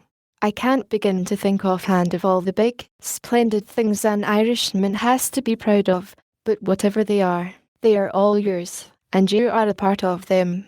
I just despise that saddest when I sing business. You can sing. Now you go over there and do it. Ireland has had her statesmen, warriors, actors, and poets. Now you be her voice. You stand right out there before the cathedral door, and I'm going to come down the aisle playing that accompaniment. And when I stop in front of you, you sing. The angel's face wore an unusual flush. Her eyes were flashing and she was palpitating with earnestness. She parted the bushes and disappeared. Freckles, straight and tense, stood waiting. Presently, before he saw she was there, she was coming down the aisle toward him, playing compellingly, and rifts of light were touching her with golden glory. Freckles stood as if transfixed. The cathedral was majestically beautiful, from arched dome of frescoed gold, green, and blue in never-ending shades and harmonies, to the mosaic aisle she trod, richly inlaid in choicest colours, and gigantic pillars that were God's handiwork fashioned and perfected through ages of sunshine and rain. But the fair young face and divinely moulded form of the angel were his most perfect work of all. Never had she appeared so surpassingly beautiful. She was smiling encouragingly now, and as she came toward him, she struck the chords full and strong. The heart of poor Freckles almost burst with dull pain and his great love for her. In his desire to fulfill her expectations, he forgot everything else, and when she reached his initial chord he was ready. He literally burst forth. 3 little leaves of Irish green, united on one stem, love, truth, and valor do they mean, they form a magic gem. The angel's eyes widened curiously and her lips parted. A deep colour swept into her cheeks. She had intended to arouse him. She had more than succeeded. She was too young to know that in the effort to rouse a man, women frequently kindle fires that they neither can quench nor control. Freckles was looking over her head now and singing that song, as it never had been sung before, for her alone. And instead of her helping him, as she had intended, he was carrying her with him on the waves of his voice, away, away into another world. When he struck into the chorus, wide-eyed and panting, she was swaying toward him and playing with all her might. Oh, do you love? Oh, say you love the shamrock green. At the last note, Freckles' voice ceased and he looked at the angel. He had given his best and his all. He fell on his knees and folded his arms across his breast. The angel, as if magnetized, walked straight down the aisle to him, and running her fingers into the crisp masses of his red hair, tilted his head back and laid her lips on his forehead. Then she stepped back and faced him. "Good boy," she said, in a voice that wavered from the throbbing of her shaken heart. "Dear boy, I knew you could do it. I knew it wasn't you. Freckles, when you go into the world, if you can face a big audience and sing like that, just once, you will be immortal, and anything you want will be yours." "Anything," gasped Freckles. "Anything," said the angel. Freckles arose, muttered something, and catching up his old bucket, plunged into the swamp blindly on a pretense of bringing water. The angel walked slowly across the study, sat on the rustic bench, and, through narrowed lids, intently studied the tip of her shoe. On the trail the bird woman wheeled to McLean with a dumbfounded look. "God," muttered he. At last the bird woman spoke. "Do you think the angel knew she did that?" she asked softly. "No," said McLean, "I do not. But the poor boy knew it. Heaven help him." The bird woman stared across the gently waving swale. "I don't see how I am going to blame her," she said at last. "It's so exactly what I would have done myself." "Say the remainder," demanded McLean hoarsely. "Do him justice. He was born a gentleman," conceded the bird woman. "He took no advantage. He never even offered to touch her. Whatever that kiss meant to him, he recognized that it was the loving impulse of a child under stress of strong emotion. He was fine and manly as any man ever could have been." McLean lifted his hat. "Thank you," he said simply, and parted the bushes for her to enter Freckles' room. It was her first visit. Before she left, she sent for her cameras and made studies of each side of it and of the cathedral. She was entranced with the delicate beauty of the place, while her eyes kept following Freckles as if she could not believe that it could be his conception in work. That was a happy day. The bird woman had brought a lunch, and they spread it, with Freckles' dinner, on the study floor and sat, resting and enjoying themselves. But the angel put her banjo into its case, silently gathered her music, and no one mentioned the concert. The bird woman left McLean and the angel to clear away the lunch, and with Freckles examined the walls of his room and told him all she knew about his shrubs and flowers. She analysed a cardinal flower and showed him what he had wanted to know all summer, why the bees buzzed ineffectually around it while the hummingbirds found in it an ever-ready feast. Some of his specimens were so rare that she was unfamiliar with them, and with the flower book between them they knelt, studying the different varieties. She wandered the length of the cathedral aisle with him, and it was at her suggestion that he lighted his altar with a row of flaming foxfire. As Freckles came to the cabin from his long day at the swamp, he saw Mrs. Chicken sweeping to the south and wondered where she was going. He stepped into the bright, cozy little kitchen, and as he reached down the wash basin he asked Mrs. Duncan a question. "Mother Duncan, do kisses wash off?" So warm a wave swept her heart that a half-flush mantled her face. She straightened her shoulders and glanced at her hands tenderly. "Lord, nah, Freckles," she cried. "At least, the ains you get from people you love dinna. They dinna stay on the outside. They strike in until they find the centre of your heart and make their stopping place there, and none can take them from ye. I doubt if even death, nah, lad, ye can be reached your kisses dinna wash off." Freckles set the basin down and muttered as he plunged his hot, tired face into the water. "I needn't be afraid to be washing, then, for that once struck in." Chapter 11, wherein the butterflies go on a spree and Freckles informs the bird women. "I wish," said Freckles at breakfast one morning, "that I had some way to be sending a message to the bird women. I've something at the swamp that I'm believing never happened before, and surely she'll be wanting it." "What now, Freckles?" asked Mrs. Duncan. "Why, the oddest thing you ever heard of," said Freckles. "The whole insect tribe gone on a spree. I'm supposing it's my doings, but it all happened by accident, like, you see, on the swale side of the line, right against me trail, there's one of these scrub wild cratties, where the grass grows thick around it, is the finest place you ever conceived of for snakes.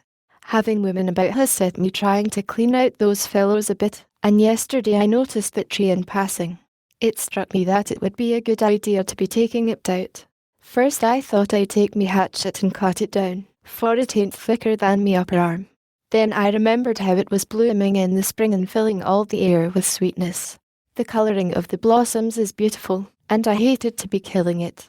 I just cut the grass short all around it.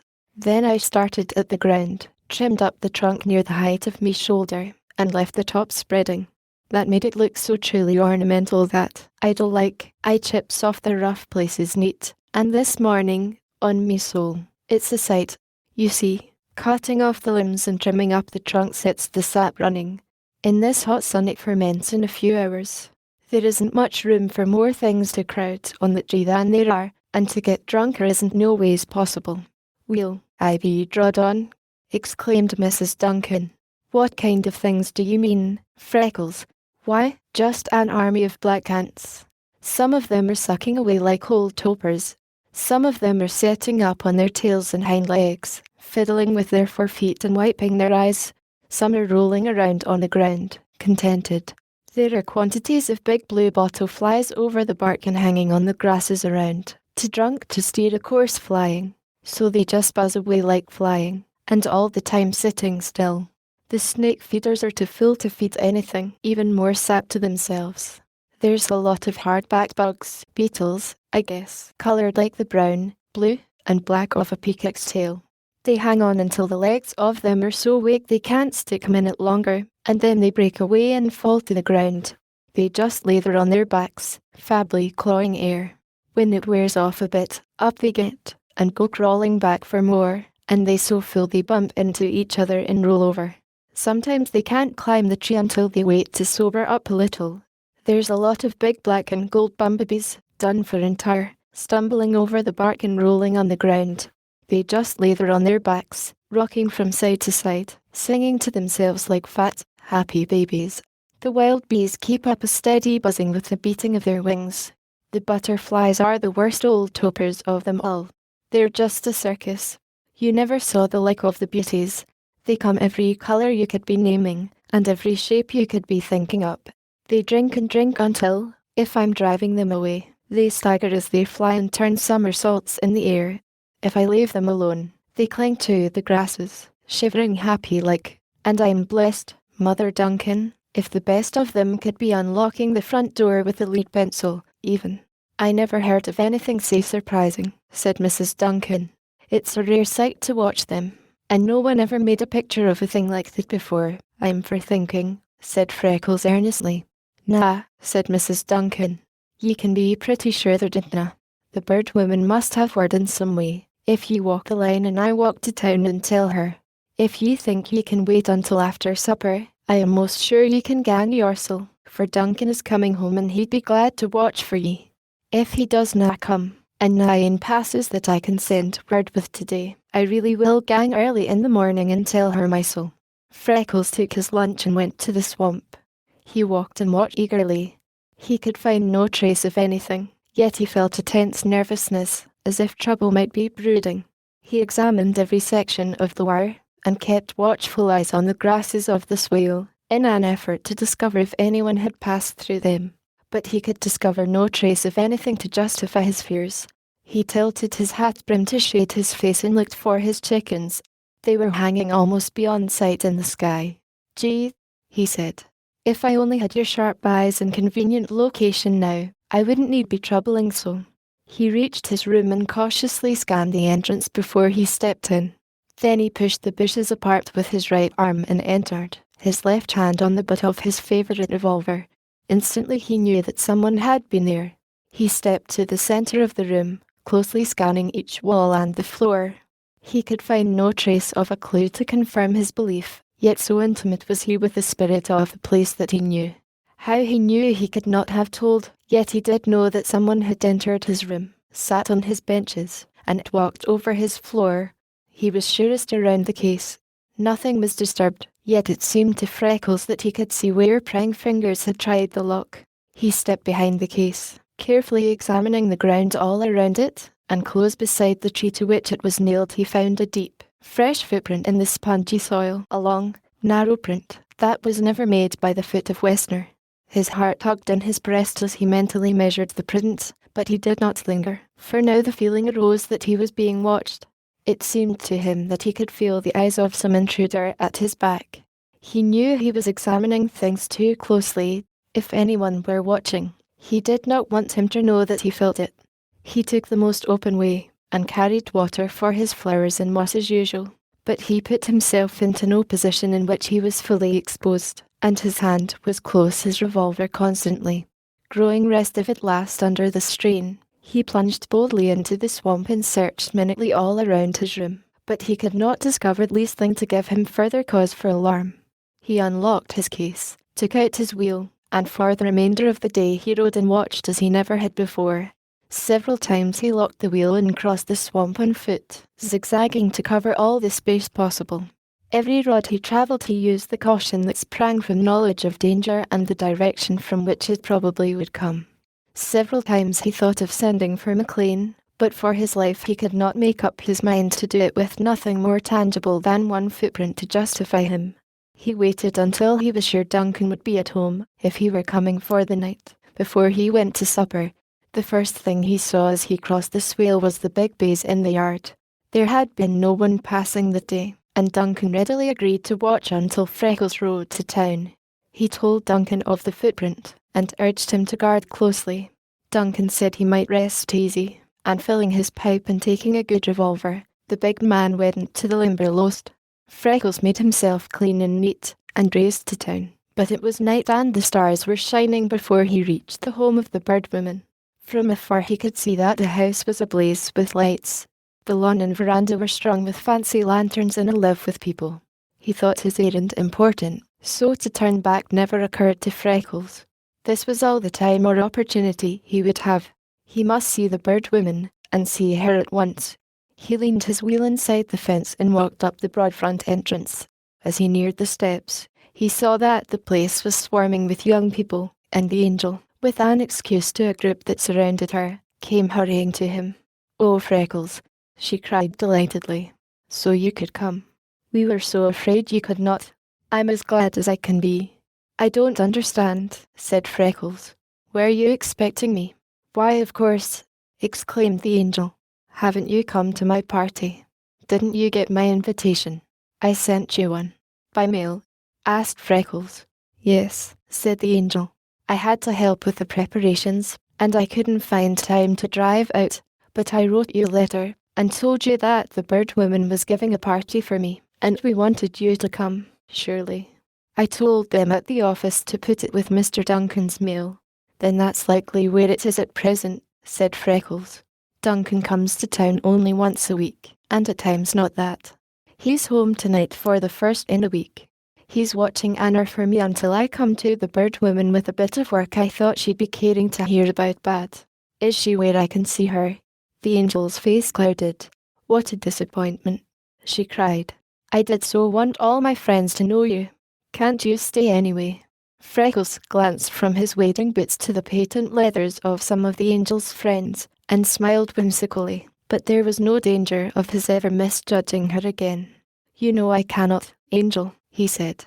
I am afraid I do, she said ruefully. It's too bad. But there is a thing I want for you more than to come to my party, and that is to hang on and win with your work.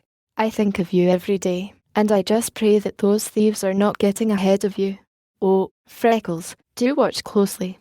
She was so lovely a picture as she stood before him, ardent in his cause, that Freckles could not take his eyes from her to notice what her friends were thinking. If she did not mind, why should he? Anyway, if they really were the angel's friends, probably they were better accustomed to her ways than he. Her face and bared neck and arms were like the wild rose bloom. Her soft frock of white tulle lifted and stirred around her with a gentle evening air. The beautiful golden hair, that crept around her temples and ears as if it loved to cling there, was caught back and bound with broad blue satin ribbon. There was a sash of blue at her waist, and knots of it catching up her draperies. Must I go after the bird woman? She pleaded. Indeed, you must, answered Freckles firmly. The angel went away, but returned to say that the bird woman was telling a story to those inside and she could not come for a short time. You won't come in? She pleaded. I must not, said Freckles. I am not dressed to be among your friends, and I might be forgetting myself and stay too long. Then, said the angel, we mustn't go through the house, because it would disturb the story. But I want you to come the outside way to the conservatory and have some of my birthday lunch and some cake to take to Mrs. Duncan and the babies. Won't that be fun? Freckles thought that it would be more than fun, and followed delightedly. The angel gave him a big glass, brimming with some icy, sparkling liquid that struck his palate as it never had been touched before, because a combination of frosty fruit juices had not been a frequent beverage with him. The night was warm, and the angel most beautiful and kind. A triple delirium of spirit, mind, and body seized upon him and developed a boldness all unnatural. He slightly parted the heavy curtains that separated the conservatory from the company and looked between. He almost stopped breathing. He had read of things like that, but he never had seen them.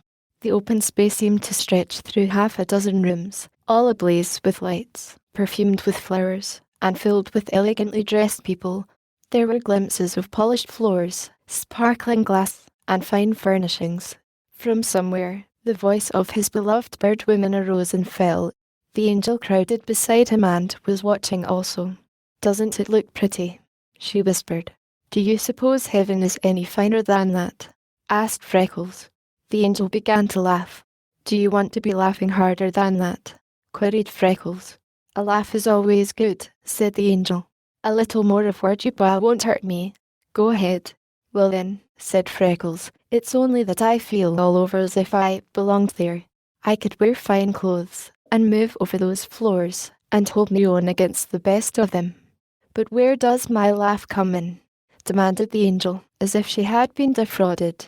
And you ask me where the laugh comes in, looking me in the face after that, marvelled Freckles. I wouldn't be so foolish as to laugh at such a manifest truth as that, said the angel.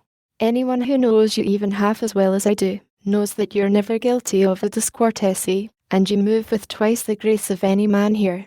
Why shouldn't you feel as if you belonged where people are graceful and courteous? On me soul, said Freckles, you're kind to be thinking it. You're doubly kind to be saying it. The curtains parted and a woman came toward them. Her silks and laces trailed across the polished floors. The lights gleamed on her neck and arms, and flashed from rear jewels. She was smiling brightly, and until she spoke, Freckles had not realized fully that it was his loved bird woman. Noticing his bewilderment, she cried, Why, Freckles, don't you know me in my war clothes? I do in the uniform in which you fight the Limberlost, said Freckles. The bird woman laughed. Then he told her why he had come, but she scarcely could believe him. She could not say exactly when she would go, but she would make it as soon as possible, for she was most anxious for the study. While they talked, the angel was busy packing a box of sandwiches, cake, fruit, and flowers. She gave him a last frosty glass, thanked him repeatedly for bringing news of new material, Then Freckles went into the night. He rode toward the Limberlost with his eyes on the stars. Presently he removed his hat, hung it to his belt, and ruffled his hair to the sweep of the night wind. He filled the air all the way with snatches of oratorios, gospel hymns, and dialect and coon songs, in a startlingly varied program. The one thing Freckles knew that he could do was to sing. The Duncans heard him coming a mile up the corduroy and could not believe their senses. Freckles unfastened the box from his belt, and gave Mrs. Duncan and the children all the eatables it contained, except one big piece of cake that he carried to the sweet-loving Duncan. He put the flowers back in the box and set it among his books. He did not say anything, but they understood it was not to be touched. "There's Freckles' flowers," said a tiny Scotsman, "but," he added cheerfully, "it's your sweeties." Freckles' face slowly flushed as he took Duncan's cake and started toward the swamp. While Duncan ate, Freckles told him something about the evening, as well as he could find words to express himself, and the big man was so amazed he kept forgetting the treat in his hands. Then Freckles mounted his wheel and began a spin that terminated only when the biggest Plymouth Rock in Duncan's coop saluted a new day, and long lines of light red in the east. As he rode he sang. While he sang, he worshipped, but the God he tried to glorify was a dim and faraway mystery. The angel was warm flesh and blood. Every time he passed the little bark-covered imprint on the trail he dismounted, removed his hat, solemnly knelt and laid his lips on the impression. Because he kept no account himself, only the laughing-faced old man of the moon knew how often it happened. And as from the beginning, to the follies of earth that gentleman has ever been kind. With the near approach of dawn Freckles tuned his last note. Wearied almost to falling, he turned from the trail into the path leading to the cabin for a few hours' rest. Chapter 12, wherein Black Jack captures Freckles and the angel captures Jack. As Freckles left the trail, from the swale close the south entrance, 4 large muscular men arose and swiftly and carefully entered the swamp by the wagon road. 2 of them carried a big saw, the third, coils of rope and wire, and all of them were heavily armed. They left 1 man on guard at the entrance. The other 3 made their way through the darkness as best they could, and were soon at Freckles' room. He had left the swamp on his wheel from the west trail. They counted on his returning on the wheel and circling the east line before he came there. A little below the west entrance to Freckles' room, Black Jack stepped into the swale, and binding a wire tightly around a scrub oak, carried it below the waving grasses, stretched it taut across the trail, and fastened it to a tree in the swamp. Then he obliterated all signs of his work, and arranged the grass over the wire until it was so completely covered that only minute examination would reveal it. They entered Freckles' room with coarse oaths and jests. In a few moments, his specimen case with its precious contents was rolled into the swamp, while the saw was eating into one of the finest trees of the Limberlost. The first report from the man on watch was that Duncan had driven to the south camp. The second, that Freckles was coming. The man watching was sent to see on which side the boy turned into the path. As they had expected, he took the east. He was a little tired and his head was rather stupid, for he had not been able to sleep as he had hoped, but he was very happy. Although he watched until his eyes ached, he could see no sign of anyone having entered the swamp. He called a cheery greeting to all his chickens. At Sleepy Snake Creek he almost fell from his wheel with surprise. The sawbird was surrounded by 4 lanky youngsters clamoring for breakfast. The father was strutting with all the importance of a drum major. "No use to expect the bird woman today," said Freckles, "but now wouldn't she be jumping for a chance at that?" As soon as Freckles was far down the east line, the watch was posted below the room on the west to report his coming. It was only a few moments before the signal came. Then the saw stopped, and the rope was brought out and uncoiled close to a sapling. Westner and Black Jack crowded to the very edge of the swamp a little above the wire, and crouched, waiting. They heard Freckles before they saw him. He came gliding down the line swiftly, and as he rode he was singing softly, "Oh, do you love? Oh, say you love." He got no farther. The sharply driven wheel struck the tense wire and bounded back. Freckles shot over the handlebar and coasted down the trail on his chest. As he struck, Black Jack and Westner were upon him. Westner cut off an old felt hat and clapped it over Freckles' mouth, while Black Jack twisted the boy's arms behind him and they rushed him into his room. Almost before he realized that anything had happened, He was trussed to a tree and securely gagged. Then 3 of the men resumed work on the tree. The other followed the path Freckles had worn to Little Chicken's tree, and presently he reported that the wires were down into teams with the loading apparatus coming to take out the timber. All the time the saw was slowly eating into the big tree. Wessner went to the trail and removed the wire. He picked up Freckles' wheel, that did not seem to be injured, and leaned it against the bushes so that if anyone did pass on the trail he would not see it doubled in the swamp grass. Then he came and stood in front of Freckles and laughed in devilish hate. To his own amazement, Freckles found himself looking fear in the face, and marveled that he was not afraid. 4-1. The tree halfway eaten through, the wagons coming up the inside road, he, bound and gagged. The men with Black Jack and Wessner had belonged to McLean's gang when last he had heard of them, but who those coming with the wagons might be he could not guess. If they secured the tree, McLean lost its value, lost his wager, and lost his faith in him. The words of the angel hammered in his ears. "Oh, Freckles, do watch closely." The saw worked steadily. When the tree was down and loaded, what would they do? Pull out and leave him there to report them? It was not to be hoped for. The place always had been lawless. It could mean but one thing. A mist swept before his eyes, while his head swam. Was it only last night that he had worshipped the angel in a delirium of happiness? And now, what? Wessner, released from a turn at the saw, walked to the flower bed, and tearing up a handful of rare ferns by the roots, started toward Freckles. His intention was obvious. Black Jack stopped him, with an oath. "You see here, Dutchie," he bawled, "maybe you think you'll wash his face with that, but you won't. A contract's a contract. We agreed to take out these trees and leave him for you to dispose of whatever way you please, provided you shut him up eternally on this deal. But I'll not see a tied man tormented by a fellow that he can lick up the ground with, Lewis, and that's flat. It raises my gorge to think what he'll get when we're gone, but you needn't think you're free to begin before. Don't you lay a hand on him while I'm here. What do you say, boys?" "I say yes," growled one of McLean's latest deserters. "What's more, we're a pack of fools to risk the dirty work of silencing him.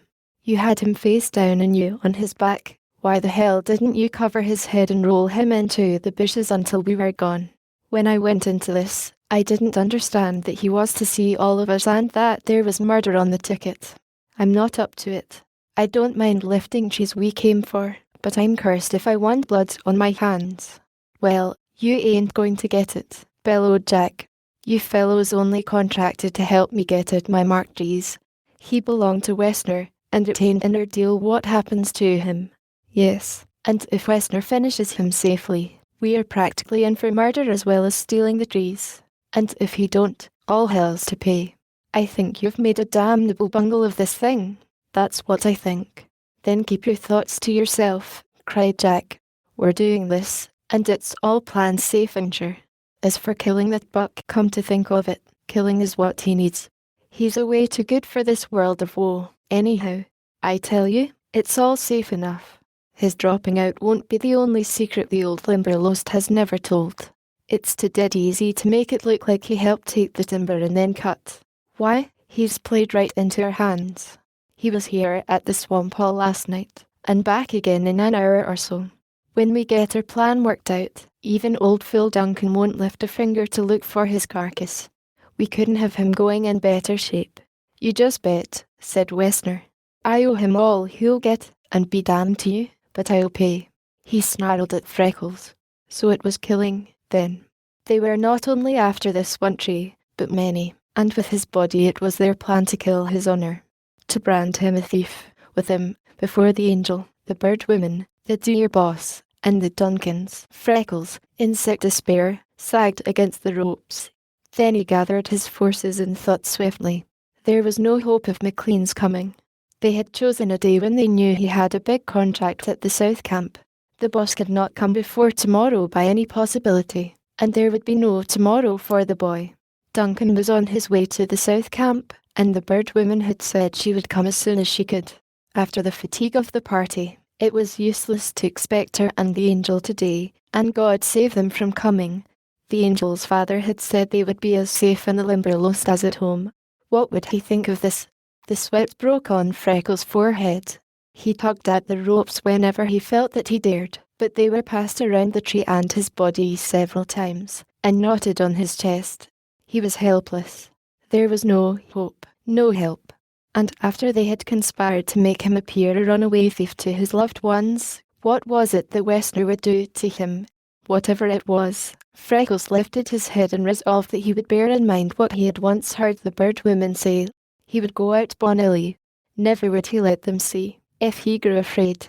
After all, what did it matter what they did to his body if by some scheme of the devil they could encompass his disgrace? Then hope suddenly rose high in Freckles' breast. They could not do that. The angel would not believe.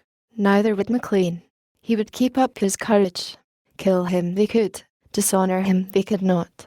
Yet, summon all the fortitude he might. That saw eating into the tree rasped his nerves worse and worse.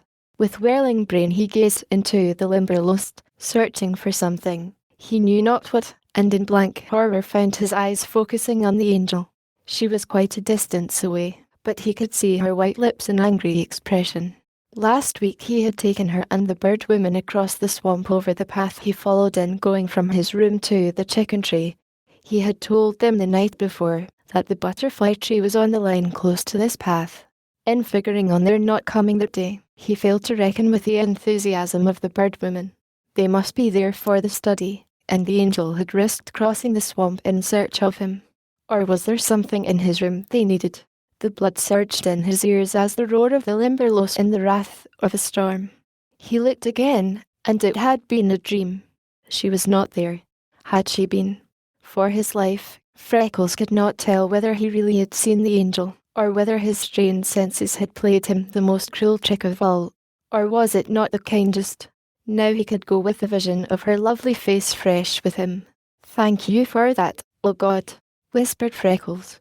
"'Twas more than kind of you, and I don't suppose I ought to be wanting anything else. But if ye can, oh, I wish I could know before this ends. If 'twas me, Mother." Freckles could not even whisper the words, for he hesitated a second and ended, "If 'twas me, Mother, did it. Freckles, Freckles, oh, Freckles." The voice of the angel came calling. Freckles swayed forward and wrenched at the rope until it cut deeply into his body. "Hell!" cried Black Jack. "Who is that? Do you know?" Freckles nodded. Jack whipped out a revolver and snatched the gag from Freckles' mouth. "Say quick, or it's up with you right now, and whoever that is with you." "It's the girl the bird woman takes with her," whispered Freckles through dry, swollen lips. "They ain't due here for 5 days yet," said Wessner. "We got on to that last week." "Yes," said Freckles, "but I found a tree covered with butterflies and things along the east line yesterday that I thought the bird woman would want extra, and I went to town to tell her last night. She said she'd come soon, but she didn't say when.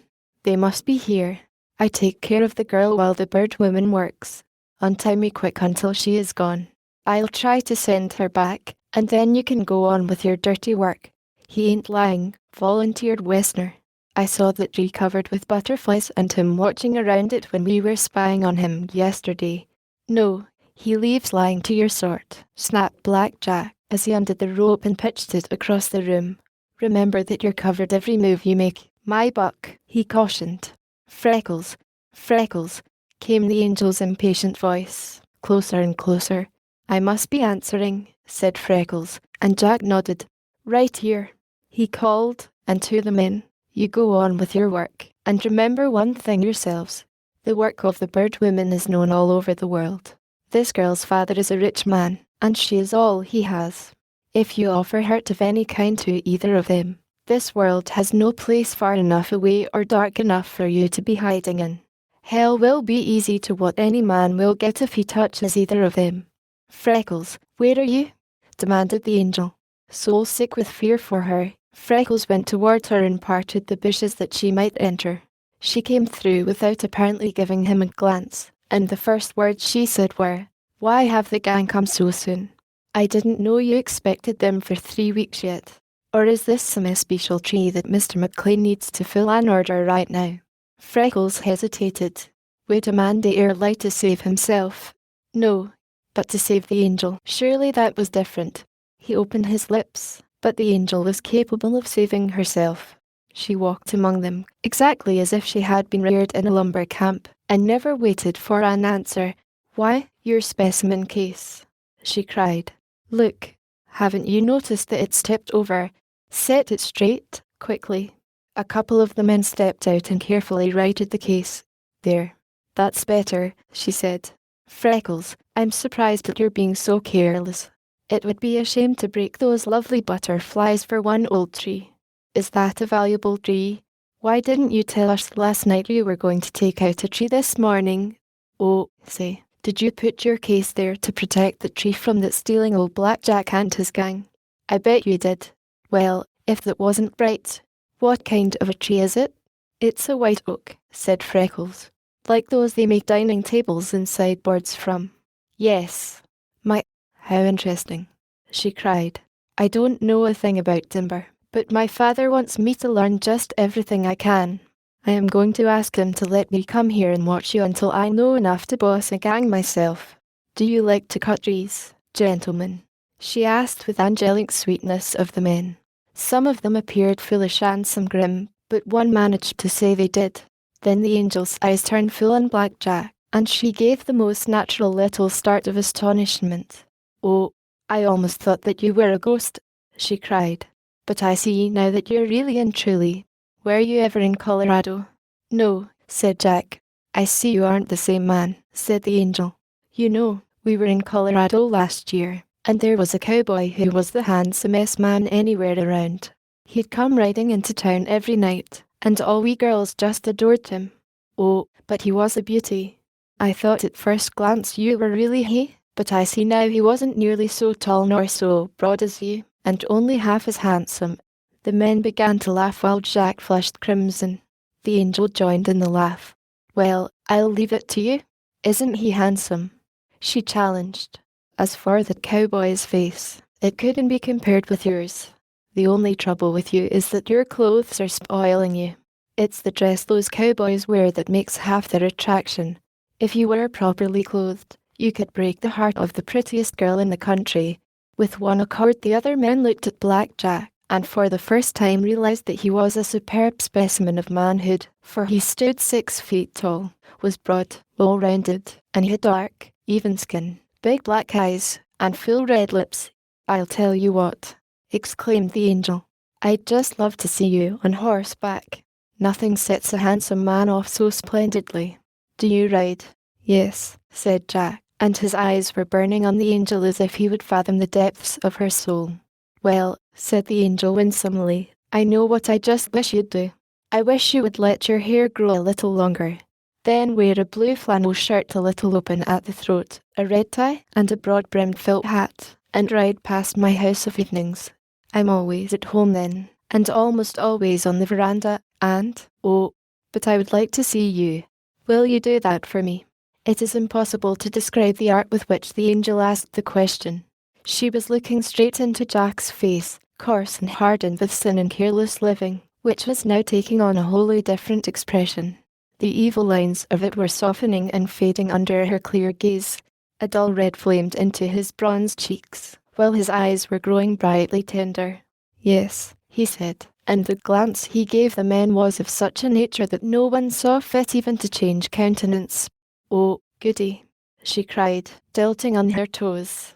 "I'll ask all the girls to come see, but they needn't stick in. We can get along without them, can't we?" Jack leaned toward her. He was the charmed fluttering bird, while the angel was the snake. "Well, I rather guess," he cried. The angel drew a deep breath and surveyed him rapturously. But you're tall," she commented. "Do you suppose I ever will grow to reach your shoulders?" She stood on tiptoe and measured the distance with her eyes. Then she developed timid confusion, while her glance sought the ground. "I wish I could do something," she half whispered. Jack seemed to increase an inch in height. "What?" he asked hoarsely. Lariat Bill used always to have a bunch of red flowers in his shirt pocket. The red lit up his dark eyes and olive cheeks and made him splendid. "May I put some red flowers on you?" Freckles stared as he wheezed for breath. He wished the earth would open and swallow him. Was he dead or alive? Since his angel had seen Black Jack, she never had glanced his way. Was she completely bewitched? Would she throw herself at the man's feet before them all? Couldn't she give him even one thought? Hadn't she seen that he was gagged and bound? Did she truly think that these were McLean's men? Why, she could not. It was only a few days ago that she had been close enough to this man and angry enough with him to peel the hat from his head with a shot. Suddenly a thing she had said jestingly to him one day came back with startling force. You must take angels on trust. Of course you must. She was his angel. She must have seen. His life, and what was far more, her own, was in her hands. There was nothing he could do but trust her. Surely she was working out some plan. The angel knelt beside his flower bed and recklessly tore up by the roots a big bunch of foxfire. These stems are so tough and sticky, she said. I can't break them. Loan me your knife, she ordered Freckles. As she reached for the knife, her back was for 1 second toward the men. She looked into his eyes and deliberately winked. She severed the stems, tossed the knife to Freckles, and walking to Jack, laid the flowers over his heart. Freckles broke into a sweat of agony. He had said she would be safe in a herd of howling savages. Would she? If Black Jack even made a motion toward touching her, Freckles knew that from somewhere he would muster the strength to kill him. He mentally measured the distance to where his club lay and set his muscles for a spring. But no, by the splendor of God. The big fellow was bearing his head with a hand that was unsteady. The angel pulled one of the long silver pins from her hat and fastened her flowers securely. Freckles was quaking. What was to come next? What was she planning? And oh, did she understand the danger of her presence among those men? The real necessity for action. As the angel stepped from Jack, she turned her head to one side and peered at him, quite as Freckles had seen the little yellow fellow do on the line 100 times, and said, Well, that does the trick. Isn't that fine? See how it sets him off, boys. Don't you forget the tie is to be read, and the first ride soon. I can't wait very long. Now I must go. The bird woman will be ready to start, and she will come here hunting me next, for she is busy today. What did I come here for anyway? She glanced inquiringly around, and several of the men laughed. Oh, the delight of it. She had forgotten her errand for him. Jack had a second increase in height. The angel glanced helplessly as if seeking a clue. Then her eyes fell, as if by accident, on Freckles, and she cried, Oh, I know now. It was those magazines the bird woman promised you. I came to tell you that we put them under the box where we hide things, at the entrance to the swamp as we came in. I knew I would need my hands crossing the swamp, so I hid them there. You'll find them at the same old place. Then Freckles spoke. It's mighty risky for you to be crossing the swamp alone, he said. I'm surprised that the bird woman would be letting you try it. I know it's a little farther, but it's begging you I am to be going back by the trail. That's bad enough, but it's far safer than the swamp. The angel laughed merrily. Oh, stop your nonsense, she cried. I'm not afraid, not in the least. The bird woman didn't want me to try following a path that I'd been over only once, but I was sure I could do it, and I'm rather proud of the performance. Now, don't go babying. You know I'm not afraid. No, said Freckles gently. I know you're not, but that has nothing to do with the fact that your friends are afraid for you. On the trail you can see your way a bit ahead, and you've all the world a better chance if you meet a snake. Then Freckles had an inspiration. He turned to Jack imploringly. You tell her, he pleaded. Tell her to go by the trail. She will for you. The implication of this statement was so gratifying to Black Jack that he seemed again to expand and take on increase before their very eyes. You bet, exclaimed Jack, and to the angel, you better take Freckles' word for it, miss. He knows the old swamp better than any of us, except me, and if he says go by the trail, you'd best do it. The angel hesitated. She wanted to recross the swamp and try to reach the horse. She knew Freckles would brave any danger to save her crossing the swamp alone, but she really was not afraid, while the trail added over a mile to the walk. She knew the path.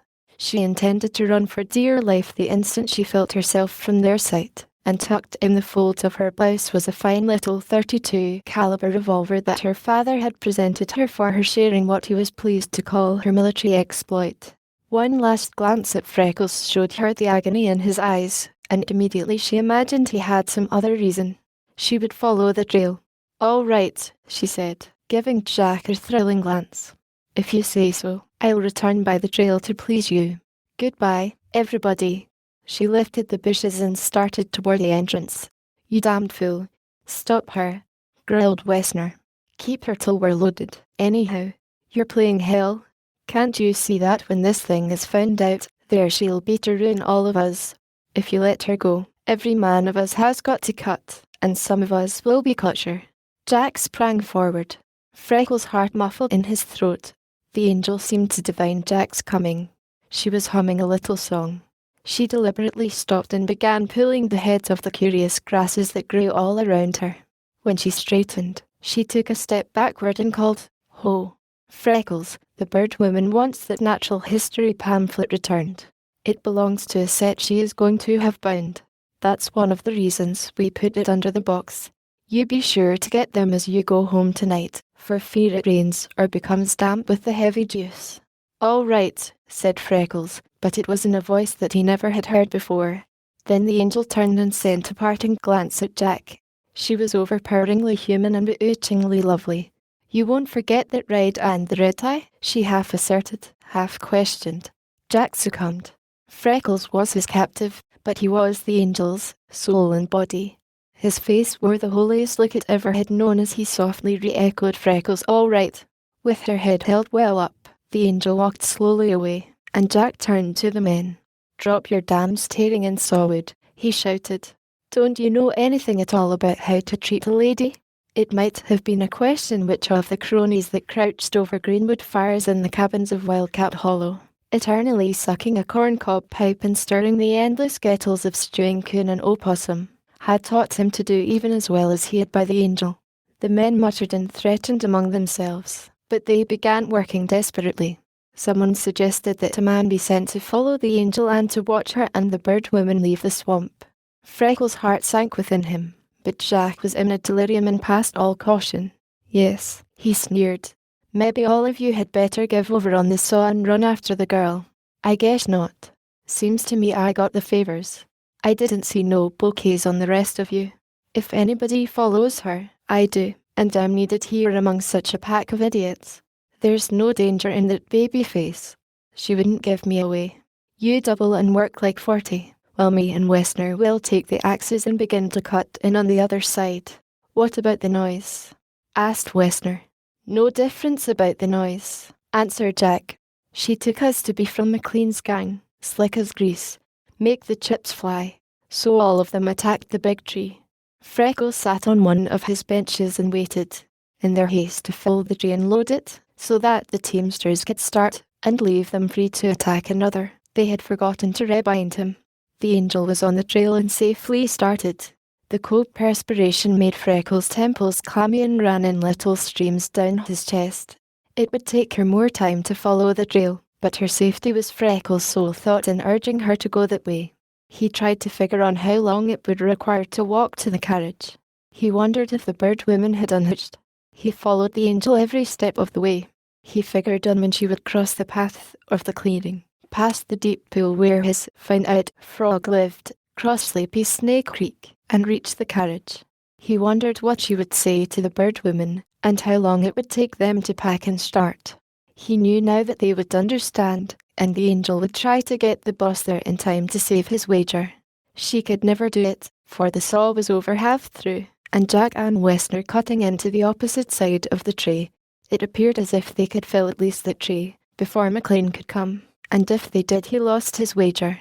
When it was down, would they rebind him and leave him for Wessner to wreak his insane vengeance on, or would they take him along to the next tree and dispose of him when they had stolen all the timber they could?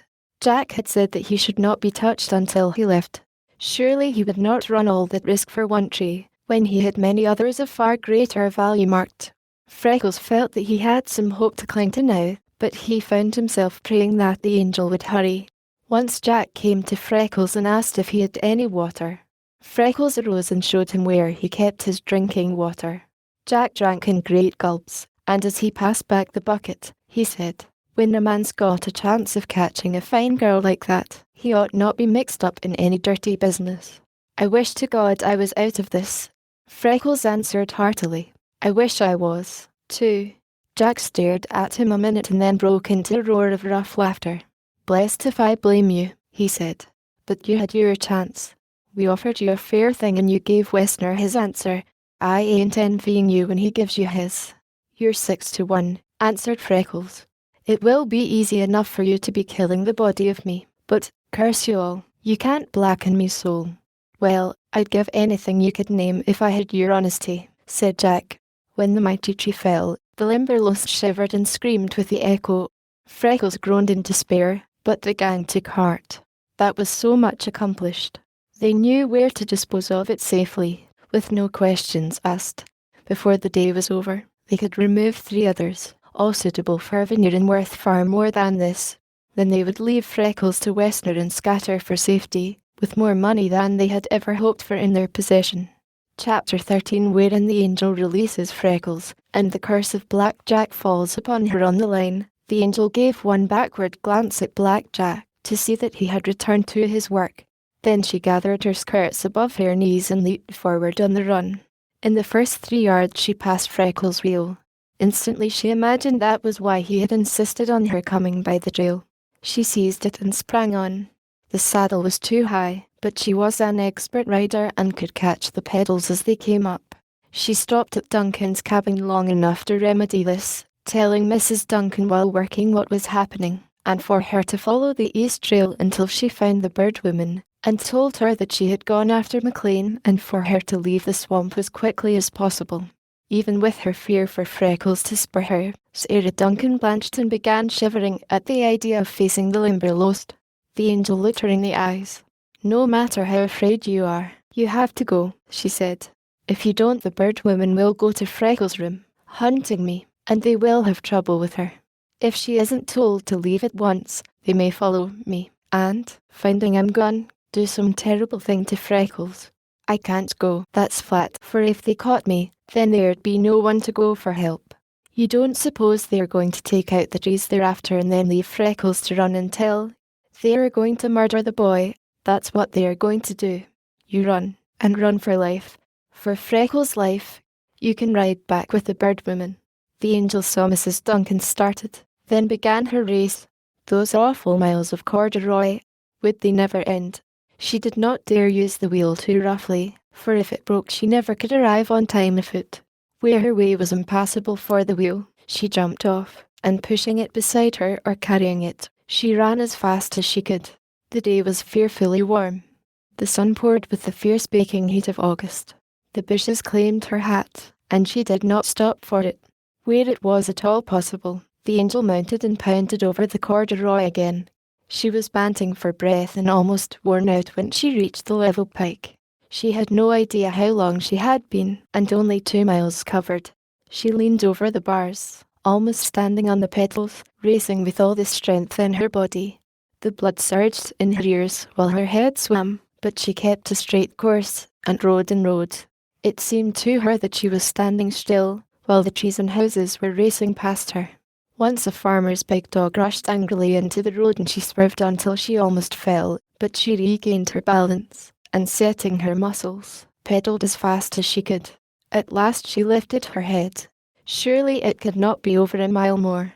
She had covered 2 of corduroy and at least 3 of gravel, and it was only 6 in all.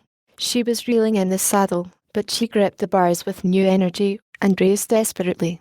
The sun beat on her bare head and hands. Just when she was choking with dust, and almost prostrate with heat and exhaustion, crash, she ran into a broken bottle. Snap went the tire. The wheel swerved and pitched over. The angel rolled into the thick yellow dust of the road and lay quietly. From afar, Duncan began to notice a strange, dust-covered object in the road as he headed toward town with the first load of the day's filling. He curried to the bays and hurried them all he could. As he neared the angel, he saw it was a woman and a broken wheel. He was beside her in an instant. He carried her to a shaded fence corner, stretched her on the grass, and wiped the dust from the lovely face all dirt-streaked, crimson, and bearing a startling whiteness around the mouth and nose. Wheels were common enough. Many of the farmers' daughters owned and rode them, but he knew these same farmers' daughters. This face was a stranger's. He glanced at the angel's tumbled clothing, the silkiness of her hair, with its pale satin ribbon, and noticed that she had lost her hat. Her lips tightened in an ominous quiver. He left her and picked up the wheel. As he had surmised, he knew it. This, then, was Freckles' swamp angel. There was trouble in the Limberlost, and she had broken down racing to McLean. Duncan turned the bays into a fence corner, tied one of them, unharnessed the other, fastened up the trace chains, and hurried to the nearest farmhouse to send help to the angel. He found a woman, who took a bottle of camphor, a jug of water, and some towels, and started on the run. Then Duncan put the bay to speed and raced to camp. The angel, left alone, lay still for a second. Then she shivered and opened her eyes. She saw that she was on the grass and the broken wheel beside her. Instantly she realized that someone had carried her there and gone after help. She sat up and looked around. She noticed a load of logs and the one horse. Someone was riding after help for her. Oh, poor Freckles, she wailed. They may be killing him by now. Oh, how much time have I wasted? She hurried to the other bay, her fingers flying as she set him free. Snatching up a big black snake whip that lay on the ground, she caught the hems, stretched along the horse's neck, and, for the first time, the fine, big fellow felt on his back the quality of the lash that Duncan was accustomed to crack over him. He was frightened, and ran at top speed. The angel passed a wildly waving, screaming woman on the road, and a little later a man riding as if he, too, were in great haste. The man called to her, but she only lay lower and used the whip. Soon the feet of the man's horse sounded farther and farther away. At the south camp they were loading a second wagon, when the angel appeared riding one of Duncan's bays, lathered and dripping, and cried, "Everybody go to Freckles. There are thieves stealing trees, and they had him bound. They're going to kill him." She wheeled the horse toward the Limberlost. The alarm sounded through camp. The gang were not unprepared. McLean sprang Janelli's back and raced after the angel. As they passed Duncan, he wheeled and followed. Soon the pig was an irregular procession of bare-backed riders, wildly driving flying horses toward the swamp. The boss rode neck and neck with the angel. He repeatedly commanded her to stop and fall out of line, until he remembered that he would need her to lead him to Freckles. Then he gave up and rode beside her, for she was sending the bay at as sharp a pace as the other horses could keep in hold out. He could see that she was not hearing him. He glanced back and saw that Duncan was close. There was something terrifying in the appearance of the big man, and the manner in which he sat his beast and rode. It would be a sad day for the man on whom Duncan's wrath broke. There were 4 others close behind him, and the pig filling with the remainder of the gang. So McLean took heart and raced beside the angel. Over and over he asked her where the trouble was, but she only gripped the hems, leaned along the bay's neck, and slashed away with the black snake. The steaming horse, with crimson nostrils and heaving sides, stretched out and ran for home with all the speed there was in him. When they passed the cabin, the bird woman's carriage was there and Mrs. Duncan in the door wringing her hands, but the bird woman was nowhere to be seen. The angel sent the bay along the path and turned into the west trail, while the men bunched and followed her. When she reached the entrance to Freckles' room, there were 4 men with her, and 2 more very close behind. She slid from the horse, and snatching the little revolver from her pocket, darted toward the bushes. McLean caught them back, and with drawn weapon, pressed beside her. There they stopped in astonishment. The bird woman blocked the entrance. Over a small limb lay her revolver. It was trained at short range on Black Jack and Westerner, who stood with their hands above their heads. Freckles, with the blood trickling down his face, from an ugly cut in his temple, was gagged and bound to the tree again. The remainder of the men were gone. Black Jack was raving as a maniac, and when they looked closer it was only the left arm that he raised. His right, with the hand shattered, hung helpless at his side, while his revolver lay at Freckles' feet. Westerner's weapon was in his belt, and beside him Freckles' club. Freckles' face was white, with colourless lips, but in his eyes was the strength of undying courage. McLean pushed past the bird woman, crying, "Hold steady on them, only 1 minute more." He snatched the revolver from Westerner's belt, and stooped for Jack's. At that instant the angel rushed past. She tore the gag from Freckles, and seizing the rope knotted on his chest, she tugged at it desperately. Under her fingers it gave way, and she hurled it to McLean. The men were crowding in, and Duncan seized Wessner. As the angel saw Freckles stand out, free, she reached her arms to him and pitched forward. A fearful oath burst from the lips of Black Jack. To have saved his life, Freckles could not have avoided the glance of triumph he gave Jack when folding the angel in his arms and stretching her on the mosses. The bird woman cried out sharply for water as she ran to them. Someone sprang to bring that, and another to break open the case for brandy. As McLean arose from binding Wessner, there was a cry that Jack was escaping. He was already far in the swamp, running for its densest part in leaping bounds. Every man who could be spared plunged after him. Other members of the gang arriving were sent to follow the tracks of the wagons. The teamsters had driven from the west entrance, and crossing the swale, had taken the same route the bird woman and the angel had before them. There had been ample time for the drivers to reach the road. After that they could take any one of 4 directions. Traffic was heavy, and lumber wagons were passing almost constantly, so the men turned back and joined the more exciting hunt for a man. The remainder of the gang joined them, also farmers of the region and travellers attracted by the disturbance. Watchers were set along the trail at short intervals. They patrolled the line and roads through the swamp that night, with lighted torches, and the next day McLean headed as thorough a search as he felt could be made of one side, while Duncan covered the other. But Black Jack could not be found. Spies were set around his home, in Wildcat Hollow, to ascertain if he reached there or aid was being sent in any direction to him. But it was soon clear that his relatives were ignorant of his hiding place, and were searching for him. Great is the elasticity of youth. A hot bath and a sound night's sleep renewed Freckles' strength, and it needed but little more to work the same result with the angel. Freckles was on the trail early the next morning. Besides a crowd of people anxious to witness Jack's capture, he found 4 stalwart guards, one at each turn. In his heart he was compelled to admit that he was glad to have them there. Close noon, McLean placed his men in charge of Duncan, and taking Freckles, drove to town to see how the angel fared. McLean visited a greenhouse and bought an armload of its finest products, but Freckles would have none of them. He would carry his message in a glowing mass of the Limberlost's first goldenrod. The bird woman received them, and in answer to their eager inquiries, said that the angel was in no way seriously injured, only so bruised and shaken that their doctor had ordered her to lie quietly for the day. Though she was sore and stiff, they were having work to keep her in bed. Her callers sent up their flowers with their grateful regards, and the angel promptly returned word that she wanted to see them. She reached both hands to McLean. "What if one old tree is gone? You don't care, sir. You feel that Freckles has kept his trust as nobody ever did before, don't you?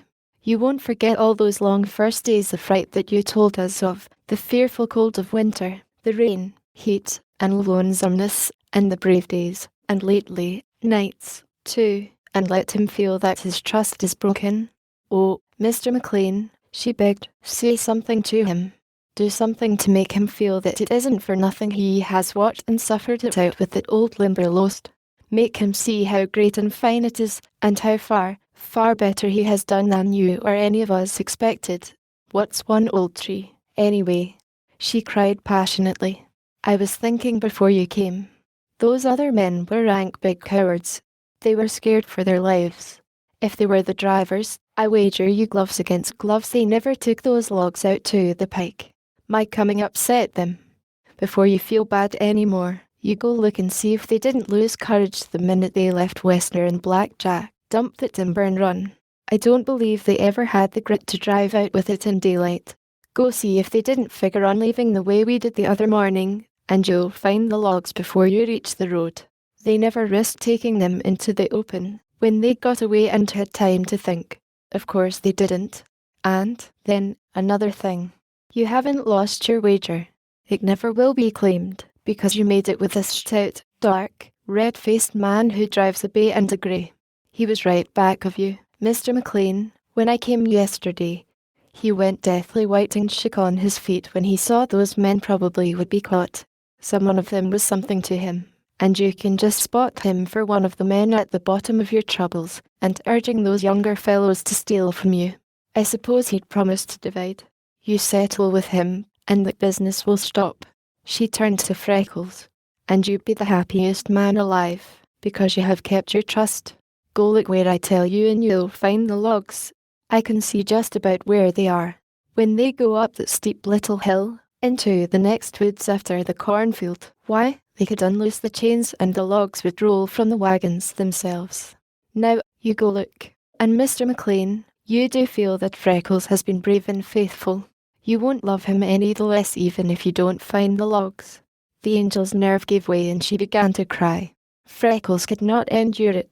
He almost ran from the room, with the tears in his eyes, but McLean took the angel from the bird woman's arms and kissed her brave little face, stroked her hair, and petted her into quietness before he left.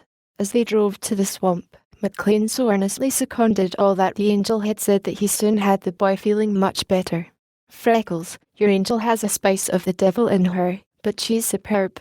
You needn't spend any time questioning or bewailing anything she does. Just worship blindly, my boy. By heaven, she scents courage and beauty for half a dozen girls, said McLean. It's altogether right you are, sir, affirmed Freckles heartily. Presently he added, there's no question but the series is over now. Don't think it, answered McLean. The bird woman is working for success, and success along any line is not won by being scared out. She will be back on the usual day, and 10 to 1, the angel will be with her. They are made of pretty stern stuff, and they don't scare worth a cent. Before I left, I told the bird woman it would be safe, and it will. You may do your usual walking, but those 4 guards are there to remain. They are under your orders absolutely. They are prohibited from firing on any bird or molesting anything that you want to protect, but there they remain, and this time it is useless for you to say one word. I have listened to your pride too long. You are too precious to me, and that voice of yours is too precious to the world to run any more risks. I'm sorry to have anything spoil the series, said Freckles, and I'd love them to be coming, the angel special, but it can't be. You'll have to tell them so. You see, Jack would have been ready to stake his life she meant what she said and did to him. When the teams pulled out, Wessner seized me. Then he and Jack went to quarrelling over whether they should finish me then or take me to the next tree they were for felling. Between them they were pulling me around and hurting me bad. Wessner wanted to get at me right then, and Jack said he shouldn't be touching me till the last tree was out and all the rest of them gone. I'm bellowing Jack really hated to see me done for in the beginning. And I think, too, he was afraid if Wessner finished me then he'd lose his nerve and cut, and they couldn't be managing the felling without him. Anyway, they were hauling me round like I was already past all feeling, and they tied me up again.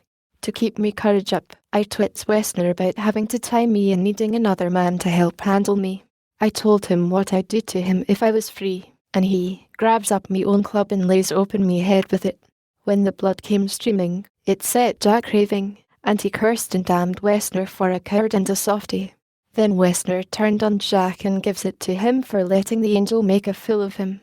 Tells him she was just playing with him, and beyond all manner of doubt she'd gone after you, and there was nothing to do on account of his foolishness but finish me, get out, and let the rest of the timber go, for likely you was on the way right then. That drove Jack plumb crazy. I don't think he was for having it out of the angel before, but then he just raved. He grabbed out his gun and turned on Wessner. Spang! It went out of his fist, and the order comes, hands up. Wessner reached for Kingdom Come like he was expecting to grab hold and pull himself up. Jack puts up what he has left. Then he leans over to me and tells me what he'll do to me if he ever gets out of there alive. Then, just like a snake hissing, he spits out what he'll do to her for playing him. He did get away, and with his strength, that wound in his hand won't be bothering him long. He'll do to me just what he said, and when he hears it really was she that went after you, why, he'll keep his oath about her. He's lived in the swamp all his life, sir, and everybody says it's always been the home of cutthroats, outlaws, and runaways. He knows its most secret places as none of the others. He's alive. He's in there now, sir. Some way he'll keep alive. If you'd seen his face, all scarlet with passion, twisted with pain, and black with hate, and heard him swearing that oath, you'd know it was a sure thing. I ain't done with him yet, and I've brought this awful thing on her. And I haven't begun with him yet, said McLean, setting his teeth. I've been away too slow and too easy, believing there'd be no greater harm than the loss of a tree.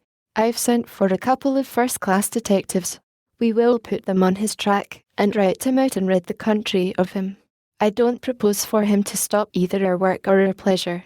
As for his being in the swamp now, I don't believe it. He'd find a way out last night, in spite of us. Don't you worry.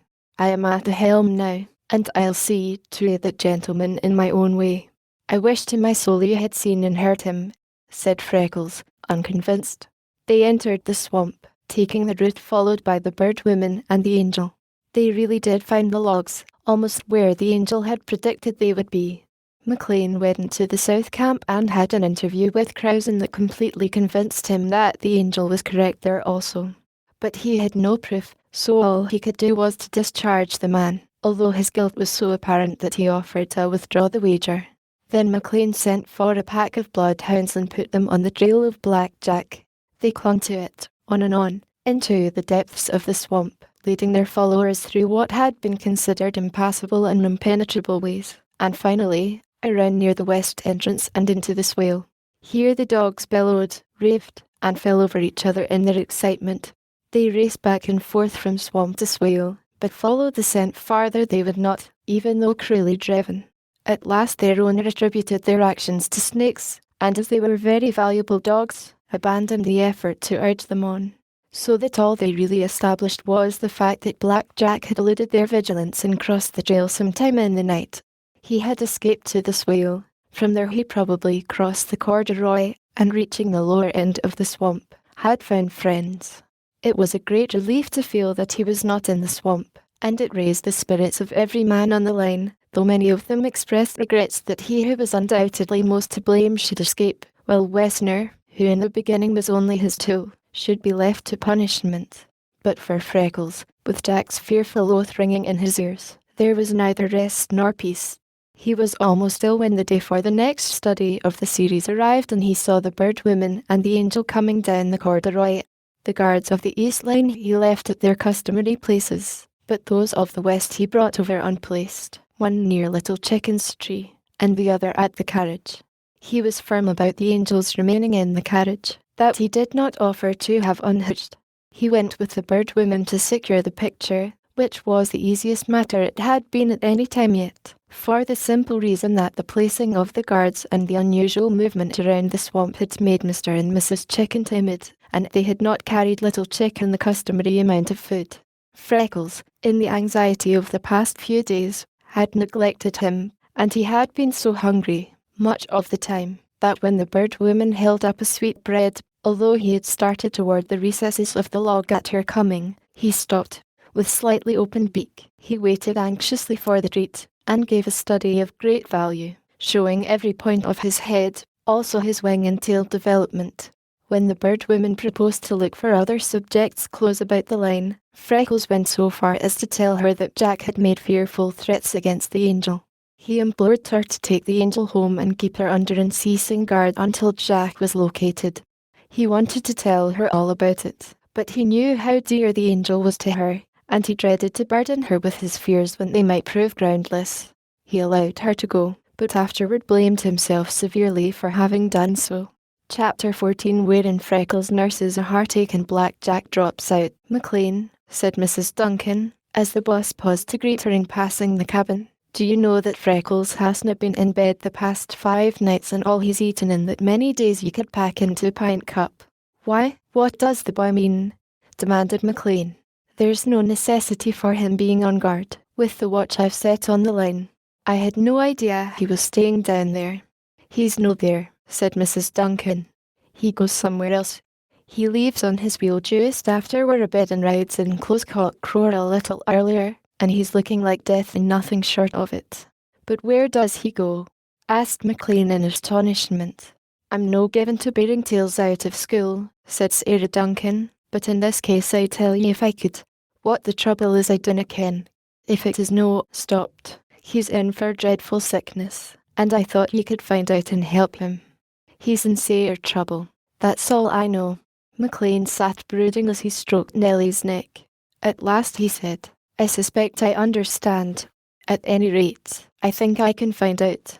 "Thank you for telling me. Ye'll no need telling, once ye clap your eyes on him," prophesied Mrs. Duncan. "His face is all a glistening yellow, and he's peaked as a starving caged bird." McLean rode to the Limberlost, and stopping in the shade, sat waiting for Freckles, whose hour for passing the foot of lease had come. Along the north line came Freckles, fairly staggering. When he turned east and reached Sleepy Snake Creek, sliding through the swale as the long black snake for which it was named, he sat on the bridge and closed his burning eyes, but they would not remain shut. As if pulled by wires, the heavy lids flew open, while the outraged nerves and muscles of his body danced, twitched, and tingled. He bent forward and idly watched the limpid little stream flowing beneath his feet. Stretching into the swale, it came creeping between an impenetrable wall of magnificent wildflowers, vines, and ferns. Milkweed, goldenrod, ironwort, fringed gentians, cardinal flowers, and turtlehead stood on the very edge of the creek, and every flower of them had a double in the water. Wild clematis crowned with snow the heads of trees scattered here and there on the bank. From afar the creek appeared to be murky, dirty water. Really, it was clear and sparkling. The tinge of blackness was gained from its bed of muck showing through the transparent current. He could see small and wonderfully marked fish. What became of them when the creek spread into the swamp? For one thing, they would make mighty fine eating for the family of that self-satisfied old blue heron. Freckles sat so quietly that soon the brim of his hat was covered with snake feeders, rasping their crisp wings and singing while they rested. Some of them settled on the club, and one on his shoulder. He was so motionless, feathers, fur, and gauze were so accustomed to him, that all through the swale they continued their daily life and forgot he was there. The heron family were wading the mouth of the creek. Freckles idly wondered whether the nerve-wracking rasps they occasionally emitted indicated domestic felicity or a raging quarrel. He could not decide. A shite poke, with flaring crest, went stalking across the bare space close to the creek's mouth. A stately brown bittern waded into the clear flowing water, lifting his feet high at every step, and setting them down carefully, as if he dreaded wetting them, and with slightly parted beak, stood eagerly watching around him for worms. Behind him were some mighty trees of the swamp above, and below the bank glowed a solid wall of goldenrod. No wonder the ancients had chosen yellow as the colour to represent victory, for the fierce, conquering hue of the sun was in it.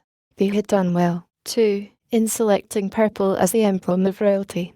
It was a dignified, compelling colour, while in its warm tone there was a hint of blood.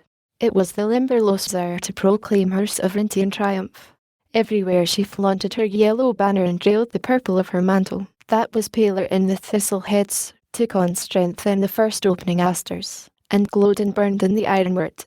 He gazed into her damp, mossy recesses where high-pile-driven trees decayed under coats of living green, where dainty vines swayed and clambered, and here and there a yellow leaf, fluttering down, presaged the coming of winter.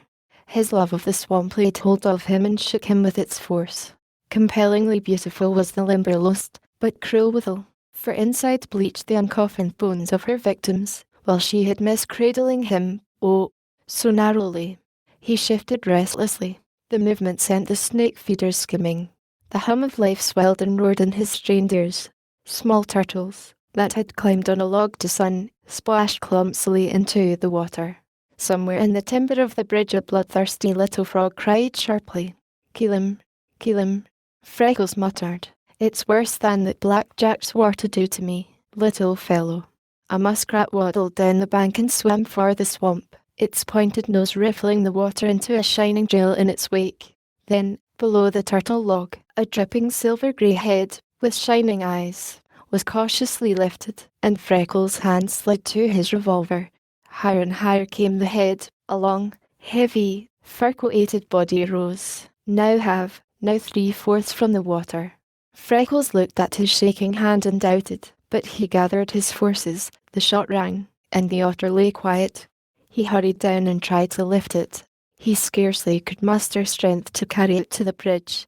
The consciousness that he really could go no farther with it made Freckles realize the fact that he was close to the limit of human endurance.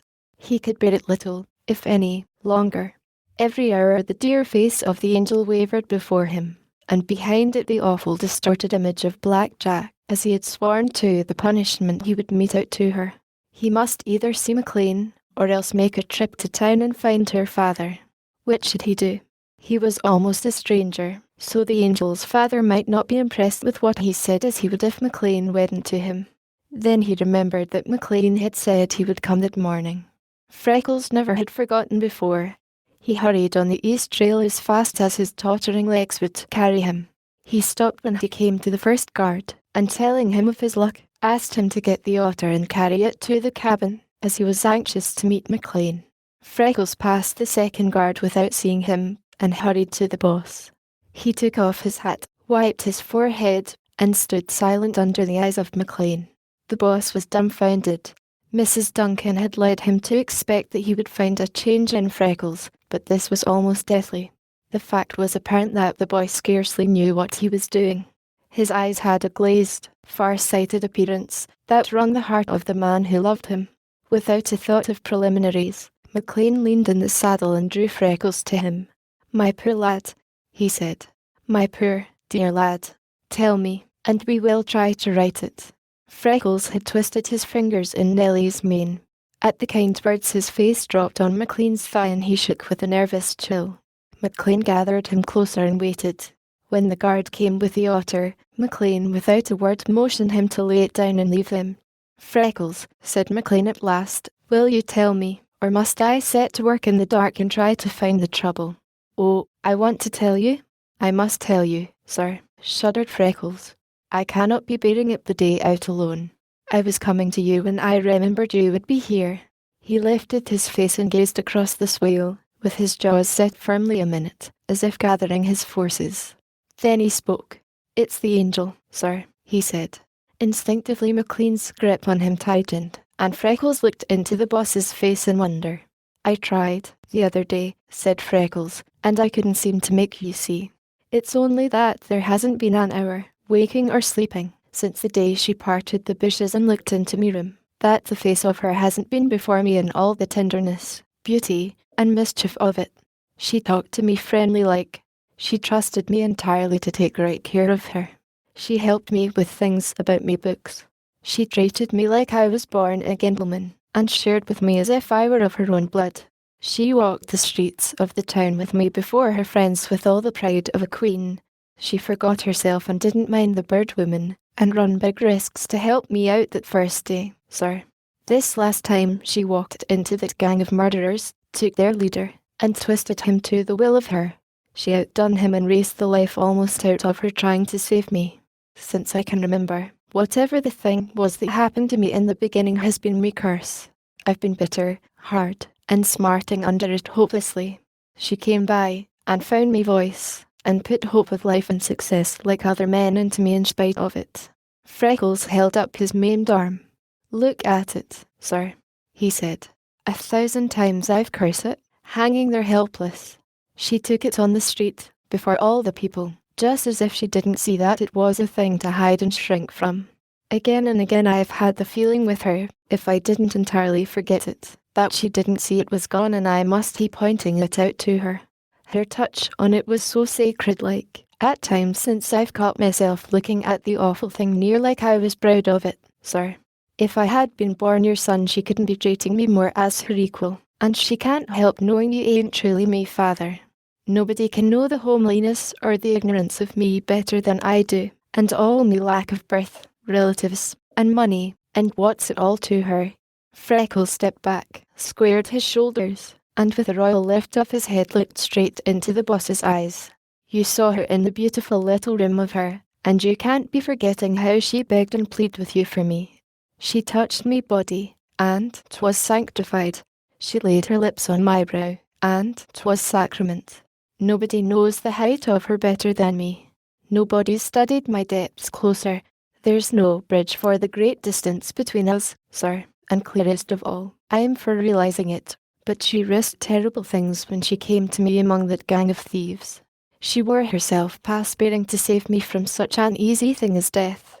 Now, here's me, a man, a big, strong man, and letting her live under that fearful oath, so worse than any death to it before her, and lifting not a finger to save her.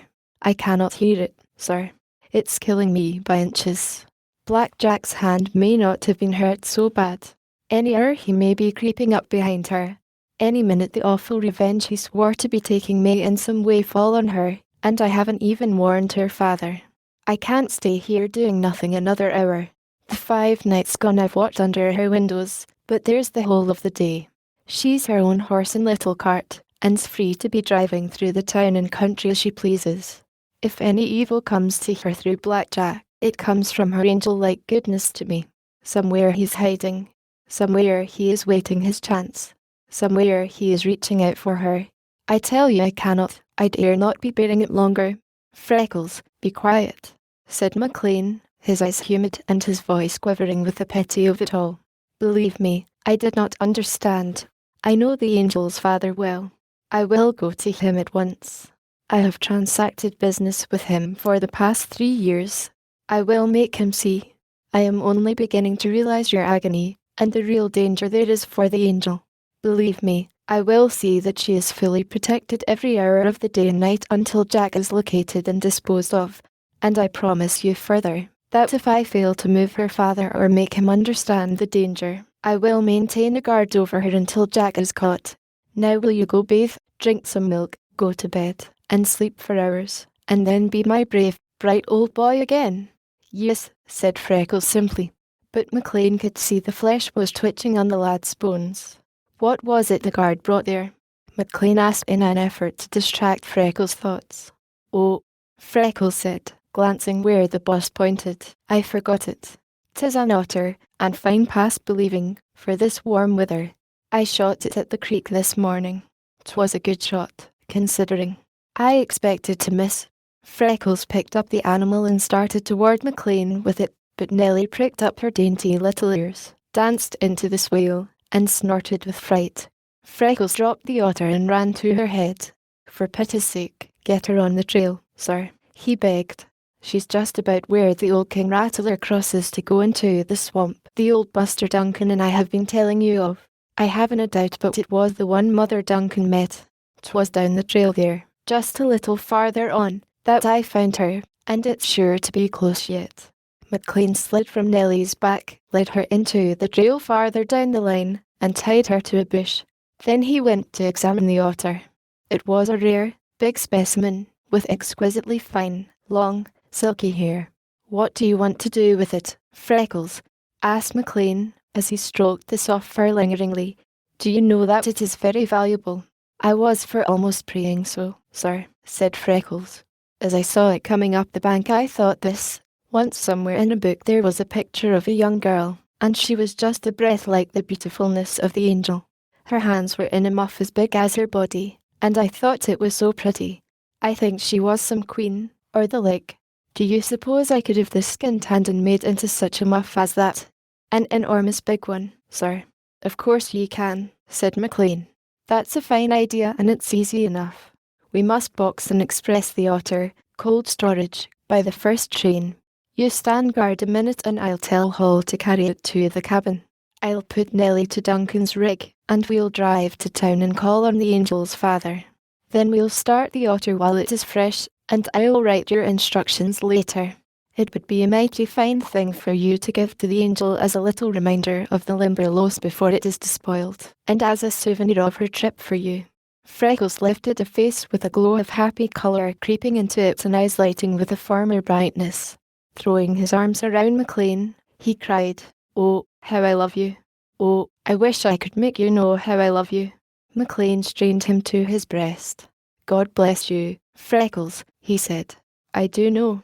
We're going to have some good old times out of this world together, and we can't begin too soon. Would you rather sleep first, or have a bite of lunch, take the drive with me, and then rest? I don't know, but sleep will come sooner and deeper to take the right and have your mind set at ease before you lie down. Suppose you go. Suppose I do, said Freckles, with a glimmer of the old light in his eyes and newly found strength to shoulder the otter. Together they turned into the trail. McLean noticed and spoke of the big black chickens. They've been hanging round out there for several days past, said Freckles. I'll tell you what I think it means. I think the old rattler has killed something too big for him to swallow, and he's keeping guard and won't let me chickens have it. I'm just sure, from the way the birds have acted out there all summer, that it is the rattler's den. You watch them now. See the way they dip and then rise, frightened like. Suddenly McLean turned towards him with blanching face. Freckles, he cried. My God, sir, shuddered Freckles. He dropped the otter, caught up his club, and plunged into the swale. Reaching for his revolver, McLean followed. The chicken circled higher at their coming, and the big snake lifted his head and rattled angrily. It sank in sinuous coils at the report of McLean's revolver, and together he and Freckles stood beside Black Jack. His fate was evident and most horrible. Come, said the boss at last. We don't dare touch him. We will get a sheet from Mrs. Duncan and tuck over him, to keep these swarms of insects away, and set all on guard, while we find the officers. Freckles' lips closed resolutely.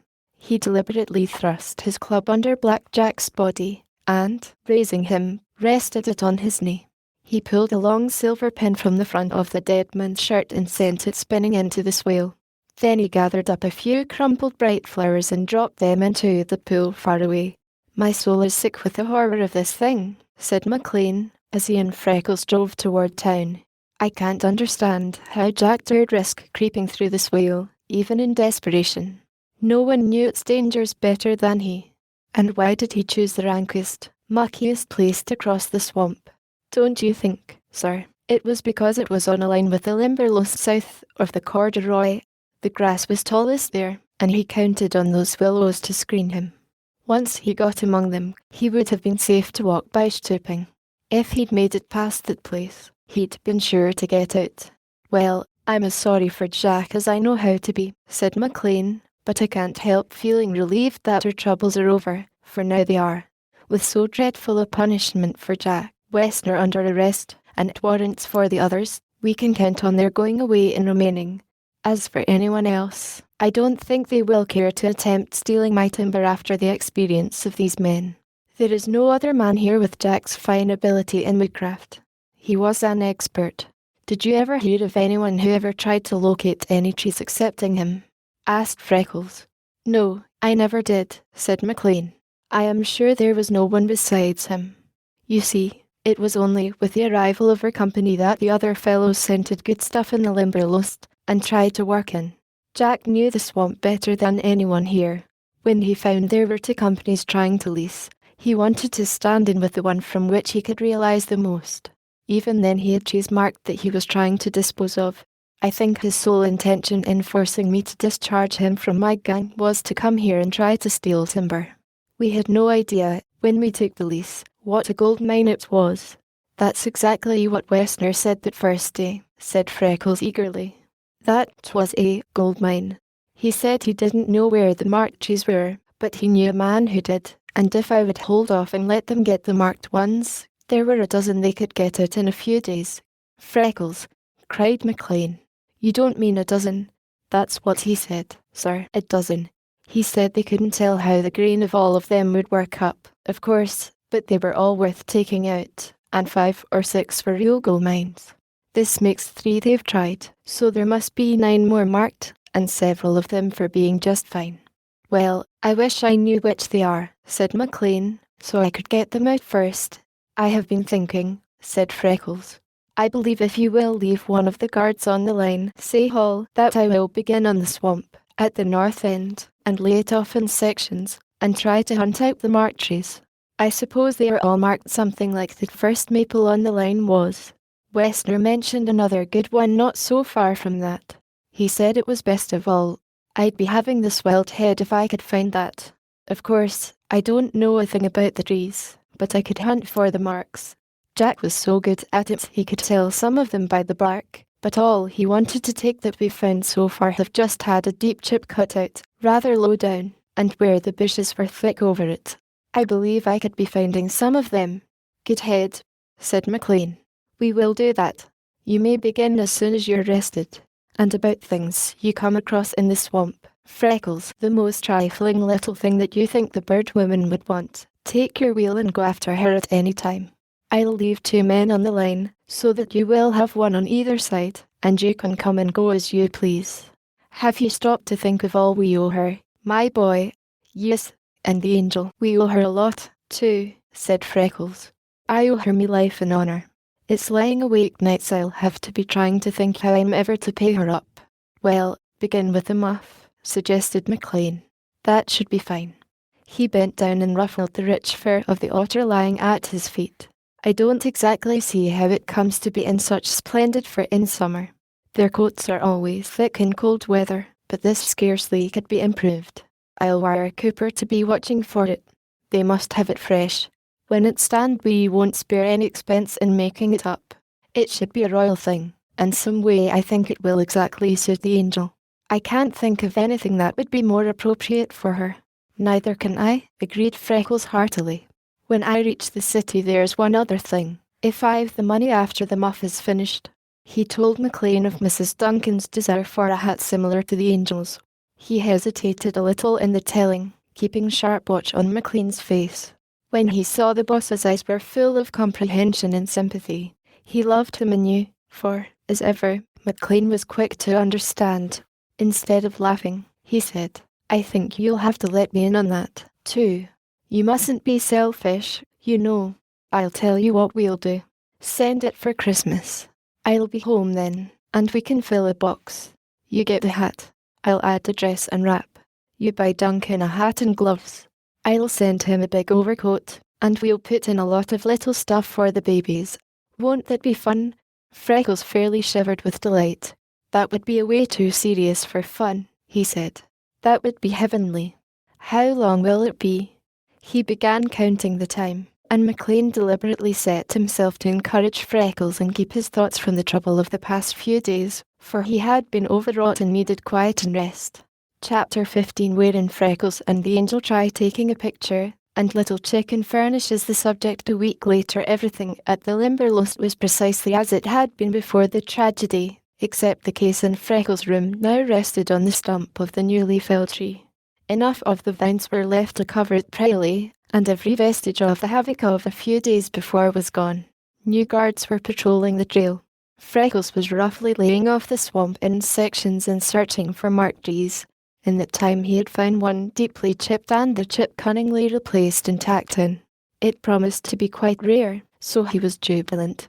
He also found so many subjects for the bird woman that her coming was of almost daily occurrence, and the hours he spent with her and the angel were nothing less than golden. The Limberlost was now arrayed as the Queen of Sheba in all her glory. The first frosts of autumn had bejeweled her crown in flashing topaz, ruby, and emerald. Around her feet trailed the purple of her garments, while in her hand was her golden scepter. Everything was at full tide. It seemed as if nothing could grow lovelier, and it was all standing still a few weeks, waiting coming destruction. The swamp was palpitant with life. Every pair of birds that had flocked to it in the spring was now multiplied by from 2 to 10. The young were tame from Freckles, tri-parented, and so plump and sleek that they were quite as beautiful as their elders, even if in many cases they lacked their brilliant plumage. It was the same story of increase everywhere. There were chubby little groundhogs scudding on the trail. There were cunning baby coons and opossums peeping from hollow logs and trees.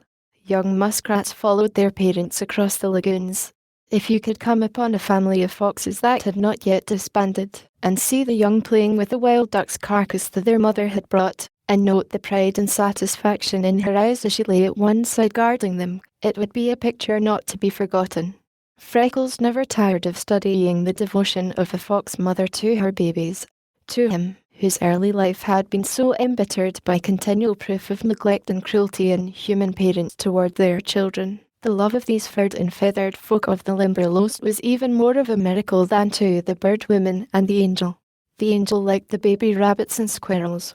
Earlier in the season, when the young were yet very small, it so happened that at times Freckles could give into her hands one of these little ones. Then it was pure joy to stand back and watch her heaving breast, flushed cheek, and shining eyes. Hers were such lovely eyes. Freckles had discovered lately that they were not so dark as he had thought them at first, but that the length and thickness of lash, by which they were shaded, made them appear darker than they really were. They were forever changing, now sparkling and darkling with wit, now humid with sympathy, now burning with the fire of courage, now taking on strength of colour with ambition, now flashing indignantly at the abuse of any creature. She had carried several of the squirrel and bunny babies home, and had littered the conservatory with them. Her care of them was perfect. She was learning her natural history from nature, and having much healthful exercise. To her, they were the most interesting of all, but the bird women preferred the birds, with a close second in the moths and butterflies. Brown butterfly time had come. The edge of the swale was filled with milkweed, and other plants beloved of them, and the air was golden with the flashing satin wings of the monarch, viceroy, and argonauts. They outnumbered those of any other colour 3 to 1. Among the birds it really seemed as if the little yellow fellows were in the preponderance. At least, they were until the red-winged blackbirds and bobolinks, that had nested on the upland, suddenly saw in the swamp the garden of the Lord and came swarming by hundreds to feast and adventure upon it these last few weeks before migration. Never was there a finer feast spread for the birds. The grasses were filled with seeds. So, too, were weeds of every variety. Fall berries were ripe. Wild grapes and black haws were ready. Bugs were creeping everywhere. The muck was yeasty with worms. Insects filled the air. Nature made glorious pause for holiday before her next change, and by none of the frequenters of the swamp was this more appreciated than by the big black chickens. They seemed to feel the new reign of peace and fullness most of all. As for food, they did not even have to hunt for themselves these days, for the feasts now being spread before Little Chicken were more than he could use, and he was glad to have his parents come down and help him. He was a fine, big, overgrown fellow, and his wings, with coils of jetty black, gleaming with bronze, were so strong they almost lifted his body. He had 3 inches of tail, and his beak and claws were sharp. His muscles began to clamour for exercise. He raced the 40 feet of his home back and forth many times every hour of the day. After a few days of that, he began lifting and spreading his wings, and flopping them until the down on his back was filled with elm fibre. Then he commenced jumping. The funny little hops, springs, and sidewise bounds he gave set Freckles and the angel, hidden in the swamp, watching him, into smothered chuckles of delight. Sometimes he fell to coquetting with himself, and that was the funniest thing of all, for he turned his head up, down, from side to side, and drew in his chin with brinky little jerks and tilts.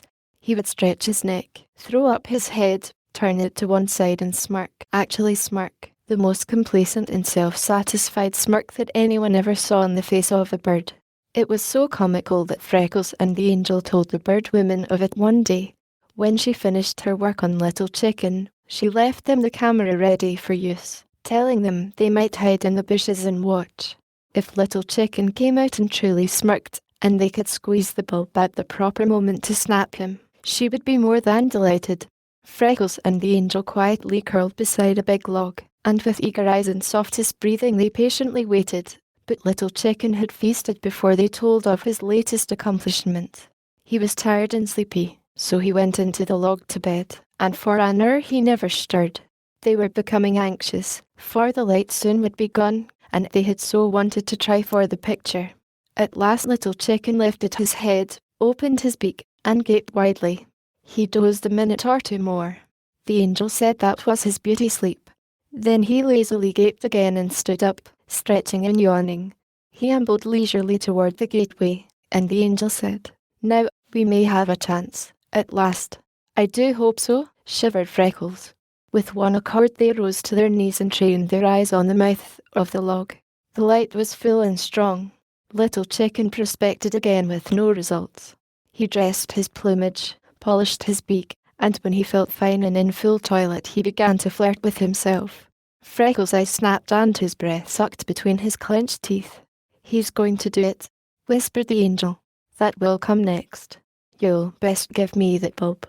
"Yes," assented Freckles, but he was looking at the log and he made no move to relinquish the bulb. Little Chicken nodded daintily and ruffled his feathers. He gave his head sundry little sidewise jerks and rapidly shifted his point of vision. Once there was the fleeting little ghost of a smirk. "Now, no," snapped the angel. Freckles leaned toward the bird. Tensely he waited. Unconsciously the hand of the angel clasped his.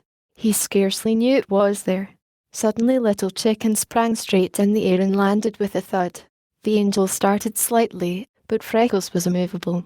Then, as if in approval of his last performance. The big, overgrown baby wheeled until he was more than 3/4, almost full sight, toward the camera, straightened on his legs, squared his shoulders, stretched his neck full height, drew in his chin and smirked his most pronounced smirk, directly in the face of the lens. Freckles' fingers closed on the bulb convulsively, and the angel's closed on his at the instant. Then she heaved a great sigh of relief and lifted her hands to push back the damp, clustering hair from her face. "How soon do you suppose it will be finished?" came Freckles' strident whisper. For the first time the angel looked at him. He was on his knees, leaning forward, his eyes directed toward the bird, the perspiration running in little streams down his red, mosquito-bitten face. His hat was awry, his bright hair rampant, his breast heaving with excitement, while he yet gripped the bulb with every ounce of strength in his body. "Do you think we were forgetting it?" he asked. The angel could only nod. Freckles heaved a deep sigh of relief. "Well, if it ain't the hardest work I ever did in me life," he exclaimed. "It's no wonder the bird woman's for coming out of the swamp looking as if she's been through a fire, a flood, and a famine, if that's what she goes through day after day. But if you think we got it, why, it's worth all it took, and I'm glad as ever you are, sure." They put the holders in the case, carefully closed the camera, set it in also, and carried it to the road. Then Freckles exulted. "Now, let's be telling the bird woman about it," he shouted, wildly dancing and swinging his hat. "We got it. We got it. I bet a farm we got it." Hand in hand they ran to the north end of the swamp, yelling, "We got it," like young Comanches, and never gave a thought to what they might do until a big blue-gray bird, with long neck and trailing legs, arose on flapping wings and sailed over the Limberlost. The angel became white to the lips and gripped Freckles with both hands. He gulped with mortification and turned his back, to frighten her subject away carelessly. It was the head crime in the bird woman's category. She extended her hands as she arose, baked, blistered, and dripping, and exclaimed, "Bless you, my children, bless you." And it truly sounded as if she meant it. Why, stammered the bewildered angel. Freckles hurried into the breach. "You must be for blaming it every bit on me. I was thinking we got little chickens picked real good. I was so drunk with the joy of it I lost all me senses and, 'Let's run tell the bird woman,' says I. Like a fool I was for running, and I sort of dragged the angel along." "Oh, Freckles," expostulated the angel. "Are you loony? Of course, it was all my fault. I've been with her hundreds of times. I knew perfectly well that I wasn't to let anything, not anything, scare her bird away. I was so crazy I forgot. The blame is all mine, and she'll never forgive me." "She will, too," cried Freckles. "Wasn't you for telling me that very first day that when people scared her birds away she just killed them? It's all me foolishness, and I'll never forgive myself." The bird woman plunged into the swale at the mouth of Sleepy Snake Creek, and came wading toward them, with a couple of cameras and dripping tripods. "If you will permit me a word, my infants," she said, "I will explain to you that I have had 3 shots at that fellow." The angel heaved a deep sigh of relief, and Freckles' face cleared a little. "2 of them," continued the bird woman, "in the rushes, one facing, crest lowered, one light on back, crest flared, and the last on wing, when you came up. I simply had been praying for something to make him arise from that side, so that he would fly toward the camera, for he had waded around until in my position I couldn't do it myself. See, behold in yourselves the answer to the prayers of the long-suffering." Freckles took a step toward her. "Are you really meaning that?" he asked wonderingly. "Only think, Angel, we did the right thing. She won't lose her picture through the carelessness of us, when she's waited and soaked nearly 2 hours. She's not angry with us." "Never was in a sweeter temper in my life," said the bird woman, busily cleaning and packing the cameras. Freckles removed his hat and solemnly held out his hand. With equal solemnity the angel grasped it. The bird woman laughed alone, for to them the situation had been too serious to develop any of the elements of fun. Then they loaded the carriage, and the bird woman and the angel started for their homes. It had been a difficult time for all of them, so they were very tired, but they were joyful. Freckles was so happy it seemed to him that life could hold little more. As the bird woman was ready to drive away, he laid his hand on the lines and looked into her face. "Do you suppose we got it?" he asked, so eagerly that she would have given much to be able to say yes with conviction. "Why, my dear, I don't know," she said. "I've no way to judge. If you made the exposure just before you came to me, there was yet a fine light. If you waited until Little Chicken was close the entrance, you should have something good, even if you didn't catch just the fleeting expression for which you hoped. Of course, I can't say surely, but I think there is every reason to believe that you have it all right.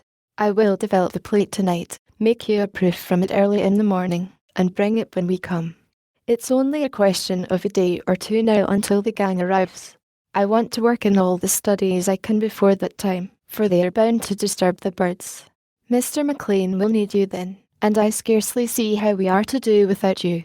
Moved by an impulse she never afterward regretted, she bent and laid her lips on Freckles' forehead, kissing him gently and thanking him for his many kindnesses to her in her loved work. Freckles started away so happy that he felt inclined to keep watching behind to see if the trail were not curling up and rolling down the line after him. Chapter 16, wherein the angel locates a rare tree and dines with the gang from afar. Freckles saw them coming. The angel was standing, waving her hat. He sprang on his wheel and raced, jolting and pounding, down the corduroy to meet them. The bird woman stopped the horse and the angel gave him the bit of print paper. Freckles leaned the wheel against the tree and took the proof with eager fingers. He never before had seen a study from any of his chickens. He stood staring.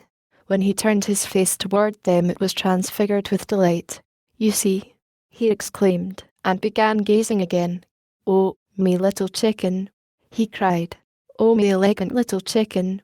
I'd be giving all me money in the bank for you." Then he thought of the angel's muff and Mrs. Duncan's hat, and added, "Or at least, all but what I'm needing bad for something else. Would you mind stopping at the cabin a minute and showing this to Mother Duncan?" he asked. "Give me that little book in your pocket," said the bird woman. She folded the outer edges of the proof so that it would fit into the book, explaining as she did so its perishable nature in its state. Freckles went hurrying ahead, and they arrived in time to see Mrs. Duncan gazing as if awestruck, and to hear her bewildered, "Will I be drawed on?" Freckles and the angel helped the bird woman to establish herself for a long day at the mouth of Sleepy Snake Creek. Then she sent them away and waited what luck would bring to her. "Now, what shall we do?"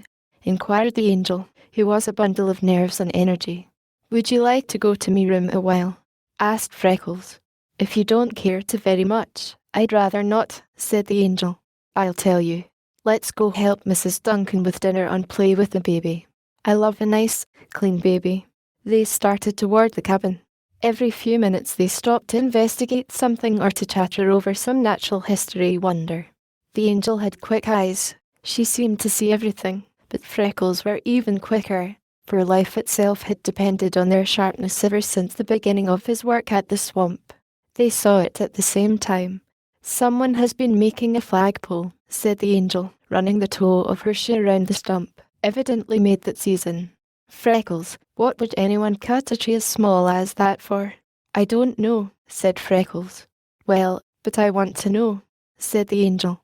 "No one came away here and cut it for fun. They've taken it away. Let's go back and see if we can see it anywhere around there." She turned, retraced her footsteps, and began eagerly searching. Freckles did the same. "There it is," he exclaimed at last, leaning against the trunk of that big maple. "Yes, and leaning there has killed a patch of dried bark," said the angel. "See how dried it appears." Freckles stared at her. "Angel," he shouted, "I bet you it's a marked tree." "Course it is," cried the angel. "No one would cut that sapling and carry it away there and lean it up for nothing. I'll tell you. This is one of Jack's marked trees. He's climbed up there above anyone's head, peeled the bark, and cut into the grain enough to be sure. Then he's laid the bark back and fastened it with that pole to mark it. You see, there are a lot of other big maples close around it. Can you climb to that place?" "Yes," said Freckles. "If I take off my wading boots I can." "Then take them off," said the angel, "and do hurry. Can't you see that I am almost crazy to know if this tree is a marked one?" When they pushed the sapling over, a piece of bark as big as the crown of Freckles' hat fell away. I believe it looks kind of nubby, encouraged the angel, backing away, with her face all screwed into a twist in an effort to intensify her vision. Freckles reached the opening, then slid rapidly to the ground. He was almost breathless while his eyes were flashing. The bark's been cut clean with a knife, the sap scraped away, and a big chip taken out deep. The trunk is the twistiest thing you ever saw. It's full of eyes as a bird is of feathers. The angel was dancing and shaking his hand. "Oh, Freckles," she cried, "I'm so delighted that you found it." "But I didn't," said the astonished Freckles. "That tree isn't my find. It's yours. I forgot it and was going on. You wouldn't give up, and kept talking about it, and turned back. You found it? You'd best be looking after your reputation for truth and veracity," said the angel. "You know you saw that sapling first." "Yes, after you took me back and set me looking for it," scoffed Freckles. The clear, ringing echo of strongly swung axes came crashing through the Limberlost. "'Tis the gang," shouted Freckles. "They're clearing a place to make the camp. Let's go help." "Hadn't we better mark the tree again?" cautioned the angel. "It's away in here. There's such a lot of them, and all so much alike. We'd feel good and green to find it and then lose it." Freckles lifted the sapling to replace it, but the angel motioned him away. "Use your hatchet," she said. "I predict this is the most valuable tree in the swamp. You found it. I'm going to play that you're my knight. Now, you nail my colours on it." She reached up, and pulling a blue bow from her hair, untied and doubled it against the tree. Freckles turned his eyes from her and managed the fastening with shaking fingers. The angel had called him her knight. Dear Lord, how he loved her! She must not see his face, or surely her quick eyes would read what he was fighting to hide. He did not dare lay his lips on that ribbon then, but that night he would return to it. When they had gone a little distance, they both looked back, and the morning breeze set the bit of blue waving them a farewell. They walked at a rapid pace. "I'm sorry about scaring the birds," said the angel, "but it's almost time for them to go anyway. I feel dreadfully over having the swamp ruined, but isn't it a delight to hear the good, honest ring of those axes, instead of straining your ears for stealthy sounds? Isn't it fine to go openly and freely, with nothing worse than a snake or a poison vine to fear?" "Ah," said Freckles, with a long breath, "it's better than you can dream, angel. Nobody will ever be guessing some of the things I've been through trying to keep me promised to the boss, and to hold out until this day. That it's come with only one fresh stump, and the log from that saved, and this new tree to report. Isn't it grand? Maybe Mr. McLean will be forgetting that stump when he sees this tree, angel." "He can't forget it," said the angel, and in answer to Freckles' startled eyes she added, "because he never had any reason to remember it. He couldn't have done a whit better himself. My father says so." "You're all right, Freckles." She reached him her hand, and as to children, they broke into run when they came closer the gang. They left the swamp by the west road and followed the trail until they found the men. To the angel it seemed complete charm. In the shadiest spot on the west side of the line, at the edge of the swamp and very close Freckles' room, they were cutting bushes and clearing space for a big tent for the men's sleeping quarters, another for a dining hall, and a board shack for the cook. The teamsters were unloading, the horses were cropping leaves from the bushes, while each man was doing his part toward the construction of the new Limberlost quarters. Freckles helped the angel climb on a wagon load of canvas in the shade. She removed her leggings, wiped her heated face, and glowed with happiness and interest. The gang had been sifted carefully. McLean now felt that there was not a man in it who was not trustworthy. They all had heard of the angel's plucky ride for Freckles' relief. Several of them had been in the rescue party. Others, new since the time, had heard the tale rehearsed in its every aspect around the smudge fires at night. Almost all of them knew the angel by sight from her trips with the bird women to their leases. They all knew her father, her position, and the luxuries of her home. Whatever course she had chosen with them, they scarcely would have resented it, but the angel never had been known to choose a course. Her spirit of friendliness was inborn and inbred. She loved everyone, so she sympathized with everyone. Her generosity was only limited by what was in her power to give. She came down the trail, hand in hand with the red-haired, freckled timber guard whom she had worn herself past the limit of endurance to save only a few weeks before, racing in her eagerness to reach them. and laughing her "Good morning, gentlemen," right and left. When she was ensconced on the wagon load of painting, she sat on a roll of canvas as a queen on her throne. There was not a man of the gang who did not respect her. She was a living exponent of universal brotherhood. There was no man among them who needed her exquisite face or dainty clothing to teach him that the deference due a gentlewoman should be paid her. That the spirit of good fellowship she radiated levied an especial tribute of its own, and it became their delight to honour and please her. As they raced toward the wagon, "Let me tell about the tree, please," she begged Freckles. "Why, sure," said Freckles. He probably would have said the same to anything she suggested. When McLean came, he found the angel flushed and glowing, sitting on the wagon, her hands already filled. One of the men, who was cutting a scrapbook, had carried to her a handful of crimson leaves. Another had gathered a bunch of delicate marsh grass heads for her. Someone else, in taking out a bush, had found a daintily built and lined little nest, fresh as when made. She held up her treasures and greeted McLean. "Good morning, Mr. Boss of the Limberlost," the gang shouted, while he bowed profoundly before her. "Everyone listen," cried the angel, climbing a roll of canvas. "I have something to say. Freckles has been guarding here over a year now, and he presents the Limberlost to you, with every tree in it saved. For good measure he has this morning located the rarest one of them all, the one in from the east line, that Westerner spoke of the first day, nearest the one you took out. All together, everyone, hurrah for Freckles!" With flushing cheeks and gleaming eyes, gaily waving the grass above her head, she led in 3 cheers and a tiger. Freckles slipped into the swamp and hid himself, for fear he could not conceal his pride and his great surging, throbbing love for her. The angel subsided on the canvas and explained to McLean about the maple. The boss was mightily pleased. He took Freckles and set out to relocate and examine the tree. The angel was interested in the making of the camp, so she preferred to remain with the men. With her sharp eyes she was watching every detail of construction, but when it came to the stretching of the dining hall canvas she proceeded to take command. The men were driving the rope pins, when the angel arose on the wagon and, leaning forward, spoke to Duncan, who was directing the work. "I believe if you will swing that around a few feet farther, you will find it better, Mr. Duncan," she said. "That way we'll let the hot sun in at noon, while the sides will cut off the best breeze." "That's a fact," said Duncan, studying the conditions. So, by shifting the pins a little, they obtained comfort for which they blessed the angel every day. When they came to the sleeping tent, they consulted her about that. She explained the general direction of the night breeze and indicated the best position for the tent.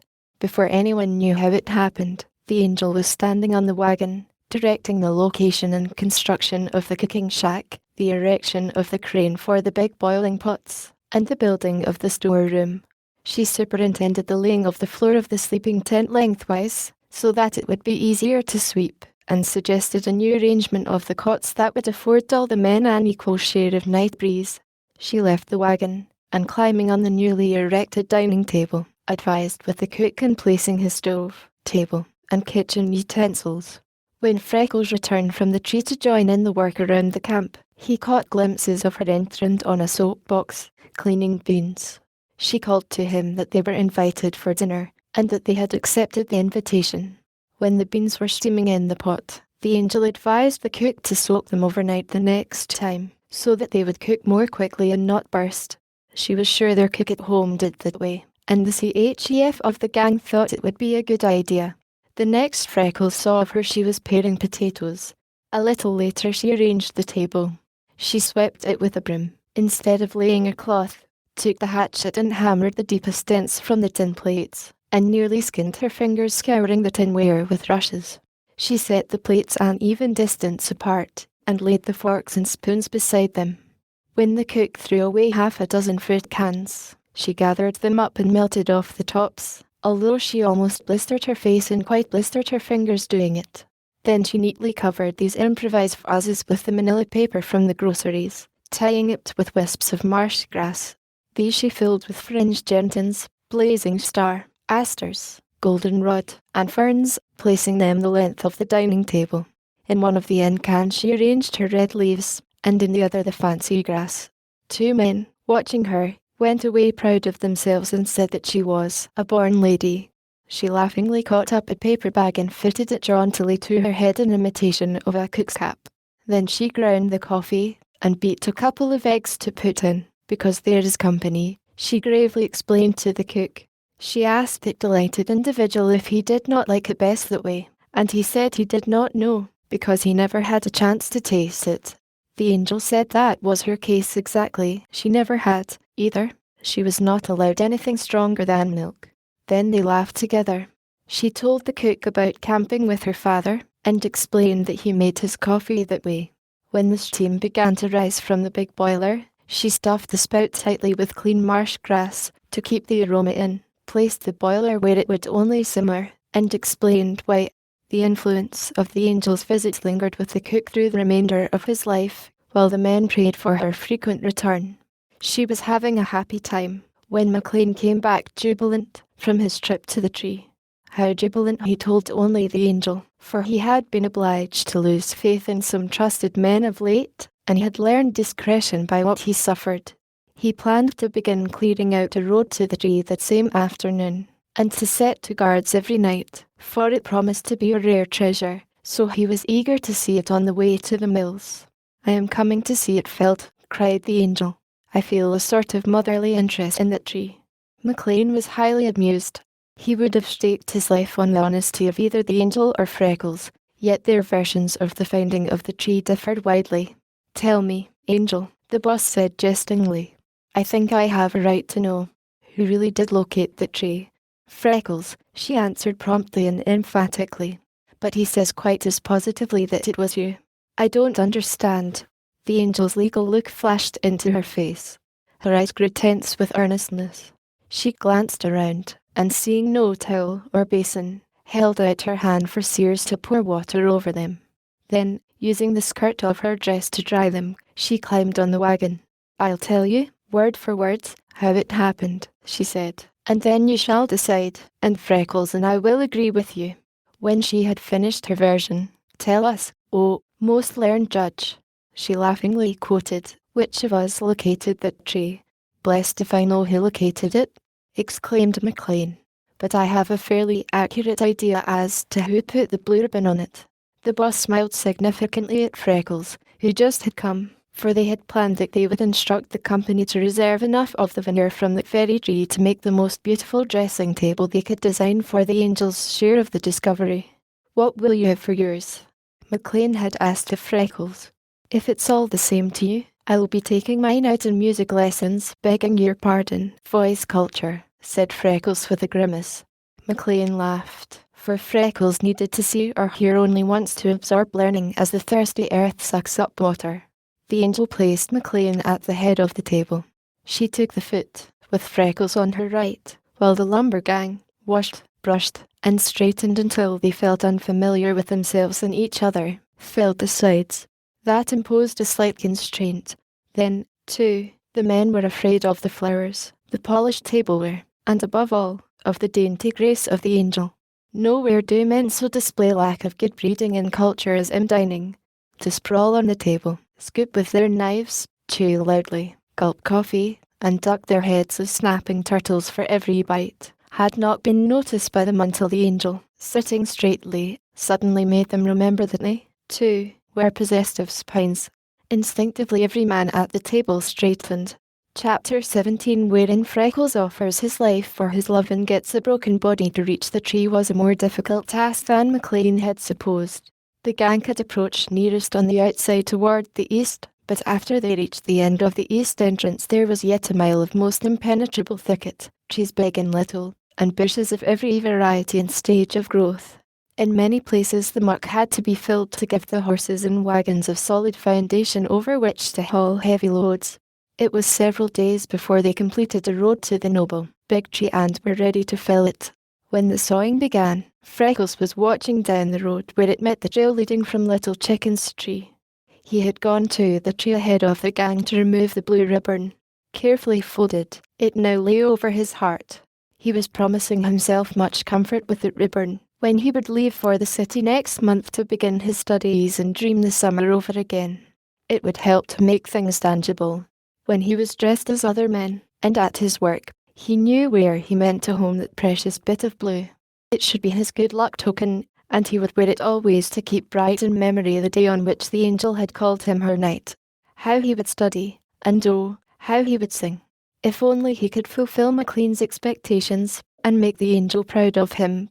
If only he could be a real knight. He could not understand why the angel had failed to come. She had wanted to see their tree felled. She would be too late if she did not arrive soon.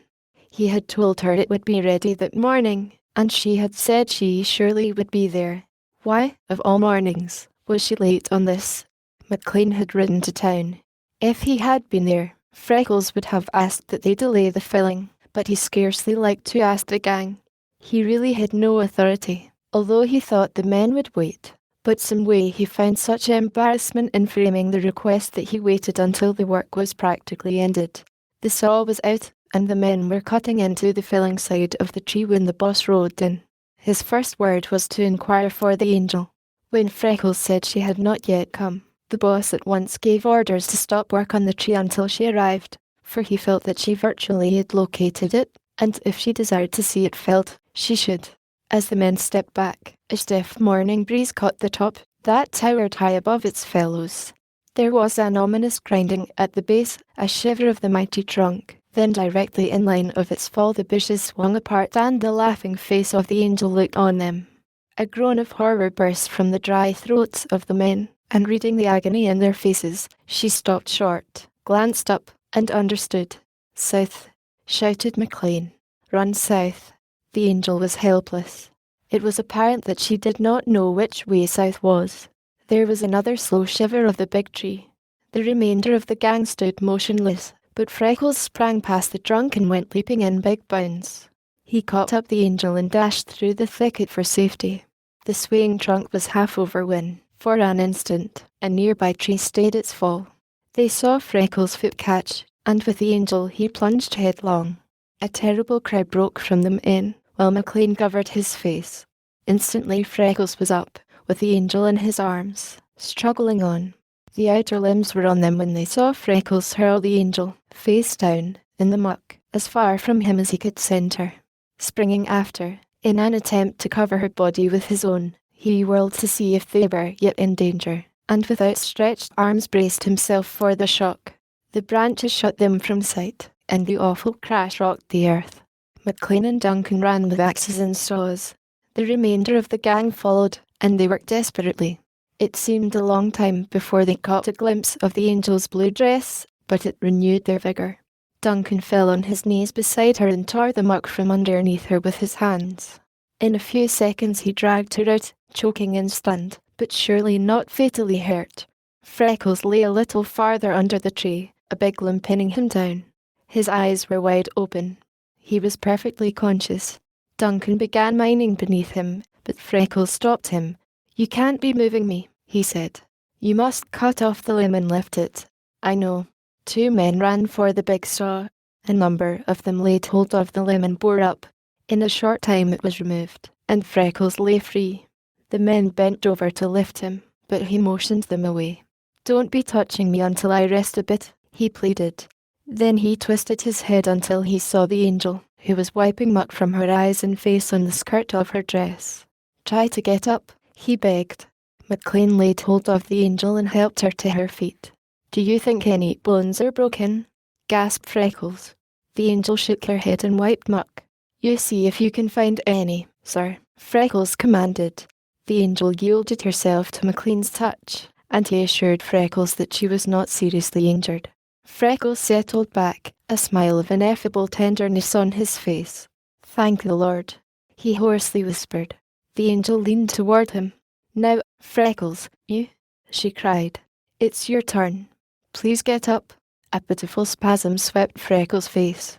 The sight of it washed every vestige of colour from the angel's. She took hold of his hands. "Freckles, get up." It was half command, half entreaty. "Easy, angel, easy. Let me rest a bit first," implored Freckles. She knelt beside him. He reached his arm around her and drew her closely. He looked at McLean in an agony of entreaty that brought the boss to his knees on the other side. "Oh, Freckles," McLean cried. "Not that." Surely we can do something. We must. Let me see. He tried to unfasten Freckles' neckband, but his fingers shook so clumsily that the angel pushed them away and herself laid Freckles' chest bare. With one hasty glance she gathered the clothing together and slipped her arm under his head. Freckles lifted his eyes of agony to hers. You see, he said. The angel nodded dumbly. Freckles turned to McLean. Thank you for everything, he panted. Where are the boys? They are all here, said the boss, except a couple who have gone for doctors, Mrs. Duncan and the bird woman. It's no use trying to do anything, said Freckles. You won't forget the muff and the Christmas box. The muff especial. There was a movement above them so pronounced that it attracted Freckles' attention, even in that extreme hour. He looked up, and a pleased smile flickered on his drawn face. Why, if it ain't me little chicken, he cried hoarsely. He must be making his very first trip from the log. Now Duncan can have his big watering trough. It was little chicken that made me late, faltered the angel. I was so anxious to get here early I forgot to bring his breakfast from the carriage. He must have been hungry, for when I passed the log he started after me. He was so wobbly, and so slow flying from tree to tree and through the bushes. I just had to wait on him, for I couldn't drive him back. Of course you couldn't. Me bird has too amazing good sense to go back when he could be following you, exulted Freckles, exactly as if he did not realize what the delay had cost him. Then he lay silently thinking, but presently he asked slowly, and so 'twas me little chicken that was making you late, Angel? Yes, said the angel. A spasm of fierce pain shook Freckles, and a look of uncertainty crossed his face. All summer I've been thanking God for the falling of the feather and all the delights it's brought me, he muttered, but this looks as if. He stopped short and raised questioning eyes to McLean. I can't help being Irish, but I can help being superstitious, he said. I mustn't be laying it to the Almighty, or to me bird, must I? No, dear lad, said McLean, stroking the brilliant hair. The choice lay with you. You could have stood a rooted dolt like all the remainder of us. It was through your great love and your high courage that you made the sacrifice. Don't you be so naming it, sir, cried Freckles. It's just the reverse. If I could be giving me body 100 times over to save hers from this, I'd be doing it and take joy with every pain. He turned with a smile of adoring tenderness to the angel. She was ghastly white, and her eyes were dull and glazed. She scarcely seemed to hear or understand what was coming, but she bravely tried to answer the smile. Is my forehead covered with dirt? He asked. She shook her head. You did once, he gasped. Instantly she laid her lips on his forehead, then on each cheek, and then in a long kiss on his lips. McLean bent over him. Freckles, he said brokenly, you will never know how I love you. You won't go without saying goodbye to me. That word stung the angel to quick comprehension. She started as if arousing from sleep. Goodbye, she cried sharply, her eyes widening and the colour rushing into her white face. Goodbye? Why, what do you mean? Who's saying goodbye? Where could Freckles go when he is hurt like this, saved to the hospital? You needn't say goodbye for that. Of course, we will all go with him. You call up the men. We must start right away. It's no use, Angel, said Freckles. I'm thinking every bone in me breast is smashed. You'll have to be letting me go. I will not, said the angel flatly. It's no use wasting precious time talking about it. You're alive. You're breathing. And no matter how badly your bones are broken, what are great surgeons for but to fix you up and make you well again? You promise me that you'll just grit your teeth and hang on when we hurt you, for we must start with you as quickly as it can be done. I don't know what has been the matter with me. Here's good time wasted already. Oh, Angel. Moan Freckles, I can't. You don't know how bad it is. I'll die the minute you are for trying to lift me. Of course you will, if you make up your mind to do it, said the angel. But if you're determined you won't, and set yourself to breathing deep and strong, and hang on to me tight, I can get you out. Really you must, Freckles, no matter how it hurts, for you did this for me, and now I must save you, so you might as well promise. She bent over him, trying to smile encouragement with her fear-stiffened lips. You will promise, Freckles? Big drops of cold sweat ran together on Freckles' temples. Angel, darling, Angel, he pleaded, taking her hand in his. You ain't understanding, and I can't for the life of me be telling you, but indeed, it's best to be letting me go. This is my chance. Please say goodbye, and let me slip off quick. He appealed to McLean. Dear boss, you be telling her that, for me, living is far worse pain than dying. Tell her death is the best thing that could ever be happening to me. Merciful heaven! Burst in the angel. I can't endure this delay. She caught Freckles' hand to her breast, and bending over him, looked deeply into his stricken eyes. Angel, I give you my word of honor that I will keep right on breathing. That's what you're going to promise me, she said. Do you say it? Freckles hesitated. Freckles, imploringly commanded the angel. You do say it? Yes, gasped Freckles. The angel sprang to her feet. Then that's all right, she said, with a tinge of her old-time briskness. You just keep breathing away like a steam engine, and I will do all the remainder. The eager men gathered around her. It's going to be a tough pull to get Freckles out, she said, but it's their only chance, so listen closely and don't for the lives of you fail me in doing quickly what I tell you. There's no time to spend falling down over each other. We must have some system. You further get on those wagon horses and ride to the sleeping tent. Get the stoutest cot, a couple of comforts, and a pillow. Ride back with them some way to save time. If you meet any other men of the gang, send them here to help carry the cot. We won't risk the jolt of driving with him. The others cleared a path out to the road. And Mr. McLean, you take Nellie and ride to town. Tell my father how Freckles is hurt and that he risked it to save me. Tell him I'm going to take Freckles to Chicago on the noon train, and I want him to hold it if we are a little late. If he can't, then have a special ready at the station and another on the Pittsburgh at Fort Wayne, so we can go straight through. You needn't mind leaving us. The bird woman will be here soon. We will rest a while. She dropped into the muck beside Freckles and began stroking his hair in hand. He lay with his face of agony turned to hers, and fought to smother the groans that would tell her what he was suffering. When they stood ready to lift him, the angel bent over him in a passion of tenderness. Dear old Limberlost guard, we're going to lift you now, she said. I suspect you will faint from the pain of it, but we will be as easy as ever we can, and don't you dare forget your promise. A whimsical half-smile touched Freckles' quivering lips. Angel, can a man be remembering a promise when he ain't knowing? He asked. You can, said the angel stoutly, because a promise means so much more to you than it does to most men. A look of strength flashed into Freckles' face at her words. I am ready, he said. With the first touch his eyes closed, a mighty groan was wrenched from him, and he lay senseless. The angel gave Duncan one panic-stricken look. Then she set her lips and gathered her forces again. I guess that's a good thing, she said. Maybe he won't feel how we are hurting him. Oh boys, are you being quick and gentle? She stepped to the side of the cot and bathed Freckles' face. Taking his hand in hers, she gave the word to start. She told the men to ask every able-bodied man they met to join them so that they could change carriers often and make good time. The bird woman insisted upon taking the angel into the carriage and following the cot, but she refused to leave Freckles, and suggested that the bird woman drive ahead, pack them some clothing, and be at the station ready to accompany them to Chicago. All the way the angel walked beside the cot, shading Freckles' face with a branch, and holding his hand. At every pause to change carriers she moistened his face and lips and watched each breath with heartbreaking anxiety. She scarcely knew when her father joined them, and taking the branch from her, slipped an arm around her waist and almost carried her to the city streets and the swarm of curious, staring faces. She paid no more attention than she had to the trees of the Limberlost.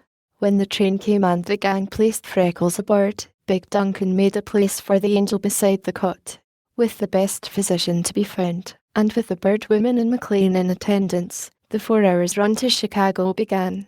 The angel constantly watched over Freckles, bathed his face, stroked his hand, and gently fanned him. Not for an instant would she yield her place, or allow anyone else to do anything for him. The bird woman and McLean regarded her in amazement. There seemed to be no end to her resources and courage. The only time she spoke was to ask McLean if he were sure the special would be ready on the Pittsburgh road. He replied that it was made up and waiting. At 5 o'clock, Freckles lay stretched on the operating table of Lakeview Hospital, while 3 of the greatest surgeons in Chicago bent over him. At their command, McLean picked up the unwilling Angel and carried her to the nurses to be bathed, have her bruises attended, and to be put to bed. In a place where it is difficult to surprise people, they were astonished women as they removed the Angel's dainty stained and torn clothing, drew off hose muck baked to her limbs, soaked the dried loam from her silken hair, and washed the beautiful scratched, bruised, dirt-covered body. The Angel fell fast asleep long before they had finished, and lay deeply unconscious, while the fight for Freckles' life was being waged. 3 days later she was the same Angel as of old, except that Freckles was constantly in her thoughts. The anxiety and responsibility that she felt for his condition had bred in her a touch of womanliness and authority that was new. That morning she arose early and hovered near Freckles' door. She had been allowed to remain with him constantly, for the nurses and surgeons had learned, with his returning consciousness, that for her alone would the active, highly strung, pain-racked sufferer be quiet and obey orders. When she was dropping from loss of sleep, the threat that she would fall ill had to be used to send her to bed. Then by telling Freckles that the Angel was asleep and they would waken her the moment he moved, they were able to control him for a short time. The surgeon was with Freckles. The Angel had been told that the word he brought that morning would be final, so she curled in a window seat, dropped the curtains behind her, and in dire anxiety, waited the opening of the door. Just as it unclosed, McLean came hurrying down the hall and to the surgeon, but with one glance at his face he stepped back in dismay, while the Angel, who had arisen, sank to the seat again. "Today is to come forward." The men faced each other. The Angel, with parted lips and frightened eyes, bent forward in tense anxiety. I thought he was doing nicely," faltered McLean. "He bore the operation well," replied the surgeon, "and his wounds are not necessarily fatal. I told you that yesterday, but I did not tell you that something else probably would kill him. And it will. He need not die from the accident, but he will not live the day out." "But why? What is it?" asked McLean hurriedly. "We all dearly love the boy. We have millions among us to do anything that money can accomplish. Why must he die, if those broken bones are not the cause?" "That is what I am going to give you the opportunity to tell me," replied the surgeon. "He need not die from the accident, yet he is dying as fast as his splendid physical condition will permit, and it is because he so evidently prefers death to life. If he were full of hope and ambition to live, my work would be easy. If all of you love him as you prove you do, and there is unlimited means to give him anything he wants, why should he desire death?" "Is he dying?" demanded McLean. "He is," said the surgeon. "He will not live this day out, unless some strong reaction sets in at once. He is so low, that preferring death to life, nature cannot overcome his inertia. If he is to live, he must be made to desire life. Now he undoubtedly wishes for death, and that it come quickly." "Then he must die," said McLean. His broad shoulders shook convulsively. His strong hands opened and closed mechanically. "Does that mean that you know what he desires and cannot, or will not, supply it?" McLean groaned in misery. "It means," he said desperately, "that I know what he wants, but it is as far removed from my power to help him as it would be to give him a star. The thing for which he will die, he can never have." "Then you must prepare for the end very shortly," said the surgeon, turning abruptly away. McLean caught his arm roughly. "You look here," he cried in desperation. "You say that as if I could do something if I would. I tell you the boy is dear to me past expression. I would do anything, spend any sum.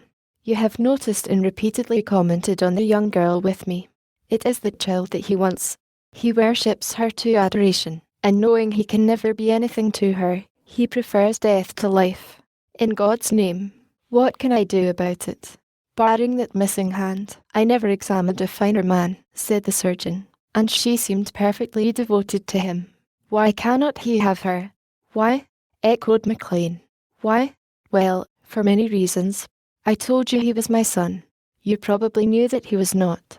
A little over a year ago I never had seen him. He joined one of my lumber gangs from the road.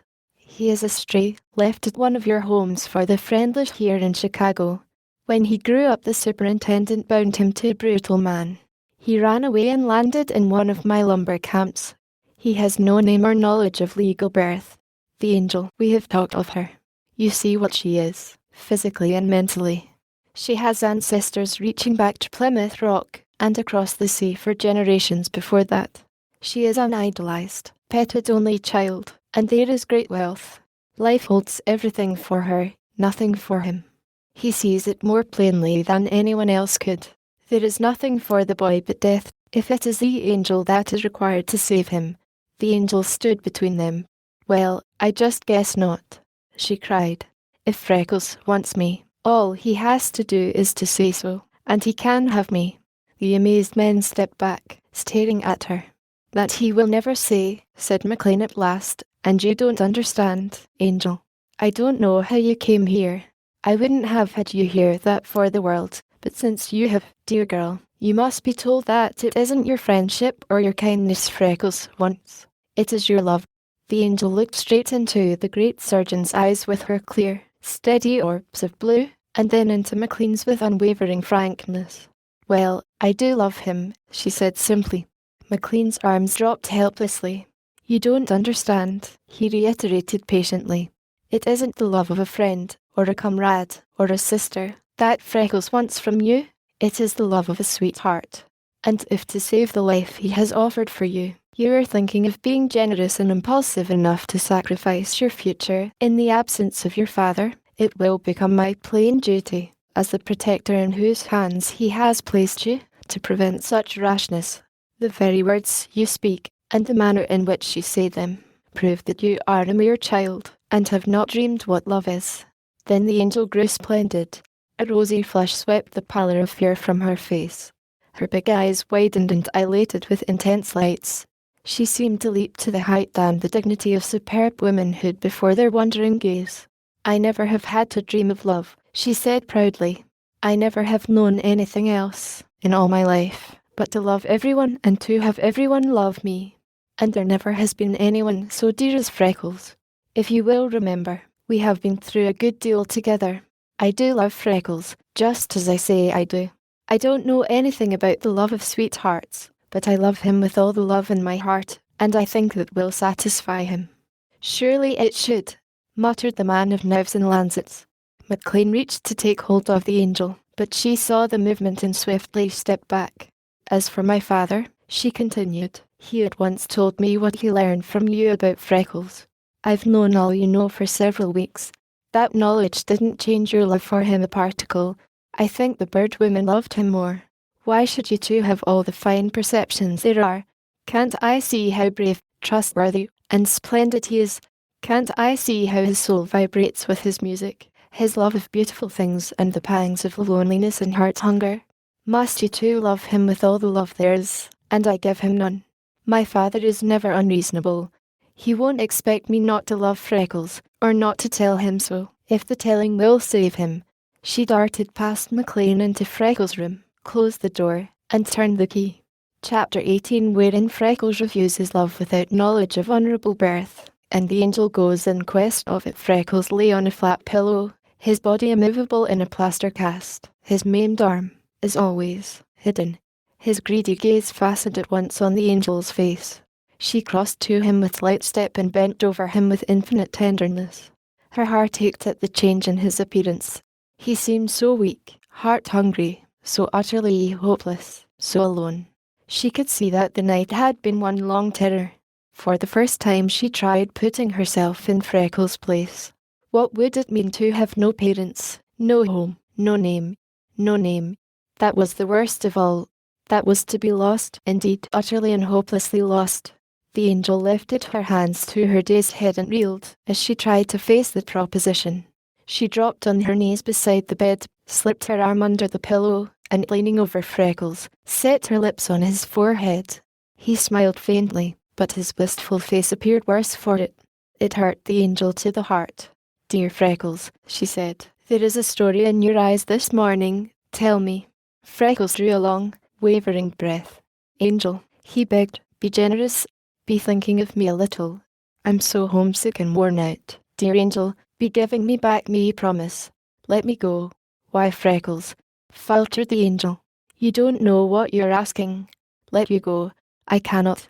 I love you better than anyone, Freckles. I think you are the very finest person I ever knew. I have our lives all planned. I want you to be educated and learn all there is to know about singing, just as soon as you're well enough. By the time you have completed your education, I will have finished college, and then I want, she choked a second, I want you to be my real knight, Freckles, and come to me and tell me that you like me a little. I have been counting on you for my sweetheart from the very first, Freckles.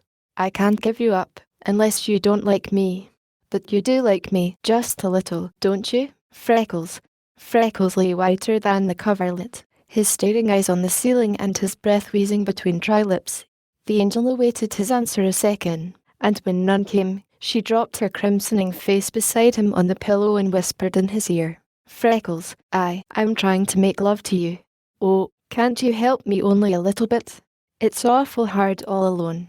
I don't know how, when I really mean it, but Freckles, I love you. I must have you, and now I guess maybe I'd better kiss you next. She lifted her shamed face and bravely laid her feverish, quivering lips on his. Her breath, like clover bloom, was in his nostrils, and her hair touched his face. Then she looked into his eyes with reproach. Freckles, she panted. Freckles, I didn't think it was in you to be mean. Mean, Angel. Mean to you? Gasped Freckles. Yes, said the angel. Downright mean. When I kiss you, if you had any mercy at all you'd kiss back, just a little bit. Freckles' sinewy fist knotted into the coverlet. His chin pointed silingward while his head rocked on the pillow. Oh, Jesus! Burst from him in agony. You ain't the only one that was crucified. The angel caught Freckles' hand and carried it to her breast. Freckles, she wailed in terror. Freckles, it is a mistake. Is it that you don't want me? Freckles' head rolled on in wordless suffering. Wait a bit, Angel. He panted at last. Be giving me a little time. The angel arose with controlled features. She bathed his face, straightened his hair, and held water to his lips. It seemed a long time before he reached toward her. Instantly she knelt again, carried his hand to her breast, and leaned her cheek upon it. Tell me, Freckles, she whispered softly. If I can, said Freckles in agony. It's just this. Angels are from above. Outcasts are from below. You've a sound body and you're beautifulest of all. You have everything that loving, careful raising and money can give you. I have so much less than nothing that I don't suppose I had any right to be born. It's a sure thing. Nobody wanted me afterward, so of course, they didn't before. Some of them should have been telling you long ago. If that's all you have to say, Freckles, I've known that quite a while, said the angel stoutly. Mr. McLean told my father, and he told me. That only makes me love you more, to pay for all you've missed. Then I'm wondering at you, said Freckles in a voice of awe. Can't you see that if you were willing and your father would come and offer you to me, I couldn't be touching the soles of your feet in love, me, whose people brawled over me, cut off me hand, and throwed me away to freeze and to die, me, who has no name just as much because I've no right to any, as because I don't know it. When I was little, I planned to find me father and mother when I grew up. Now I know me mother deserted me, and me father was maybe a thief and surely a liar. The pity for me suffering and the watching over me have gone to your head, dear angel, and it's me must be thinking for you. If you could be forgetting me lost hand, where I was raised, and that I had no name to give you, and if you would be taking me as I am, some day people such as mine might come upon you. I used to pray every night and morning and many times the day to see me mother. Now I only pray to die quickly and never risk the sight of her. 'Tain't no ways possible, angel. It's the wildness of your dear head. Oh, do for mercy's sake, kiss me once more and be letting me go. Not for a minute, cried the angel. Not for a minute, if those are all the reasons you have. It's you who are wild in your head, but I can understand just how it happened. Being shut in at home most of your life, and seeing children every day whose parents did neglect and desert them, makes you sure yours did the same. And yet there are so many other things that could have happened so much more easily than that. There are thousands of young couples who come to this country and start a family with none of their relatives here. Chicago is a big, wicked city, and grown people could disappear in many ways, and who would there ever be to find to whom their little children belonged? The minute my father told me how you felt, I began to study this thing over, and I've made up my mind you're dead wrong. I meant to ask my father or the bird woman to talk to you before you went away to school, but as matters are right now I guess I'll just do it myself. It's all so plain to me. Oh, if I could only make you see. She buried her face in the pillow and presently lifted it, transfigured. Now I have it, she cried. Oh, dear heart, I can make it so plain. Freckles, can you imagine you see the old Limberlost trail? Well, when we followed it, you know there were places where ugly, prickly thistles overgrew the path, and you went ahead with your club and bent them back to keep them from stinging through my clothing. Other places there were big shining pools where lovely, snow-white lilies grew, and you waded in and gathered them for me. Oh dear heart, don't you see? It's this. Everywhere the wind carried the thistle down, other thistles sprang up and grew prickles, and wherever those lily seeds sank to the mire, a pure white of other lilies bloomed. But, Freckles, there was never a place anywhere in the Limberlost, or in the whole world, where the thistledown floated and sprang up and blossomed into white lilies. Thistles grow from thistles, and lilies from other lilies. Dear Freckles, think hard. You must see it. You are a lily, straight through. You never could have drifted from the thistle patch. Where did you find the courage to go into the Limberlost and face its terrors? You inherited it from the blood of a brave father, dear heart. Where did you get the pluck to hold for over a year a job that few men would have taken at all? You got it from a plucky mother, you bravest of boys. You attacked single-handed a man almost twice your size, and fought as a demon, merely at the suggestion that you be deceptive and dishonest. Could your mother or your father have been untruthful? Here you are, so hungry and starved that you're dying for love. Where did you get all the capacity for loving? You didn't inherit it from hardened, heartless people who would disfigure you and purposely leave you to die. That's one sure thing. You once told me of saving your big bullfrog from a rattlesnake. You knew you risked a horrible death when you did it. Yet you will spend miserable years torturing yourself with the idea that your own mother might have cut off that hand. Shame on you, Freckles. Your mother would have done this. The angel deliberately turned back the cover, slipped up the sleeve, and laid her lips on the scars. Freckles, wake up, she cried, almost shaking him. Come to your senses. Be a thinking, reasoning man. You have brooded too much, and been all your life too much alone. It's all as plain can be to me. You must see it. Like breeds like in this world. You must be some sort of a reproduction of your parents, and I am not afraid to vouch for them. Not for a minute. And then, too, if more proof is needed, here it is. Mr. McLean says that you never once have failed in tact and courtesy. He says that you are the most perfect gentleman he ever knew, and he has travelled the world over. How does it happen, Freckles? No one at the home taught you. Hundreds of men couldn't be taught, even in a school of etiquette, so it must be instinctive with you. If it is, why, that means that it is born in you, and a direct inheritance from a race of men that have been gentlemen for ages, and couldn't be anything else. Then there's your singing. I don't believe there ever was a mortal with a sweeter voice than yours, and while that doesn't prove anything, there is a point that does. The little training you had from the choir master won't account for the wonderful accent and ease with which you sing. Somewhere in your close blood is a marvellously trained vocalist. We every one of us believe that, Freckles. Why does my father refer to you constantly as being of fine perceptions and honour? Because you are, Freckles. Why does the bird woman leave her precious work and come here to help look after you? I never heard of her losing any time over anyone else. It's because she loves you. And why does Mr. McLean turn all of his valuable business over to hired men and watch you personally? And why is he hunting excuses every day to spend money on you? My father says McLean is full Scotch clothes worth $1. He is a hard-headed businessman, Freckles, and he is doing it because he finds you worthy of it. Worthy of all we all can do and more than we know how to do. Dear heart, Freckles, are you listening to me? Oh, won't you see it? Won't you believe it? Oh, angel, chattered the bewildered Freckles, are you truly meaning it? Could it be? Of course it could, flashed the angel, because it just is. But you can't prove it, wailed Freckles. It ain't giving me a name, or me honour, Freckles, said the angel sternly, you're unreasonable.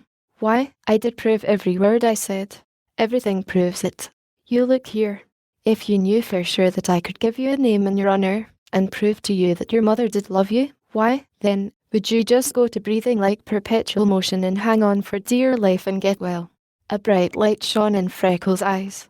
If I knew that, angel, he said solemnly, you couldn't be killing me if you felled the biggest tree in the Limberlost smash on me. Then you go right to work, said the angel, and before night I'll prove one thing to you. I can show you easily enough how much your mother loved you. That will be the first step, and then the remainder will all come. If my father and Mr. McLean are so anxious to spend some money, I'll give them a chance. I don't see why we haven't comprehended how you felt and so have been at work weeks ago. We've been awfully selfish. We've all been so comfortable, we never stopped to think what other people were suffering before our eyes. None of us has understood. I'll hire the finest detective in Chicago, and we'll go to work together. This is nothing compared with things people do find out. We'll go at it, beak and claw, and we'll show you a thing or two. Freckles caught her sleeve. Me mother, angel. Me mother. He marveled hoarsely.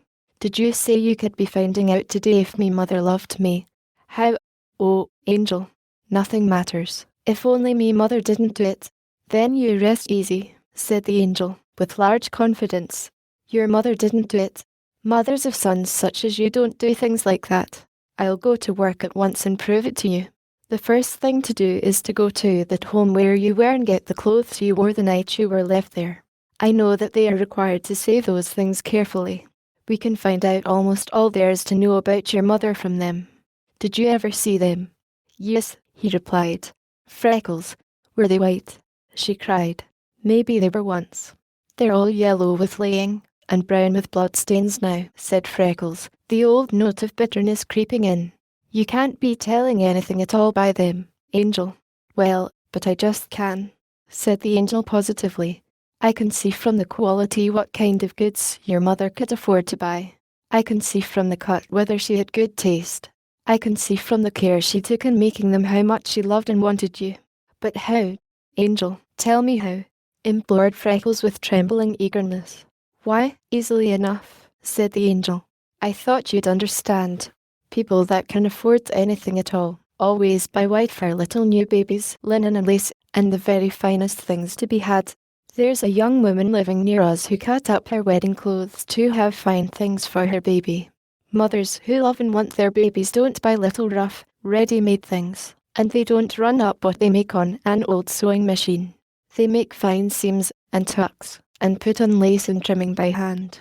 They sit and stitch little, even stitches, everyone just as careful. Their eyes shine and their faces glow. When they have to quit to do something else, they look sorry, and fold up their work so particularly. There isn't much worth knowing about your mother that those little clothes won't tell. I can see her putting the little stitches into them and smiling with shining eyes over your coming. Freckles, I'll wager you $1 those little clothes of yours are just to live with the dearest, tiny handmade stitches. A new light dawned in Freckles' eyes. A tinge of warm colour swept into his face. A renewed strength was noticeable in his grip of her hands.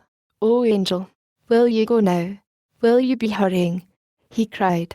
Right away, said the angel. I won't stop for a thing, and I'll hurry with all my might.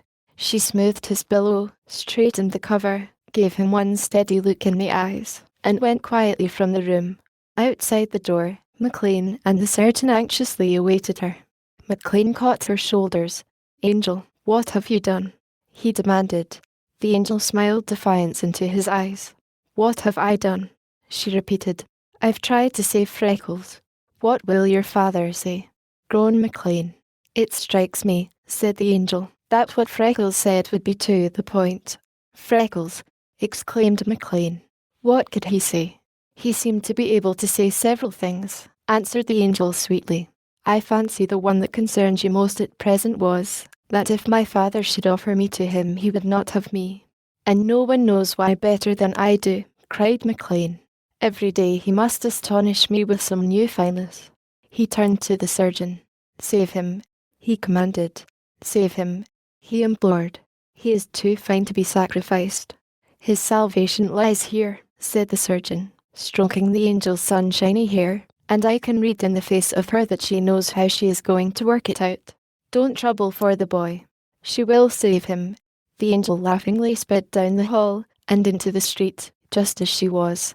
I have come, she said to the matron of the home, to ask if you will allow me to examine, or, better yet, to take with me, the little clothes that a boy you called Freckles, discharged last fall, wore the night he was left here. The woman looked at her in greater astonishment than the occasion demanded. Well, I'd be glad to let you see them, she said at last, but the fact is we haven't them. I do hope we haven't made some mistake. I was thoroughly convinced, and so was the superintendent. We let his people take those things away yesterday. Who are you, and what do you want with them? The angel stood dazed and speechless, staring at the matron. There couldn't have been a mistake, continued the matron, seeing the angel's distress. Freckles was here when I took charge, 10 years ago. These people had it all proved that he belonged to them. They had him traced to where he ran away in Illinois last fall, and there they completely lost track of him. I'm sorry you seem so disappointed, but it is all right. The man is his uncle, and as like the boy as he possibly could be. He is almost killed to go back without him. If you know where Freckles is, they'd give big money to find out. The angel laid a hand along each cheek to steady her chattering teeth. Who are they? She stammered. Where are they going? They are Irish folks, miss, said the matron. They have been in Chicago and over the country for the past 3 months, hunting him everywhere. They have given up, and are starting home today. Did they leave an address? Where could I find them? Interrupted the angel. They left a card, and I noticed the morning paper has the man's picture and is full of them. They've advertised a great deal in the city papers. It's a wonder you haven't seen something. Trains don't run right. We never get Chicago papers, said the angel. Please give me the card quickly. They may escape me. I simply must catch them. The matron hurried to the secretary and came back with the card. Their addresses are there, she said, both in Chicago and at their home. They made them full and plain, and I was to cable at once if I got least clue of him at any time. If they've left the city, you can stop them in New York. You're sure to catch them before they sail if you hurry. The matron caught up a paper and thrust it into the angel's hand as she ran to the street. The angel glanced at the card. The Chicago address was Suite 11, Auditorium. She laid her hand on her driver's sleeve and looked into his eyes. There is a fast driving limit, she asked. Yes, miss. Will you crowd it all you can without danger of arrest? I will pay well. I must catch some people. Then she smiled at him. The hospital, an orphan's home, and the auditorium seemed a queer combination to the driver, but the angel was always and everywhere the angel, and her methods were strictly her own. I will take you there as quickly as any man could with a team, he said promptly. The angel clung to the card and paper, and as best she could in the lurching, swaying cab, read the addresses over. Suite 11, Auditorium. She repeated. Seems to fit Freckles to a dot. Wonder if that could be his name. Suite 11 means that you're pretty well fixed. Suites in the auditorium come high. Then she turned the card and read on its reverse. Lord Maxwell MP, Kilvinny Place, County Clare, Ireland. The angel sat on the edge of the seat, bracing her feet against the one opposite, as the cab pitched and swung around corners and past vehicles. She mechanically fingered the dashboard and stared straight ahead. Then she drew a deep breath and read the card again. A lord man, she groaned despairingly. A lord man. Bet my whole cake is scorched. Here I've gone and pledged my word to Freckles I'd find him some decent relatives that he could be proud of, and now there isn't a chance out of a dozen that he'll have to be ashamed of them after all. It's too mean. The tears of vexation rolled down the tired, nerve-racked angel's cheeks. This isn't going to do, she said, resolutely wiping her eyes with the palm of her hand and gulping down the nervous spasm in her throat. I must read this paper before I meet Lord Omer. She blinked back the tears and spreading the paper on her knee, read, after 3 months' fruitless search, Lord Omer gives up the quest of his lost nephew, and leaves Chicago today for his home in Ireland. She read on, and realised every word. The likeness settled any doubt. It was Freckles over again, only older and well-dressed. "Well, I must catch you if I can," muttered the angel. "But when I do, if you are a gentleman in name only, you shan't have Freckles. That's flat. You're not his father and he is 20. Anyway, if the law will give him to you for 1 year, you can't spoil him, because nobody could, and," she added, brightening, "he'll probably do you a lot of good. Freckles and I both must study years yet, and you should be something that will save him.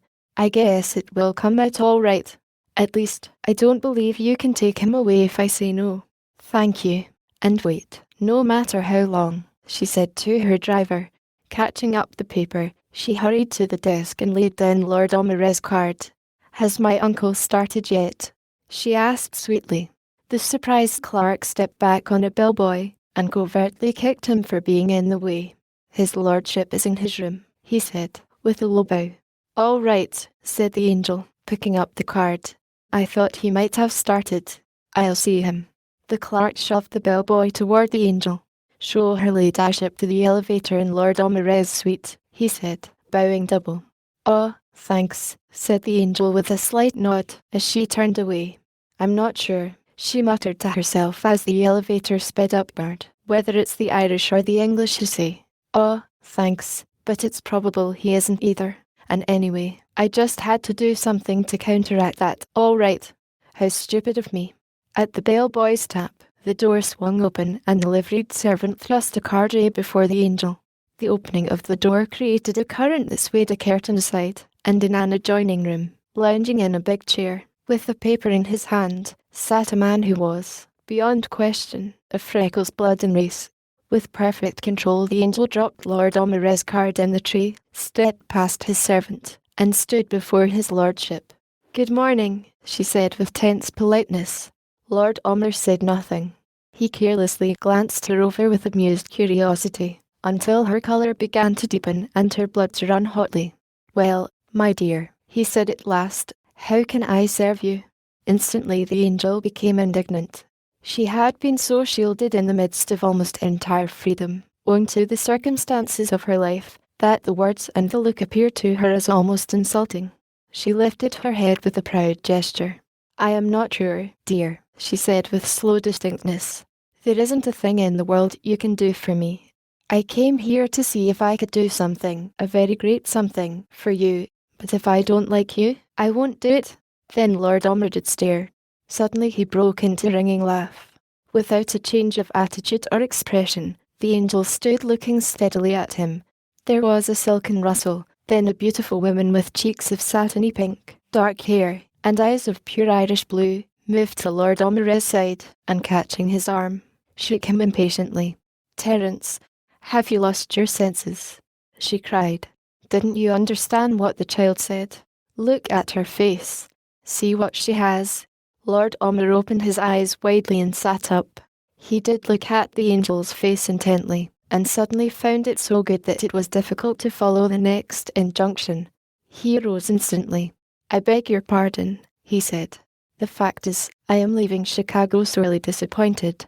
It makes me bitter and reckless. I thought you one more of those queer, useless people who have thrust themselves on me constantly, and I was careless. Forgive me, and tell me why you came." "I will if I like you," said the angel stoutly, "and if I don't, I won't.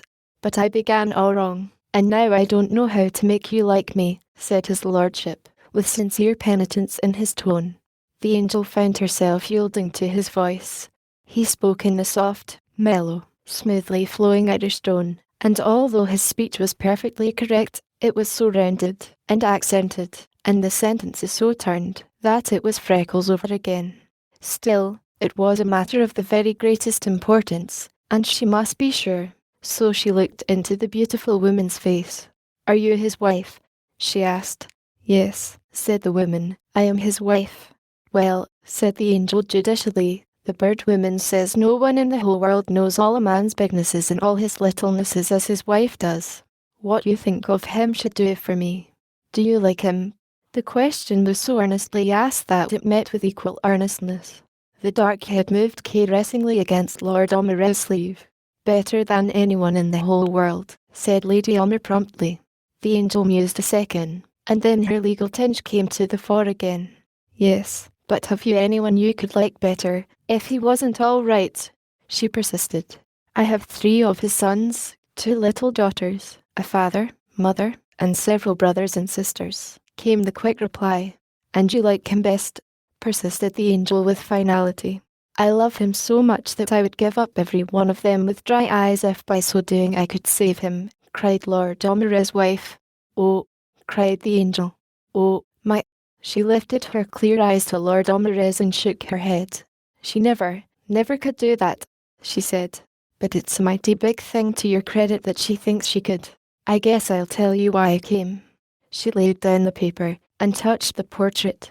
When you were only a boy, did people call you Freckles? She asked.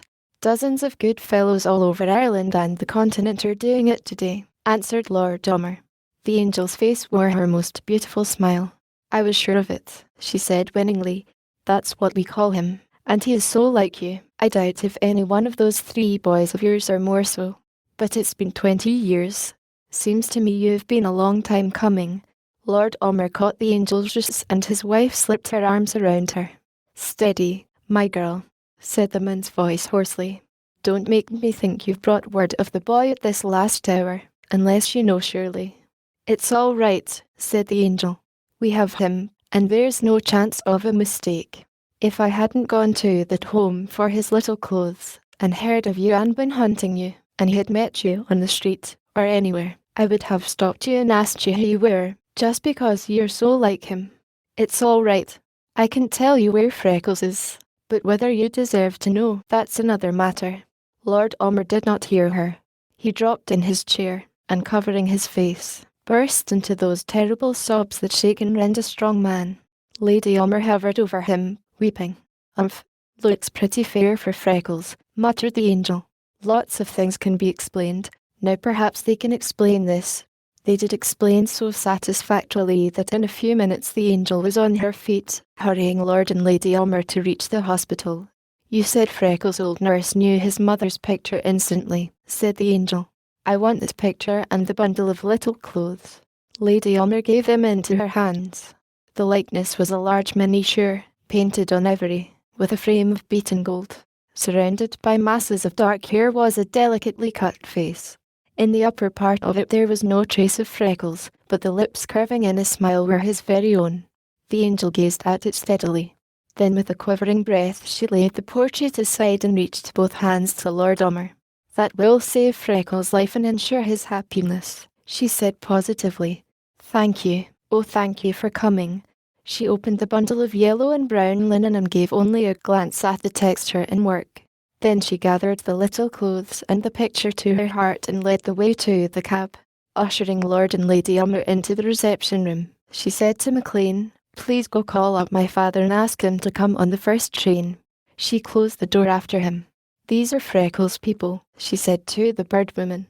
You can find out about each other. I'm going to him. Chapter 19, wherein Freckles finds his birthright and the angel loses her heart. The nurse left the room quietly as the angel entered, carrying the bundle and picture. When they were alone, she turned to Freckles and saw that the crisis was indeed at hand. That she had good word to give him was his salvation, for despite the heavy plastered jacket that held his body immovable, his head was lifted from the pillow. Both arms reached for her. His lips and cheeks flamed, while his eyes flashed with excitement. Angel, he panted. Oh, Angel, did you find them? Are they white? Are the little stitches there?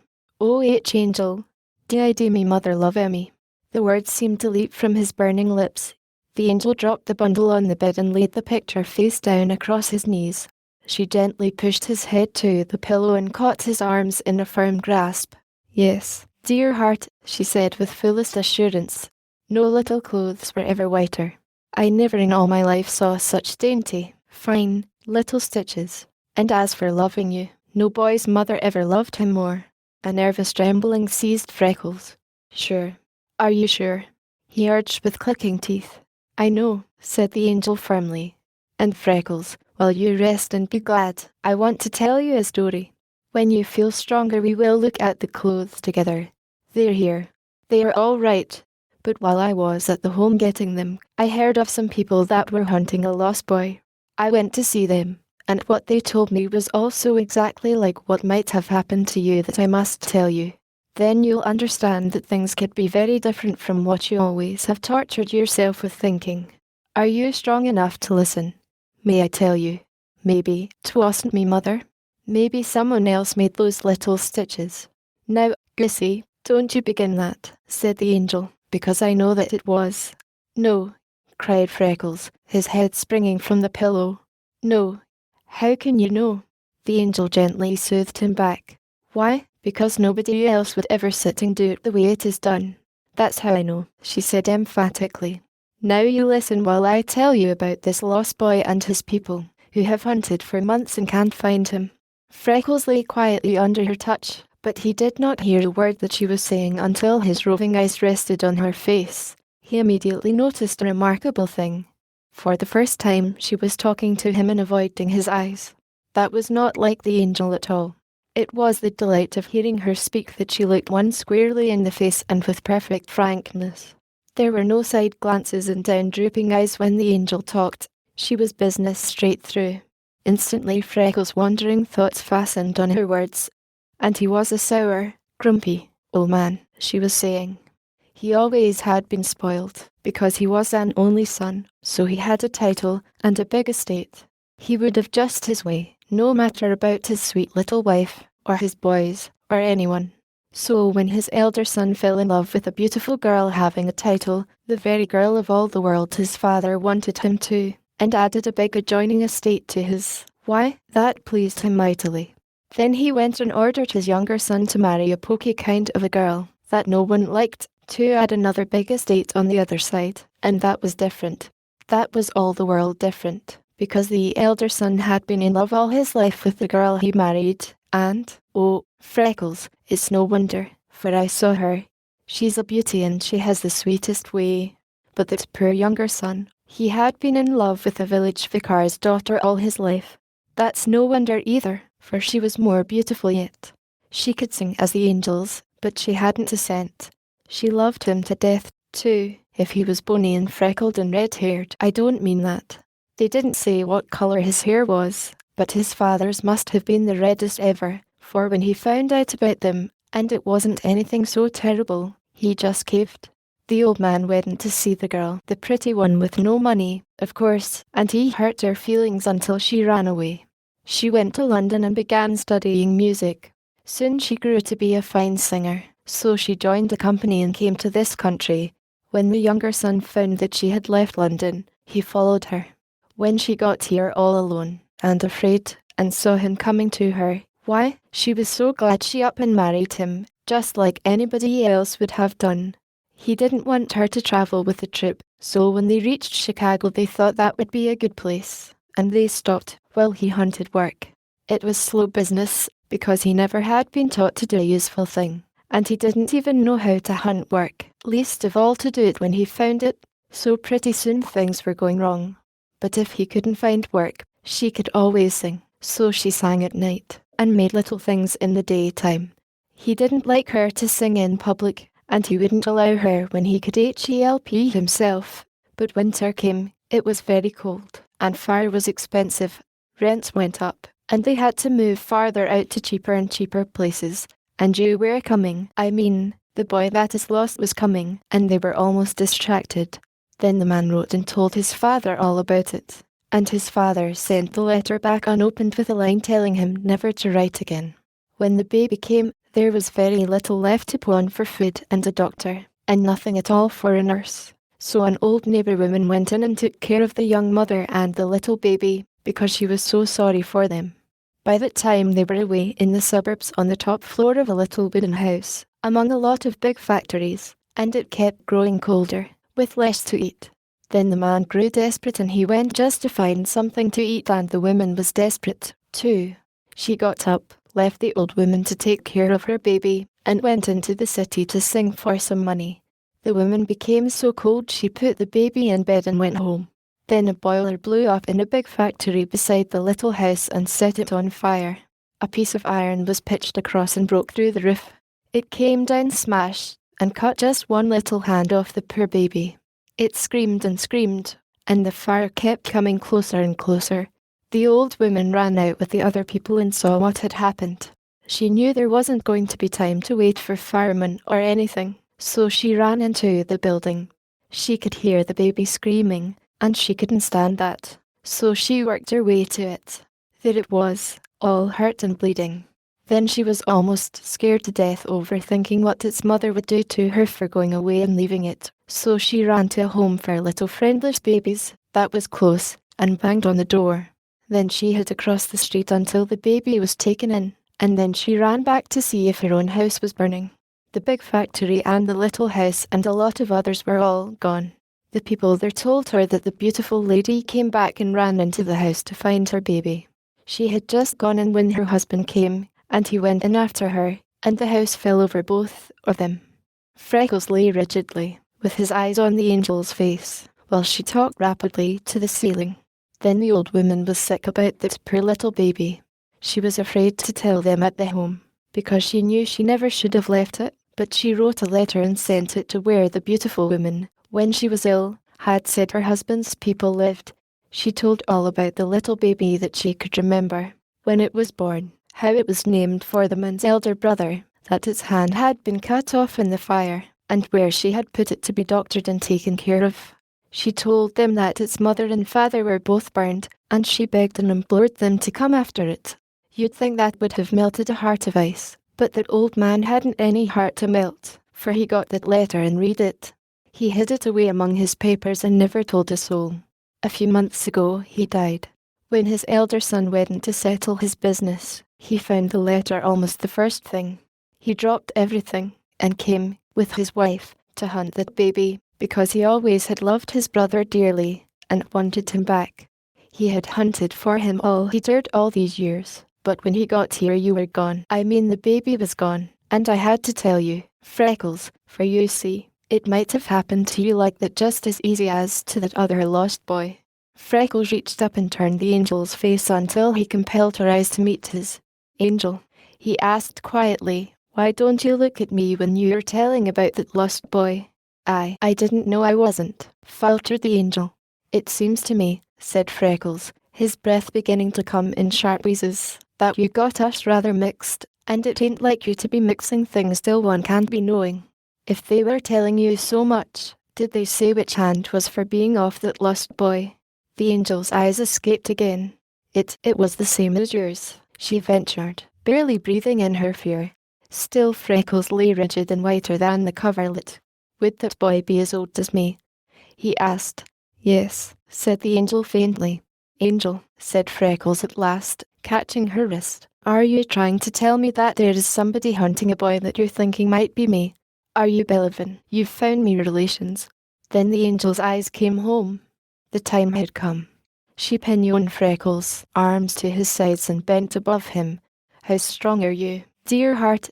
She breathed. How brave are you? Can you bear it? Dare I tell you that? No, gasped Freckles. Not if you're sure. I can't bear it. I'll die if you do. The day had been one unremitting strain with the angel. Nerve tension was drawn to the finest thread. It snapped suddenly. Die, she flamed. Die, if I tell you that. You said this morning that you would die if you didn't know your name, and if your people were honourable. Now I've gone and found you a name that stands for ages of honour, a mother who loved you enough to go into the fire and die for you, and the nicest kind of relatives, and you turn round and say you'll die over that. Why, oh, you just try dying and you'll get a good SLAP. The angel stood glaring at him. 1 second Freckles lay paralysed and dumb with astonishment. The next the Irish in his soul arose above everything. A laugh burst from him. The terrified angel caught him in her arms and tried to stifle the sound. She implored and commanded. When he was too worn to utter another sound, his eyes laughed silently. After a long time, when he was quiet and rested, the angel commenced talking to him gently, and this time her big eyes, humid with tenderness and mellow with happiness, seemed as if they could not leave his face. Dear Freckles, she was saying, across your knees there is the face of the mother who went into the fire for you, and I know the name, old and full of honour, to which you were born. Dear heart, which will you have first? Freckles was very tired. The big drops of perspiration ran together on his temples, but the watching angel caught the words his lips formed, "Me, mother." She lifted the lovely pictured face and set it in the nook of his arm. Freckles caught her hand and drew her beside him, and together they gazed at the picture while the tears slid over their cheeks. "Me, mother. Oh, me, mother. Can you ever be forgiving me? Oh, me beautiful little mother," chanted Freckles over and over in exalted wonder, until he was so completely exhausted that his lips refused to form the question in his weary eyes. "Wait," cried the angel with inborn refinement, for she could no more answer the question than he could ask. "Wait, I will write it." She hurried to the table, caught up the nurse's pencil, and on the back of a prescription tablet scrawled it, "Terence Maxwell Ummer, Dundee House, County Clare, Ireland."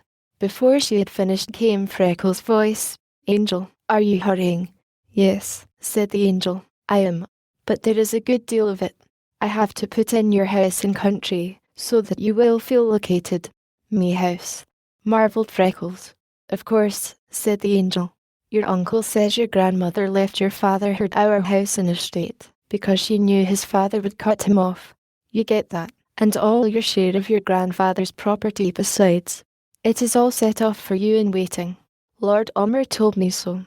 I suspect you are richer than McLean, Freckles." She closed his fingers over the slip and straightened his hair. "Now you're all right, dear Limberlost guard," she said. "You go to sleep and don't think of a thing but just pure joy, joy, joy. I'll keep your people until you wake up. You're too tired to see anyone else just now." Freckles caught her skirt as she turned from him. "I'll go to sleep in 5 minutes," he said, "if you will be doing just one thing more for me. Send for your father. Oh, angel, send for him quick. How will I ever be waiting until he comes?" One instant the angel stood looking at him. The next a crimson wave darkly stained her lovely face. Her chin began a spasmodic quivering and the tears sprang into her eyes. Her hands caught at her chest as if she were stifling. Freckles' grasp on her tightened until he drew her beside him. He slipped his arm around her and drew her face to his pillow. "Don't, angel. For the love of mercy, don't be doing that," he implored. "I can't be bearing it. Tell me. You must tell me." The angel shook her head. "That ain't fair, angel," said Freckles. "You made me tell you when it was like tearing the heart off from me breast. And you was for making everything heaven, just heaven and nothing else for me. If I'm so much more now than I was an hour ago, maybe I can be thinking of some way to fix things. You will be telling me," he coaxed, moving his cheek against her hair. The angel's head moved in negation. Freckles did a moment of intent thinking. "Maybe I can be guessing," he whispered. "Will you be giving me 3 chances?" There was the faintest possible assent. "You didn't want me to be knowing me name?" guessed Freckles. The angel's head sprang from the pillow and her tear-stained face flamed with outraged indignation. "Why, I did too," she cried angrily. "One gone," said Freckles calmly. "You didn't want me to have relatives, a home, and money." "I did," exclaimed the angel. "Didn't I go myself, all alone, into the city, and find them when I was afraid as death?" "I did too." "Two gone," said Freckles. "You didn't want the beautifulest girl in the world to be telling me." Down went the angel's face and a heavy sob shook her. Freckles' clasp tightened around her shoulders, while his face, in its conflicting emotions, was a study. He was so stunned and bewildered by the miracle that had been performed in bringing to light his name and relatives that he had no strength left for elaborate mental processes, despite all it meant to him to know his name at last, and that he was of honourable birth, knowledge without which life was an eternal disgrace and burden. The one thing that was hammering in Freckles' heart and beating in his brain, past any attempted expression, was the fact that, while nameless and possibly born in shame, the angel had told him that she loved him. He could find no words with which to begin to voice the rapture of his heart over that. But if she regretted it, if it had been a thing done out of her pity for his condition, or her feeling of responsibility, if it killed him after all, there was only one thing left to do. Not for McLean, not for the bird women, not for the Duncans would Freckles have done it, but for the angel. If it would make her happy, he would do anything. "Angel," whispered Freckles, with his lips against her hair, "you haven't learned your history book very well, or else you've forgotten." "Forgotten what?" sobbed the angel. Forgotten about the real night, Ladybird, breathed Freckles. Don't you know that, if anything happened that made his lady sorry, a real knight just simply couldn't be remembering it? Angel, darling little swamp angel, you be listening to me. There was one night on the trail, one solemn, grand, white night, that there wasn't ever any other like before or since, when the dear boss put his arm around me and told me that he loved me. But if you care, Angel, if you don't want it that way, why, I ain't remembering that anyone else ever did, not in me whole life. The angel lifted her head and looked into the depths of Freckles' honest grey eyes, and they met hers unwaveringly, but the pain in them was pitiful. Do you mean, she demanded, that she don't remember that the brazen, forward girl told you, when you hadn't asked her, that she, the angel choked on it a second, but she gave a gulp and brought it out bravely, that she loved you? No, cried Freckles. No, I don't remember anything of the kind. But all the songbirds of his soul burst into melody over that one little clause, when you hadn't asked her. But you will, said the angel. You may live to be an old man, and then you will. I will not, cried Freckles. How can you think it, Angel? You won't even look as if you remember. I will not, persisted Freckles. I'll be swearing to it if you want me to. If you wasn't too tired to think this thing out straight, you'd be seeing that I couldn't, that I just simply couldn't. I'd rather give it all up now and go into eternity alone, without ever seeing a soul of me same blood, or me home, or hearing another man call me by the name I was born to, than to remember anything that would be hurting you, Angel. I should think you'd be understanding that it ain't no ways possible for me to do it. The angel's tear-stained face flashed into dazzling beauty. A half-hysterical little laugh broke from her heart and bubbled over her lips. Oh, Freckles, forgive me, she cried.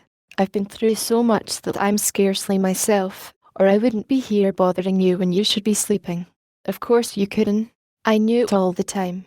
I was just scared. I was forgetting that you were you. You're too good a knight to remember a thing like that. Of course you are. And when you don't remember, why, then it's the same as if it never happened. I was almost killed because I'd gone and spoiled everything, but now it will be all right. Now you can go on and do things like other men, and I can have some flowers, and letters, and my sweetheart coming, and when you are sure, why, then you can tell me things, can't you? Oh, Freckles, I'm so glad. Oh, I'm so happy. It's dear of you not to remember, Freckles, perfectly dear. It's no wonder I love you so. The wonder would be if I did not. Oh, I should like to know how I'm ever going to make you understand how much I love you. Pillow and all. She caught him to her breast one long second. Then she was gone. Freckles lay dazed with astonishment.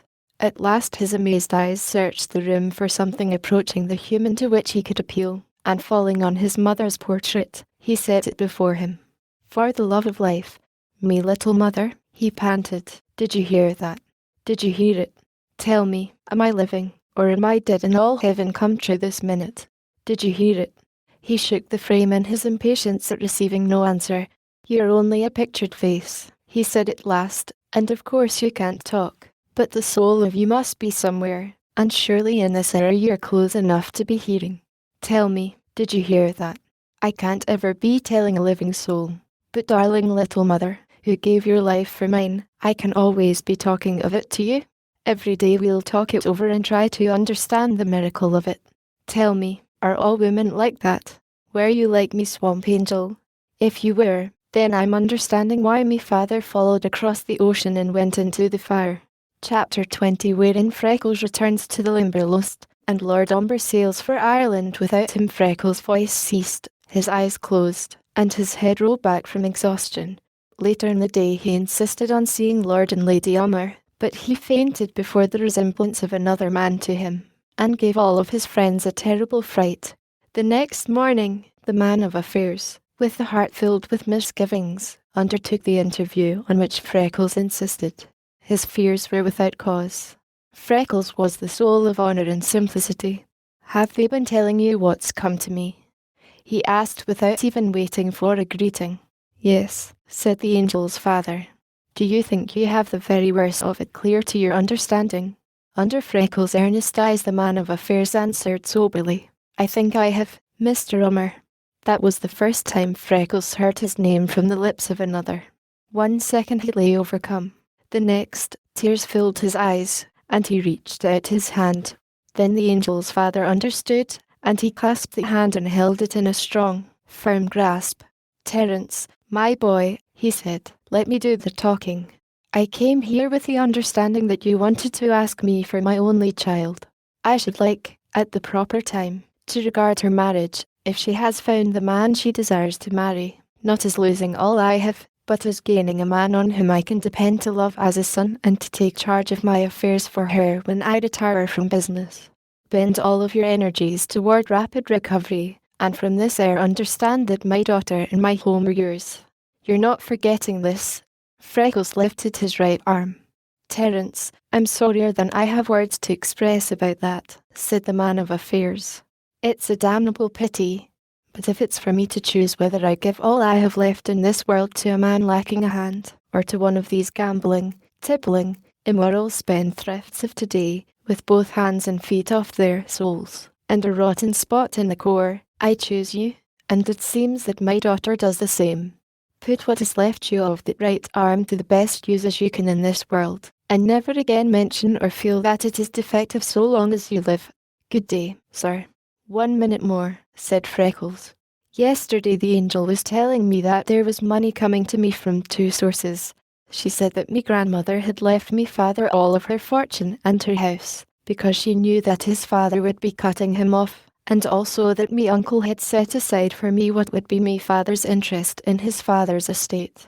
Whatever the sum is that me grandmother left me father, because she loved him and wanted him to be having it, that I'll be taking. 'Twas hers from her father, and she had the right to be giving it as she chose.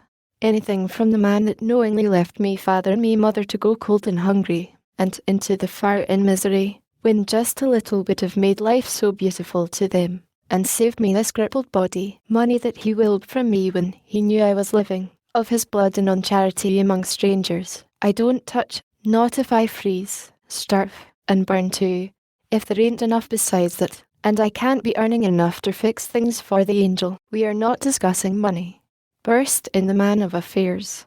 "We don't want any blood money. We have all we need without it. If you don't feel right and easy over it, don't you touch a cent of any of it.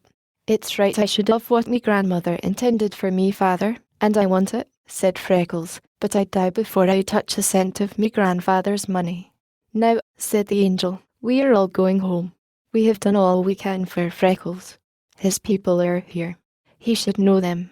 They are very anxious to become acquainted with him. We'll resign him to them. When he is well, why, then he will be perfectly free to go to Ireland or come to the Limberlost, just as he chooses. We will go at once." McLean held out for a week, and then he could endure it no longer. He was heart-hungry for Freckles. Communing with himself in the long, soundful nights of the swamp, he had learned to his astonishment that for the past year his heart had been circling the Limberlost with Freckles. He began to wish that he had not left him. Perhaps the boy, his boy by first right, after all, was being neglected. If the boss had been a nervous old woman, he scarcely could have imagined more things that might be going wrong. He started for Chicago, loaded with a big box of goldenrod, asters, fringed gentians, and crimson leaves, that the angel carefully had gathered from Freckles' room, and a little, long slender package. He travelled with biting, stinging jealousy in his heart. He would not admit it even to himself, but he was unable to remain longer away from Freckles and leave him to the care of Lord Dummer. In a few minutes' talk, while McLean awaited admission to Freckles' room, his lordship had chatted genially of Freckles' rapid recovery, of his delight that he was unspotted by his early surroundings, and his desire to visit the Limberlost with Freckles before they sailed. He expressed the hope that he could prevail upon the angel's father to place her in his wife's care and have her education finished in Paris. He said they were anxious to do all they could to help bind Freckles' arrangements with the angel, as both he and Lady Elmer regarded her as the most promising girl they knew, and one who could be fitted to fill the high position in which Freckles would place her. Every word he uttered was pungent with bitterness to McLean. The swamp had lost its flavour without Freckles, and yet, as Lord Elmer talked, McLean fervently wished himself in the heart of it. As he entered Freckles' room, he almost lost his breath. Everything was changed. Freckles lay beside a window where he could follow Lake Michigan's blue until the horizon dipped into it. He could see big soft clouds, white-capped waves, shimmering sails, and puffing steamers trailing billowing banners of lavender and grey across the sky. Gulls and curlews wheeled over the water and dipped their wings in the foam. The room was filled with every luxury that taste and money could introduce. All the tan and sunburn had been washed from Freckles' face in sweats of agony. It was a smooth, even white, its brown rift scarcely showing. What the nurses and Lady Elmer had done to Freckles' hair McLean could not guess, but it was the most beautiful that he ever had seen. Fine as floss, bright in colour, waving and crisp, it fell around the white face. They had gotten his arms into and his chest covered with a finely embroidered, pale blue silk shirt, with soft, white tie at the throat. Among the many changes that had taken place during his absence, the fact that Freckles was most attractive and barely escaped being handsome remained almost unnoticed by the boss. So great was his astonishment at seeing both cuffs turned back and the right arm in view. Freckles was using the maimed arm that previously he always had hidden. "Oh Lord, sir, but I'm glad to see you," cried Freckles, almost rolling from the bed as he reached toward McLean. "Tell me quick, is the angel well and happy? Can me little chicken spread 6 feet of wing and sail to his mother? How's me new father, the bird woman, Duncans, and Nellie, darling little high-stepping Nellie? Me Aunt Alice is going to choose the hat just as soon as I'm mended enough to be going with her. How are all the gang? Have they found any more good trees? I've been thinking a lot, sir. I believe I can find others near that last one. Me Aunt Alice thinks maybe I can, and Uncle Terence says it's likely. Golly, but they're nice, the Legant people. I tell you I'm proud to be same blood with them. Come closer, quick. I was going to do this yesterday, and somehow I just felt that you'd surely be coming today and I waited. I'm selecting the angel's ring stone. The ring she ordered for me is finished and they sent it to keep me company. See, it's an emerald, just me colour, Lord Omer says. Freckles flourished his hand. Ain't it fine? Never took so much comfort with anything in me life. Every colour of the old swamp is in it. I asked the angel to have a little shamrock leaf cut on it, so every time I saw it I'd be thinking of the love, truth, and valour of that song she was teaching me. Ain't that a beautiful song? Some of these days I'm going to make it echo. I'm a little afraid to be doing it with me voice yet, but me heart's tuning away on it every blessed hour. Will you be looking at these now?" Freckles tilted a tray of unset stones from pickaxe that would have ransomed several valuable kings. He held them toward McLean, stirring them with his right arm.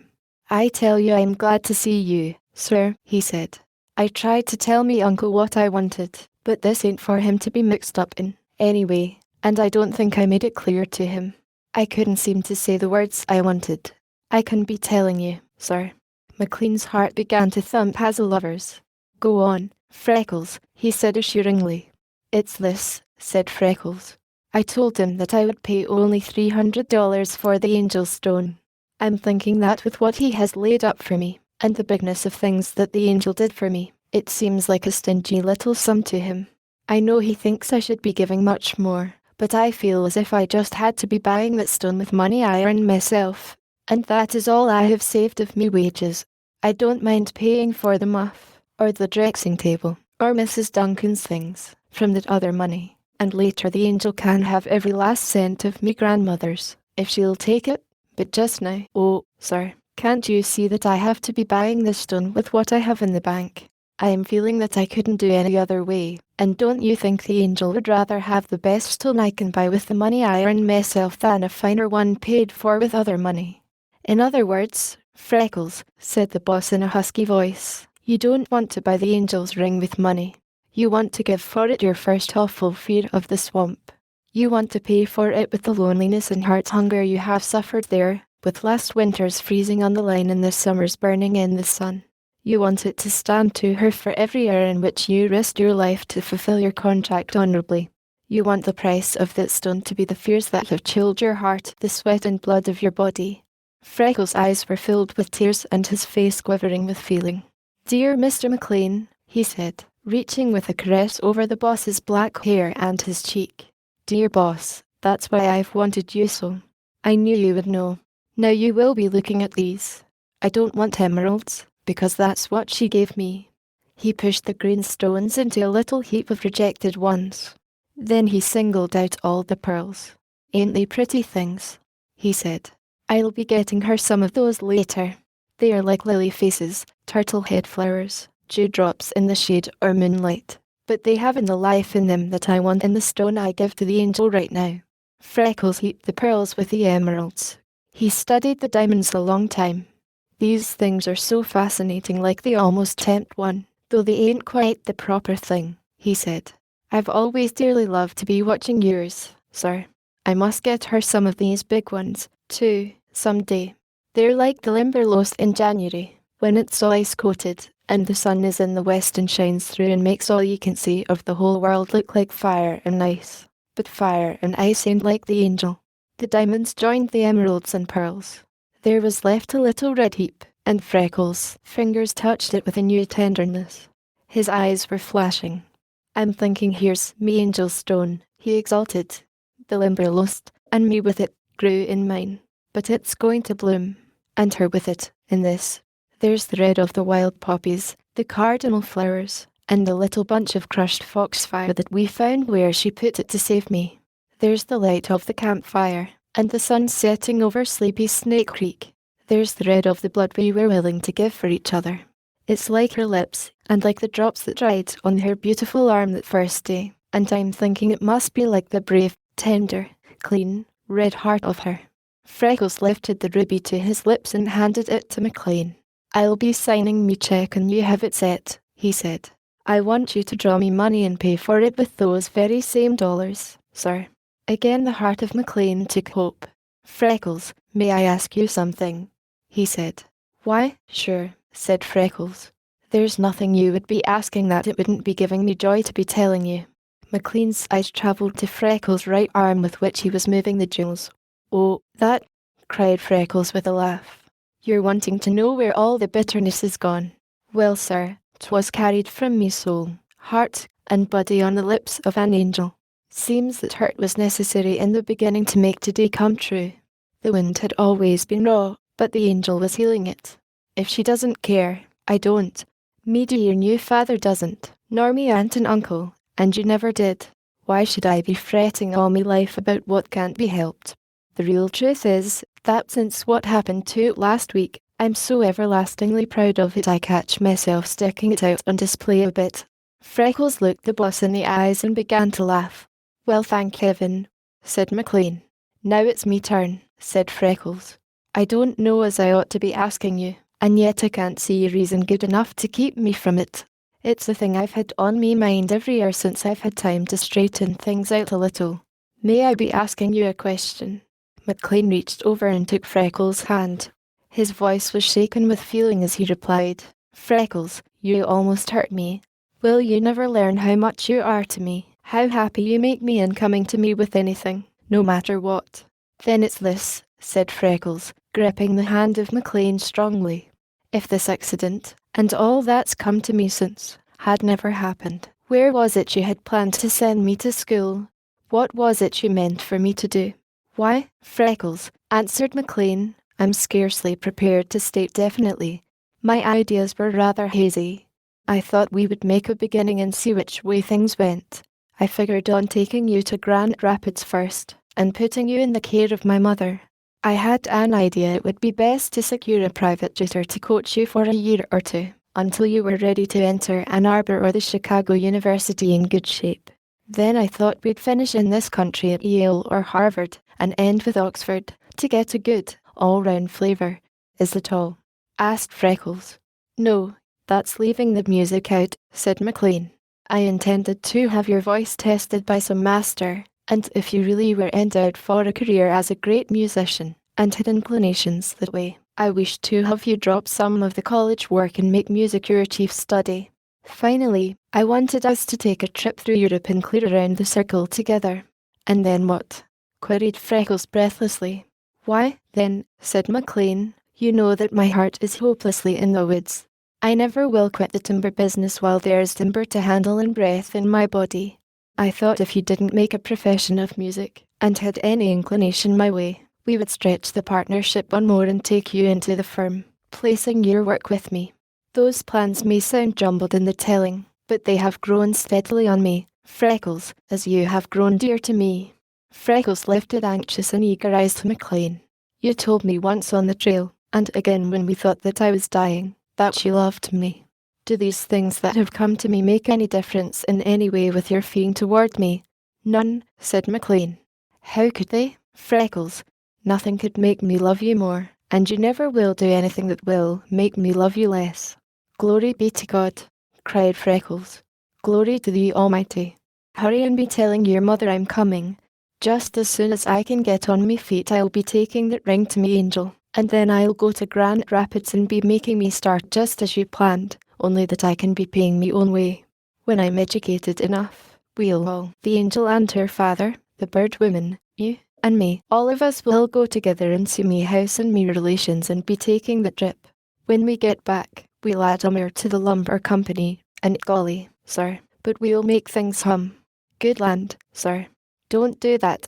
Why, Mr. McLean, dear boss, dear father, don't be doing that. What is it? Nothing, nothing, boomed McLean's deep bass. Nothing at all. He abruptly turned and hurried to the window. This is a mighty fine view, he said. Lake's beautiful this morning. No wonder Chicago people are so proud of their city's location on its shore. But, Freckles, what is Lord Elmer going to say to this? I don't know, said Freckles. I am going to be cut deep if he cares, for he's been more than good to me, and Lady Alice is next to me angel. He's made me feel me blood and raise me own possession. She's talked to me by the hour of me father and mother and me grandmother. She's made them all that real I can lay claim to them and feel that they are mine. I'm very sorry to be hurting them, if it will, but it can't be changed. Nobody ever puts the width of the ocean between me and the angel. From here to the Limberlost is all I can be bearing peaceable. I want the education, and then I want to work and live here in the country where I was born, and where the ashes of me father and mother rest. I'll be glad to see Ireland, and glad especial to see those little people who are my kin, but I ain't ever staying long. All me heart is the angels, and the Limberlost is calling every minute. You're thinking, sir, that when I look from that window I see the beautiful water, ain't you? I'm not. I see soft, slow clouds oozing across the blue, me big black chickens hanging up there, and a great feather softly sliding down. I see mighty trees, swinging vines, bright flowers, and always masses of the wild roses, with the wild rose face of me ladybird looking through. I see the swale rocking, smell the sweetness of the blooming things, and the damp, mucky odour of the swamp, and I hear me birds sing, me squirrels bark, the rattlers hiss, and the step of Westner or Black Jack coming, and whether it's the things that I loved or the things that I feared, it's all a part of the day. Me heart's all me swamp angels, and me love is all hers, and I have her and the swamp so confused in me mind I never can be separating them. When I look at her, I see blue sky, the sun rifting through the leaves and pink and red flowers, and when I look at the Limberlost I see a pink face with blue eyes, gold hair, and red lips. And, it's the truth, sir, they're mixed till they're one to me. I'm afraid it will be hurting some, but I have the feeling that I can be making my dear people understand, so that they will be willing to let me come back home. Send Lady Elmer to put these flowers God made in the place of these glass house legacies, and please be cutting the string of this little package the angel sent me. As Freckles held up the package, the lights of the Limberlost flashed from the emerald on his finger. On the cover was printed, "To the Limberlost Guard." Under it was a big, crisp, iridescent black feather,